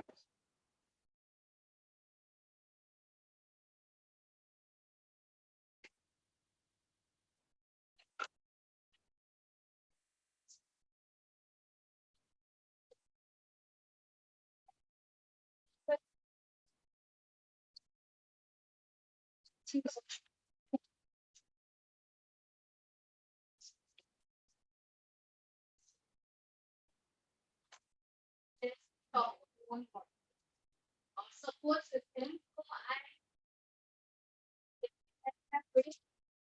So because of though my father was not that enlightened because he was like कि बेटी है तो ठीक समय में बाहर चली जाएगी so my mom is like why are you thinking so much let her go let her see the world when now as I'm planning career abroad my father is like how will you sustain there you have to work alone you have to study you have to work everything my mom is like let her do that thing if she is not having a problem then I think anyone should have a problem so for me, my mom has been the biggest support system in this position where I stand right now. Yeah.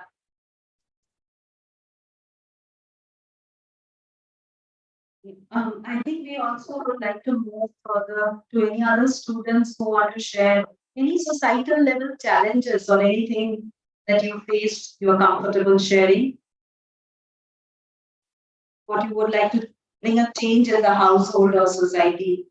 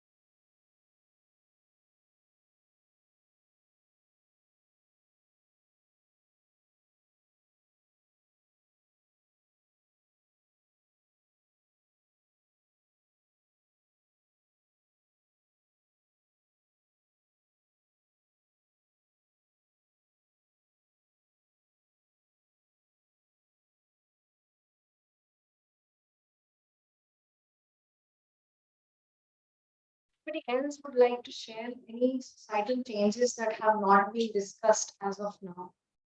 Of course, we want both equality for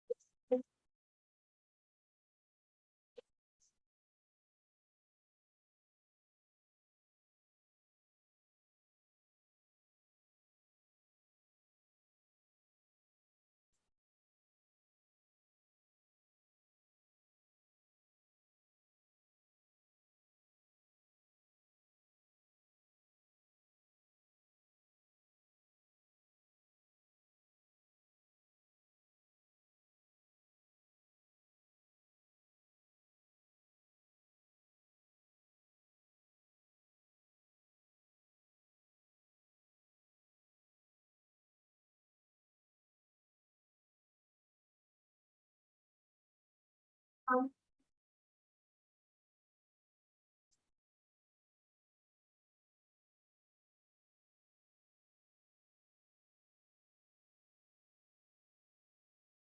that is very true.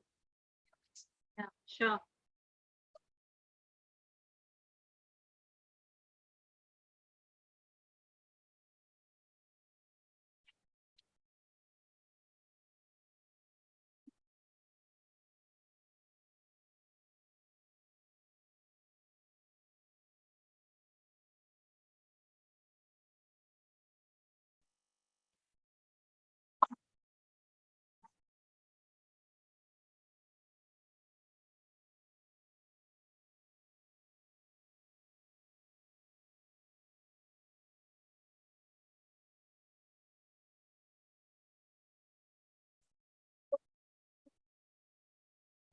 Probably able to achieve it. I think that's very important to have that. But they will be very advanced. Up whole part. And how you are managing, how you are doing. So many times you also have to be very strong in what we are saying and get across. It's very important for the girls that we do this hand holding with them and help them in data. And very times some of their have been also come back and tell them I think you were not able to do it because you never found a teacher like. Because it was your hand holding that he was able to get where you were just and walk with. So I think for all of us to do that also. Woven has. And then What I want to share with all of you today, not related to STEM, but it is a woman in Japan. She's from Morocco, and they were like 9 siblings. I think she was the youngest one. Her parents passed away when she was very young. Was kind of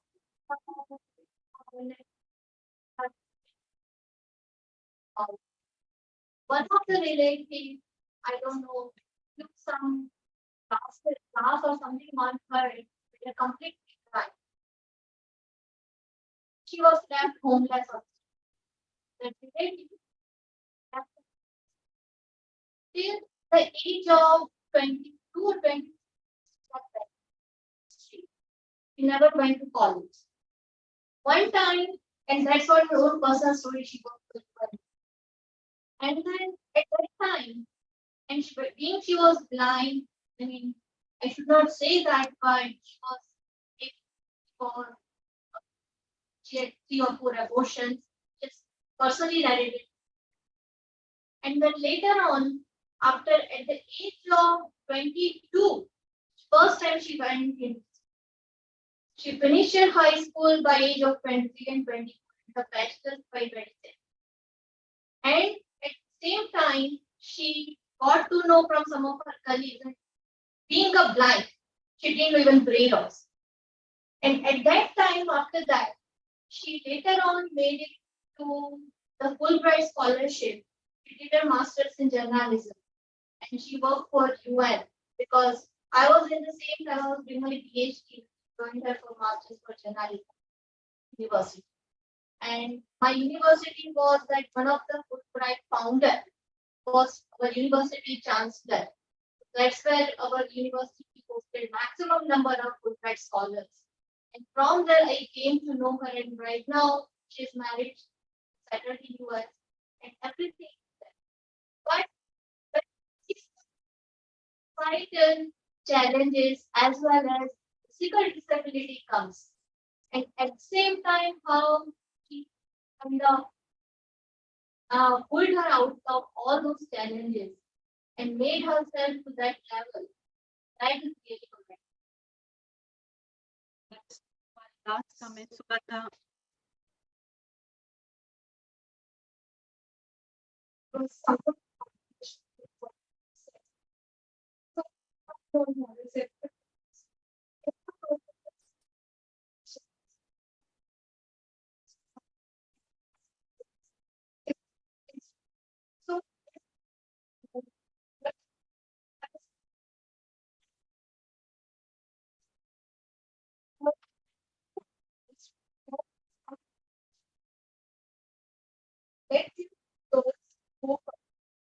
that is also part of our responsibility. For that.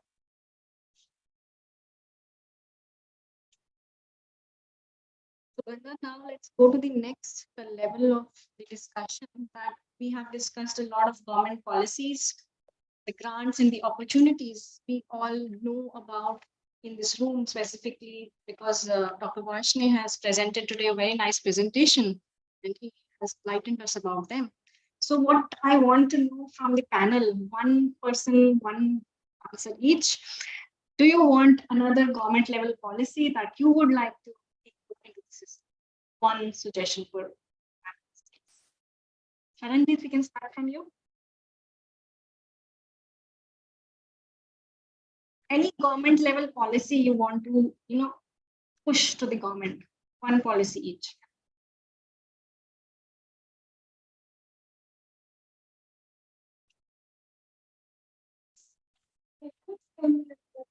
Okay, so yeah.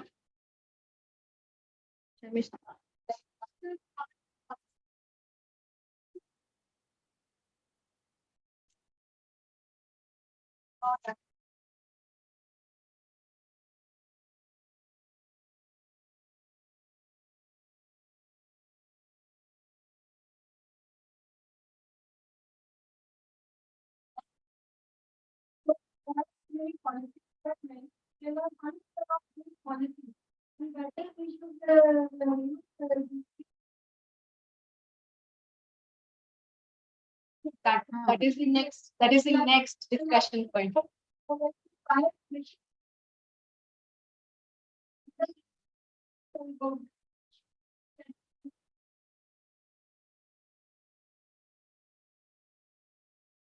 Yeah, yes, Archana, please tell us. So, one big after break when we are coming back, because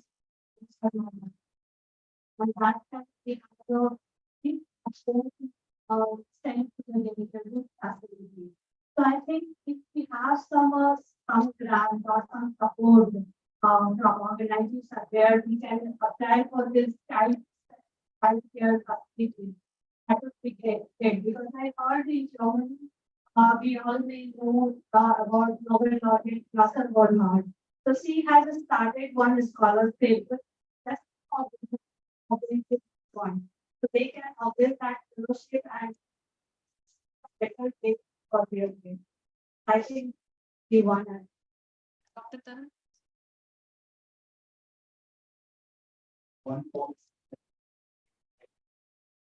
Yeah.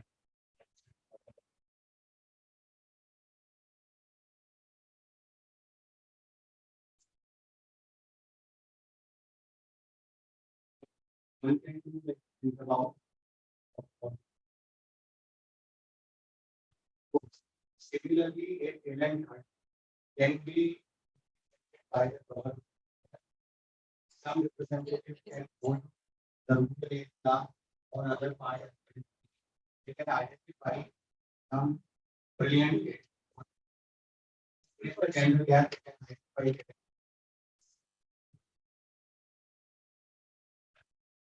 The student can identify those and can support them for the better retention of them in the education.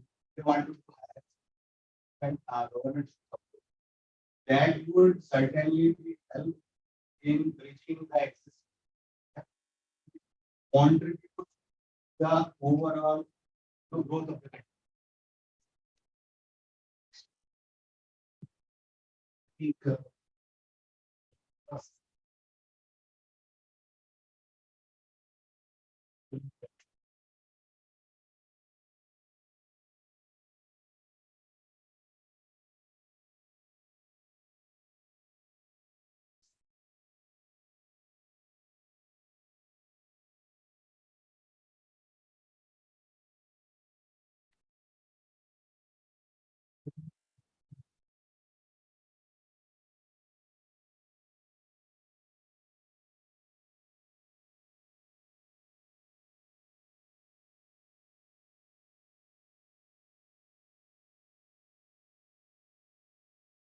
Yes.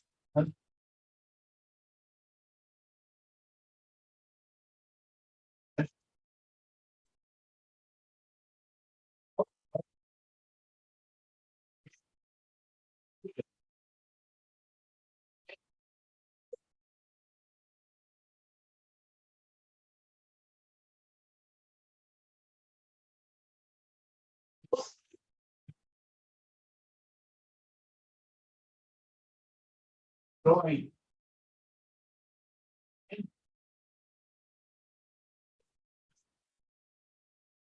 No?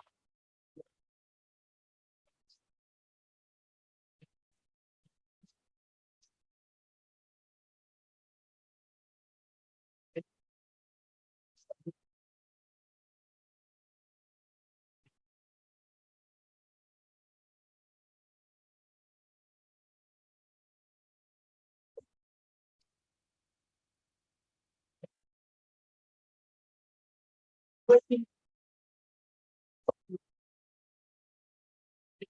said, why in what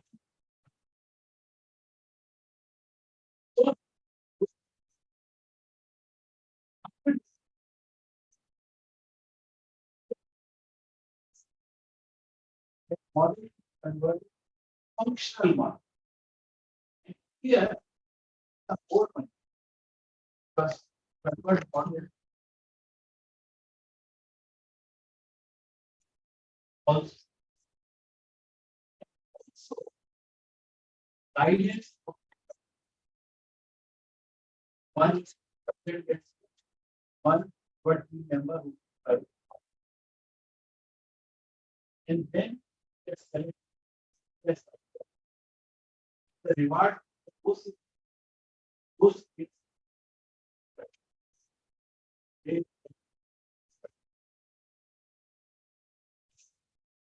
So this goes.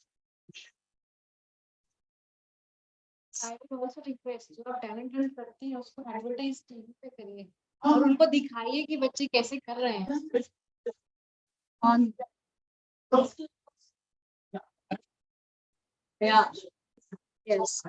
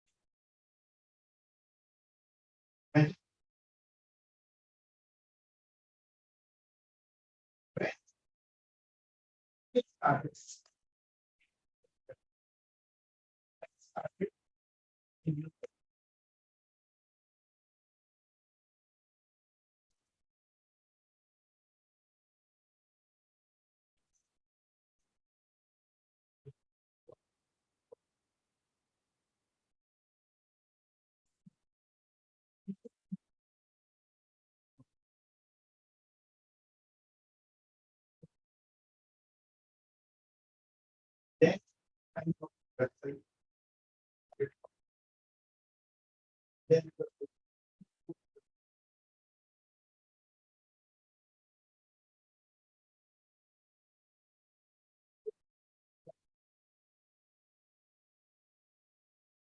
what is it?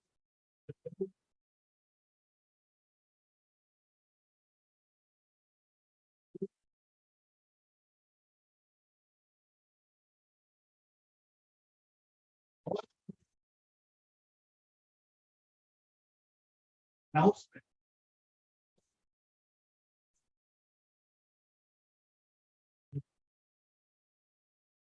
Yeah.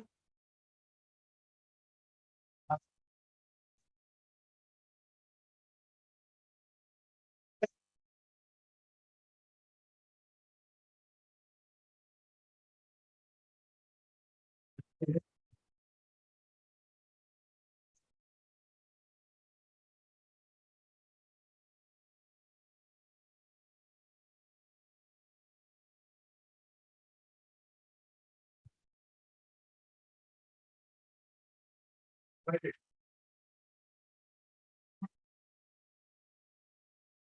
Question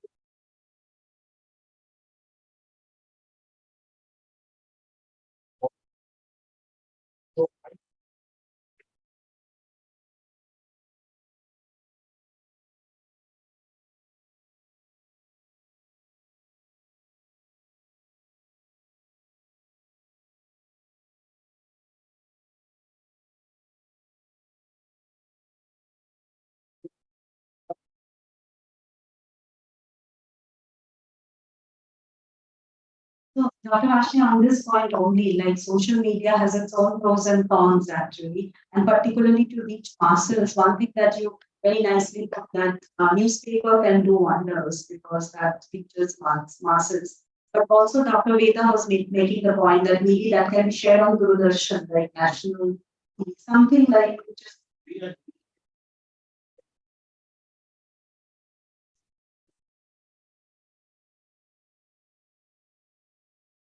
Yeah.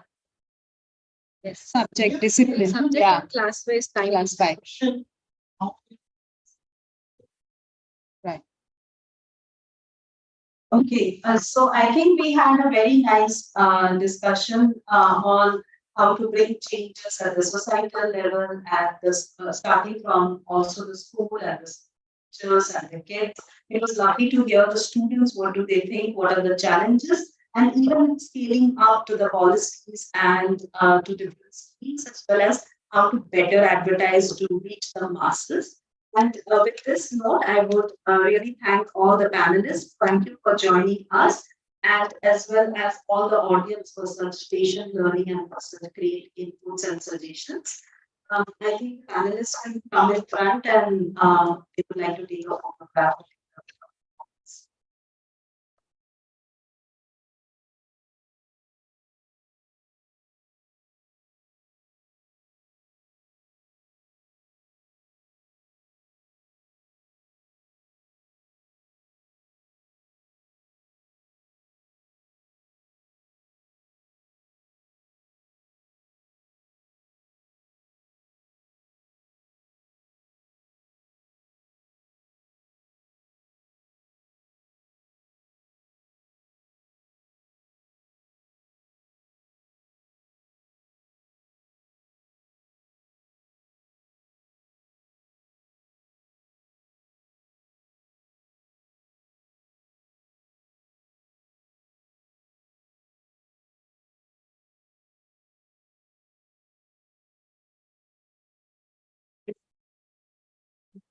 Good thing just comes to the end. Everything which had a good start just comes to an end. Uh, I hope we started good. Like, yeah, you started, and then I'll. That's fine. So once again, thank you all. I think 2 days of deliberation. So the quantum of thoughts that we had, the closed door discussion that we had, I think it really was fruitful. We will definitely be circulating a feedback form so that we can get the expertise and your own points so that how we can improve these kind of events more. So once again, thanks from bottom of my heart on behalf of INYAS, our committee, and all the members. I would like to thank. And more than that, I have to thank the organizer, Dheeraj, and the wonderful hospitality of IIT Gandhinagar. Thank you once again. And now I hand over the floor to Dheeraj. Yeah. Thank you very much. So I think just 2 minutes. I won't bore much. But, this exercise started in January when we had the INYAS. All the new members of INYAS were inducted, and we were like kind of brainstorming that what should be the theme, and this theme was announced. And for last 6 months, I think we did a lot of homework on what are the areas which should be covering. I think we had like what you see here are like just the pyramid. Like we started with like almost crazy 25 to 30 different ideas which we will be covering on. Given the time, the limit availability of all the participants, we had to narrow it down. But I hope during last 1.5 days, we really covered just of all those important topics. We have been writing all the points. We'll make a report and we'll circulate it to all of you. And it will be also good to have your feedback. Like, what do you think, where we could improve more, or what kind of more things that we did? Of course, you are thanking me, but let me just say one thing.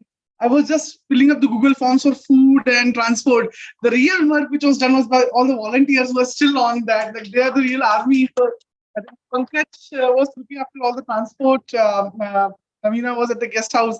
Ankur and London, they're still at their work activity. Payal, all the students, they have really done a good work. So actually, they're the ones who are the credit for this. And of course, thanks to IIT Gandhinagar management. I think all the stay was good. I hope the transport was good. And we wish you all a great journey back. And let's be in touch again for some more work. Thank you so much.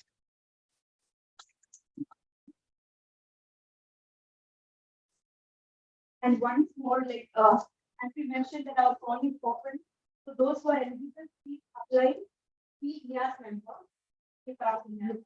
And more than that, those who aspire to be part of INYAS, even though because we have policies, and other things.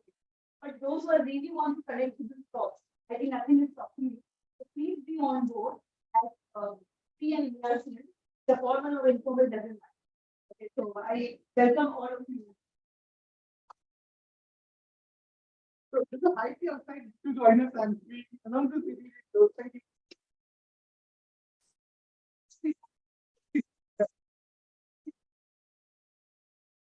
So maybe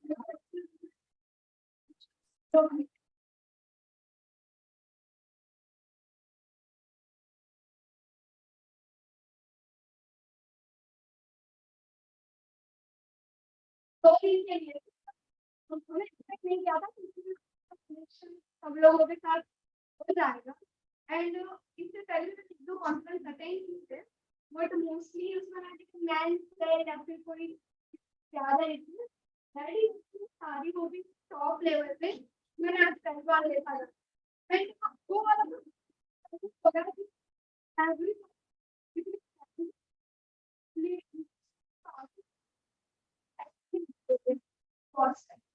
So this that is like all of you.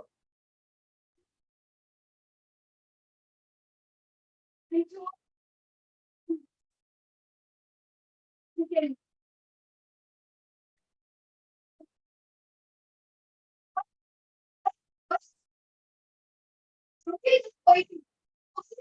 पड़ेगा रखना जज्बा खुद में कितना कि कोई उसे तोड़ ना पाए अपनी जिंदगी को हमेशा पढ़ लिए जा तू चलती जा तो आगे जा बस तू आगे बढ़ती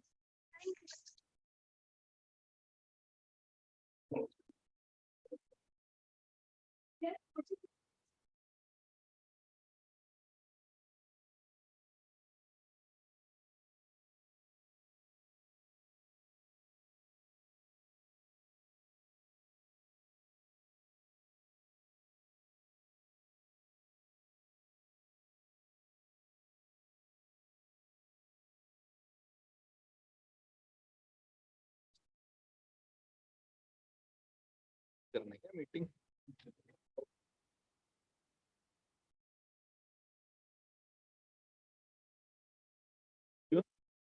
सर से मांगो हमसे क्या मांगो हमें तो कुछ मिला नहीं हम हमारा तो नाम भी नहीं लिया मेरा नाम नहीं मेरा दिल तो तरह होता है उस तरफ क्या होता है यहाँ पे किडनी या किडनी कब से होने लगी? अरे ये चल रहा है अरे यहाँ फुल बुक से किडनी हो रही है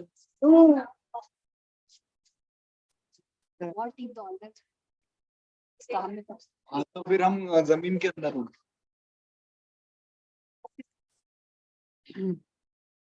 क्या करना है इसको बंद करना है क्या फिर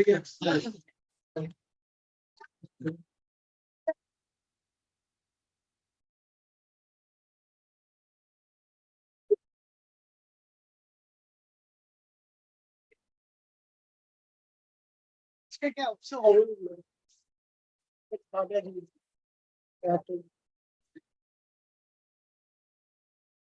मीटिंग एंड हो गई ना सिर्फ सर ही है ना इस पे